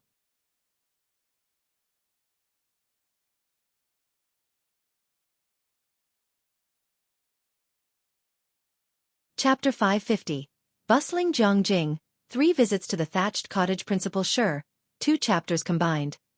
Under 3, this is also a great opportunity for social interaction among new acquaintances. His grades seem pretty good, Xiaojia mentioned just as he saw Ji Xiaojun carrying a bunch of vegetables back, opening the trunk. They soon arrived at Ji Xian's residence. Shen Qing, wearing an apron, opened the door. Alien and the others will be here soon, take her stuff out. I know. Ji Xiaojun put down the groceries and took off his coat, obviously in a good mood today. Manager Su, would you like to stay for dinner? My niece is coming. He got along very well with Manager Su. Manager Su taught him a lot of things, and although their research interests and hobbies were different, they had similar personalities. He was one of the few friends Ji Xiaojun had made in Jianghu. Let's do it another time. I won't disturb your family dinner, Manager Su said as he saw Ji Xiaojun take out a box and averted his gaze. He knew that Ji Xian's family used to live in Xianxia, and while Ji Xiaojun adjusted well, Shen Qing was clueless when she first came to Jianghu. Ji Xiaojun tidied up the table and then asked Xiaojia, "What about you?" Xiaojia had met Bai Lian before. He shook his head. It'll drive Manager Su back. So Ji Xiaojun didn't insist on them staying. Xiaojia and Manager Su left, and as their car exited the neighborhood and just passed a road, they saw a black car driving towards them. Xiaojia looked at the car. Feels like it's from one of those families? Manager Su, sitting in the passenger seat, rolled down the window and looked back, speechless with shock, for they had once been a part of Jianghu's elite and had a broader experience than others. Indeed, Xiaojia frowned slightly. That should only be in Chang'an District and Xinjiang District. Has something happened in Xinjiang District? Manager Su nodded. He also had a feeling, don't know, but it felt like things were getting lively. At Ji Xian's residence, the one knocking was Jianghu. He was short, and as soon as Shen Qing opened the door, she picked him up and pinched his face. He, did you not eat well? You haven't gotten taller or put on weight. Jianghu pursed his lips and didn't greet Shen Qing. Shen Qing knew he had autism and thought he was too shy to speak after not seeing her for a long time, so she paid it no mind.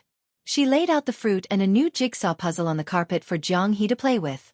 Jiang Fulai put down the paper bag he was carrying, which contained tea and cigarettes, and greeted Shen Qing and Ji Xiaojun politely. He was dressed in loose casual wear today, his eyes and brows much softer than usual, although he still looked cool and distant.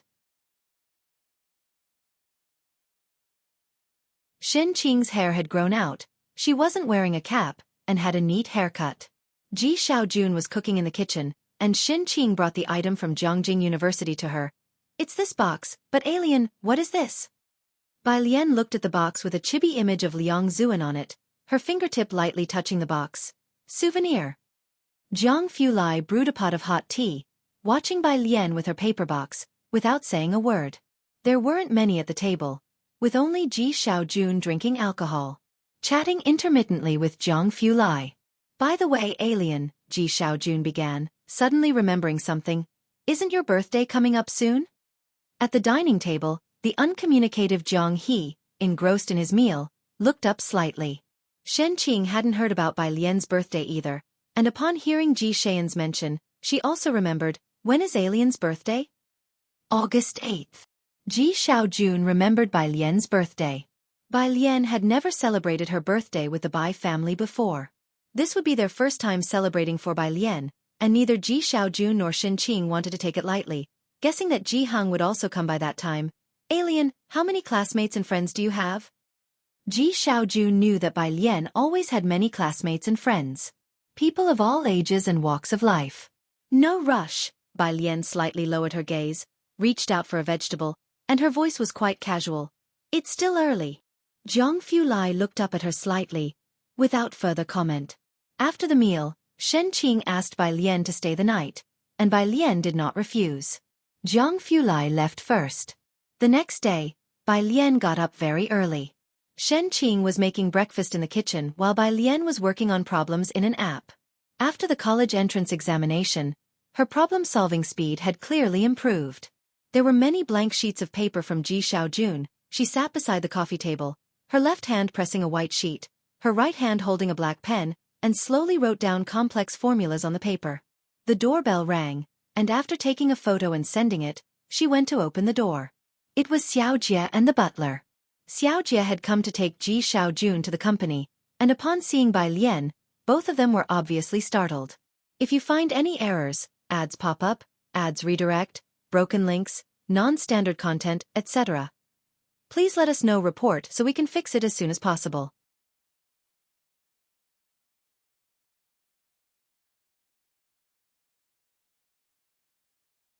Chapter 551. Bustling Jiangjing, 3 visits to the thatched cottage. Principal Sure, 2 chapters combined. Under 4, Miss Bai, Xiaojia politely began. The two were not familiar with each other, and just as Bai Lian's phone on the table started ringing, she nodded briefly at them before answering the call. It was Jian Zhongyo on the phone. She held the phone to her ear, poured herself a cup of tea, and slowly walked to the balcony. Looking for me? Am I the last to know you've arrived in Jiangjing? From the other end of the phone, he could still hear the zither version of Han Shirshu playing. I found out from Xiapa's social media feed. Jian, the director, knew Bai Lian because of the One Eater, One Big Bowl account. He was still mutually following One Eater, One Big Bowl, and the two had long since added each other on WeChat. Bai Lian lowered her head and took a sip of tea. Nope. Director Ma didn't know yet. There was a pause from the director, and then he responded in a manner that seemed more sensible. Did you look at the musical score I sent you? I don't understand it, Bai Lian said succinctly. Jian, the director, was completely convinced and felt Bai Lian was pulling his leg. You understand reduced characters score, but you say you can't understand a simple musical score? Bai Lian was on the balcony, talking on the phone with director Jian. In the hall, the butler looked at Ji Xiaojun, who had just come out of the bathroom. How long is she staying? She's leaving today, replied Ji Xiaojun after greeting the two people and heading to the kitchen. The butler nodded in understanding and said no more, faintly hearing Bai Lian's voice discussing musical scores and zither. Is she studying art? The butler asked Xiaojia. Xiaojia shook his head. They never talked to Ji Xiaojun about other people's affairs, and what Bai Lian or Ren Wanxian did, they did not know. Hearing this, the butler didn't ask further. He was just making casual conversation and wasn't really interested in whether Bai Lian studied art or not. Bai Lian left with Ji Xiaojun. After all, she was a young girl, so the butler and Xiaojia both felt it necessary to escort her to her destination. I'm heading to Chang'an District, Bai Lian lowered the car window, her hand resting on the edge, and politely said, let uncle head to work first. There's still time, Xiaojia looked in the rearview mirror, his tone unaffected. Let's drop you off at Chang'an District first. There's no rush. He didn't reveal Ji Xian's workplace. Bai Lian then said nothing more, merely providing the address for Shanghai apartment. A very ordinary apartment. Bai Lian asked them to stop the car at the entrance of the apartment complex, grabbing a cardboard box and getting out directly. This place was very close to Jiangjing University. The butler glanced at the neighborhood, noticing a young man with yellow hair squatting at the gate of the complex. He wore ripped jeans, a black tank top, and held a cigarette in his hand. He looked somewhat like the unruly youths from Purist Street. The butler was about to frown when he heard Ji Xiaojun laugh. Xiao Mao is here too? He wanted to greet Mao Kuan, but seeing the butler looking a bit off, Xiaojia immediately drove off. Once the car was a distance away, the butler finally said to Ji Xiaojun, wait until things quiet down a bit, and then bring her over to Mu Mansion for a visit. Ji Xiaojun didn't respond. He wasn't sure if Bai Lian would come. The butler thought his silence was an agreement and moved the topic on, Manager Su must have told you about Kuldi Street. He mentioned the bar on Kuldi Street, said Ji Xiaojun, retracting his gaze. The butler nodded, but we haven't found out who their partner is. Sis, aren't you going to check out the bar and see Han Shirshu?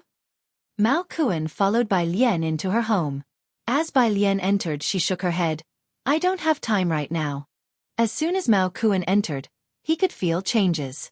The sofa had been moved. There was not only a cabbage-shaped embroidered pillow that Ji Hang made, but also a cabbage-style blanket. There were succulents on the balcony. And there were 2 empty flower pots. Mao Kuan looked at the flower pots. What are you planning to plant here? Next time, bring some cabbage seeds, Bai Lian suggested as she opened the door to the study and took out a small copper statuette commemoration badge from the box, placing it on her desk. Mao Kuan immediately saw her desk. It was made of natural wood, 2 meters long. In the middle was a black computer without any logos, on the left was a stack of documents, and on the right a small vase with blue crystal flowers, along with a Newton's cradle. And then there was the small copper statuette she had just placed there.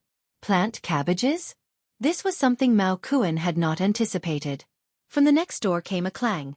When he first came up, it seemed both doors to apartments 301 and 302 were open. I remember both apartments were rented out. Did they both change tenants? Mao Kuan closed the door tightly, not quite understanding. Bai Lian's eyes narrowed, and she sent a message to Jianghu Lai, tossing her backpack behind her carelessly, her tone calm and steady. No rush, I'm heading to the library to borrow some books first. How could anyone like reading and doing homework so much?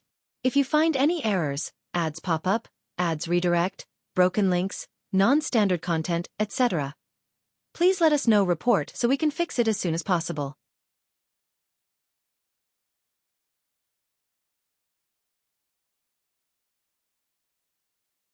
Chapter 552. Bustling Jianghu, 3 visits to the thatched cottage. Principal Sure, 2 chapters combined. _5 Mao Kuan touched the back of his head, not quite understanding, as he took Bai Lian to Jianghu University. Then you go read your books. I'll go look around and see where I can buy some cabbage seeds. Jianghu University. In the computer room, Su Wenyao received a message from Bai Lian and got up to pack his things. Have you finished with the data? Asked a male student wearing black-rimmed glasses, noticing Su Wenyao packing up again, squinting his eyes. Almost, Su Wenyao explained. My sister is going to the library, I'm going to pick her up at the entrance. Bai Lian probably hadn't made a reservation at Jianghu University, and couldn't even get through the school gate. Your sister. Another boy with a sunny-looking face leaned over. Is it that Su Jiue who has been constantly in 3rd place on the app lately? She was also a top student. Su Wenyao remembered. Bai Lian seemed not to have the app. It's another one. He thought again. Bai Lian and Su Jiue would both be attending Jianghu University in the future. This place was filled with the elite of Jianghu University. Does everyone have time for lunch? I'll treat you guys. My sister will also be your junior here. The boy with the black-rimmed glasses ignored Su Wenyao and silently stared at his computer. The sunny-looking boy withdrew his gaze, expressionless. I still have some data to finish. Among these proud talents of the heavens, Su Wenyao wasn't particularly outstanding. Moreover, everyone else had already chosen their professors, while he was still uncommitted, and the longer he waited, the less likely he'd find a good mentor. They all said they were busy. I'm almost done with my modeling, Lao Su, said a male student sitting next to Su Wenyao, shutting down his computer. Let's go, let's treat your sister to lunch at the 3rd canteen. The 3rd canteen was a private restaurant that was expensive but served delicious food. This was Su Wenyao's roommate, Chen Hong. They had always been on good terms. After leaving the computer room, Chen Hong looked back with a complaint about the others. This Qi Jun, relying on his cousin being a student of Dr. Zhua, is so mercenary. If you said you were inviting Miss Qi to dinner, these guys would make sure not to miss it. Su Wenyao never spoke ill of others behind their backs, and simply replied, I broke up with her. Qi Shuyun was also quite well known in their cohort. Her mentor was Dr. Zhua, a student of Dean Huang. Everyone knew whose student Dean Huang was. She had also joined a family of academic elites, and after people in the class learned of Su Wenyao's breakup, their attitudes changed. I don't know why you broke up with her, Dr. Zhua. What kind of paper do I have to write to get noticed by him? Chen Hong looked wistful, then sighed. Ah well, let's go to the school gate to meet your sister first. Did she also get into our school? She just got accepted, Su Wenyao nodded. I heard there was a monster in today's freshman college entrance exam, Probably someone like Senior He Won. Your sister is amazing to get into our school this year, Chen Hong remarked, somewhat curious. He knew about Su Zhiyue but hadn't heard Su Wenyao mention his other sister. She also got into Jiangjing? Su Wenyao's phone rang just then, and he looked down, stopping in his tracks. She says she's at the library. She must have made a reservation earlier.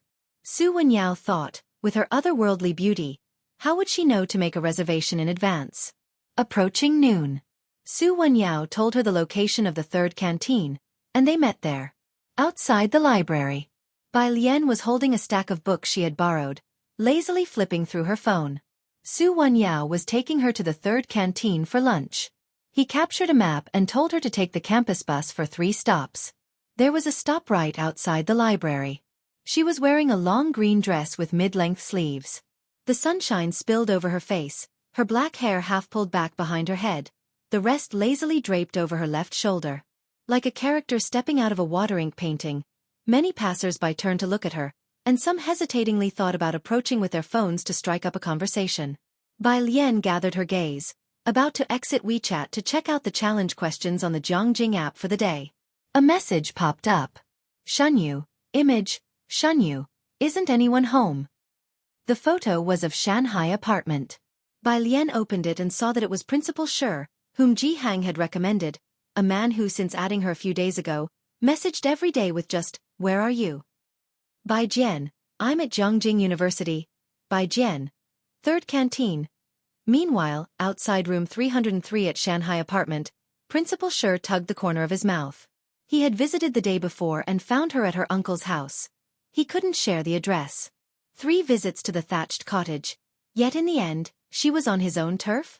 Principal Shi rubbed his forehead and decisively turned around. Let's go.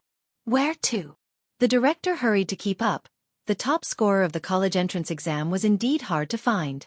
Principal Shi rolled up the documents in his hand, anxious not to miss her again at the third canteen, so he didn't wait for the elevator and took the stairs instead, to the third canteen to intercept her.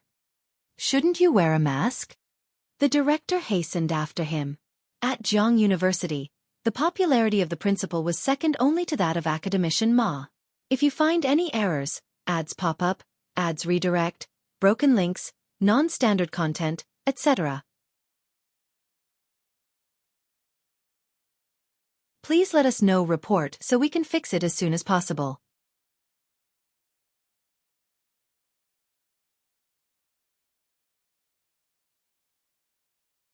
Chapter 553. 221 agreed to meet. God's fight under Sir 1 the third cafeteria. The time was close to 11 o'clock, and as the third cafeteria was on the pricey side, there weren't many people coming and going. Chen Hong and Su Wenyao stood on the steps to the left of the cafeteria waiting for Bai Lian, scanning the female students that came into view. Both of them were tall, with Su Wenyao dressed in a teal-striped short-sleeve shirt, holding a roll of documents, his features prominent yet not overbearing, remarkably gentle, and his demeanor steady.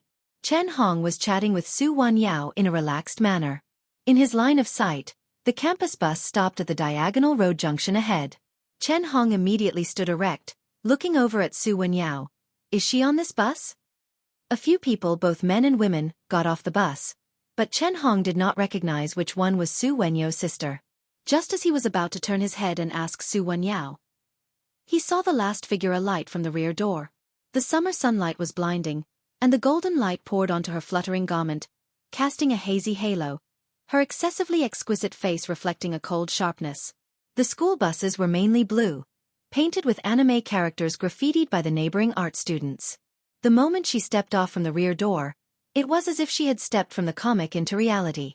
She seemed more like a celebrity active on television.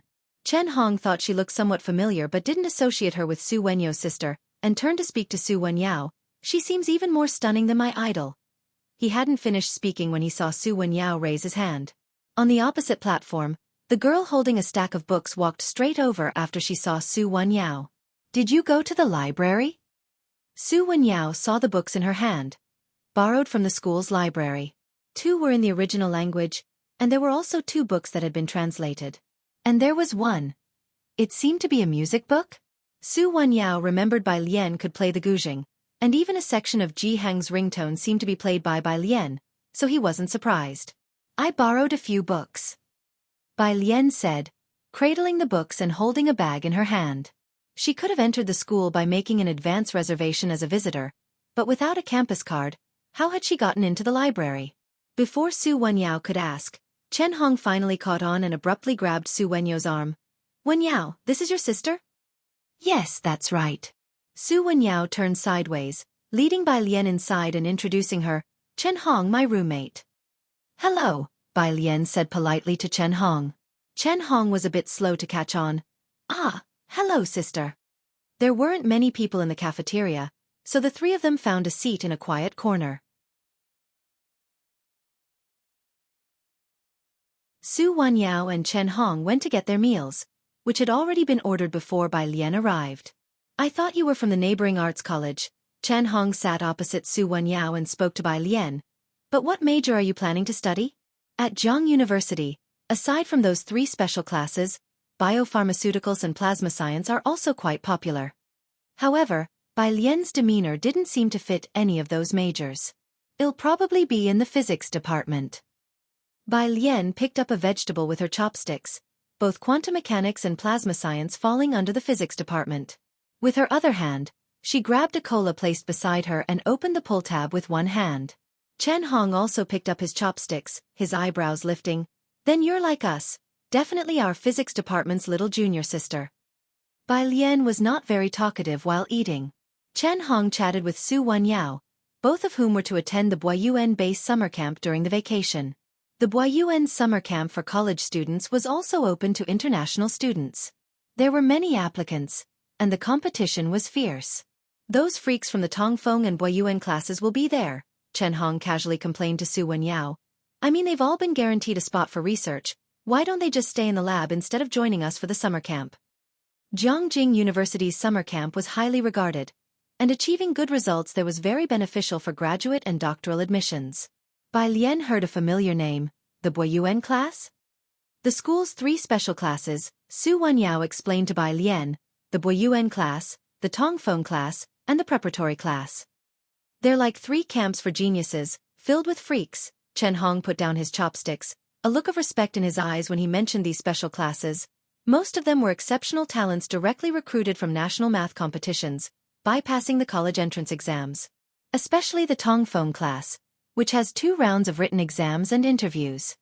For us regular college entrance exam students to get into these classes, we'd have to go through a secondary admission process. Getting into Jianghu University is just a ticket to compete. National competitions and provincial teams, Bai Lian hadn't heard of them. When she was in Xianxia, she knew the gap between Xianxia and Jianghu in terms of student resource information was huge, but only now did she realize how immense it was. If you find any errors, ads pop up, ads redirect, broken links, non-standard content, etc., please let us know report so we can fix it as soon as possible. You're tuning in to the Wisdom Diary YouTube channel. Don't forget to subscribe and join us on this journey to catch the most captivating stories.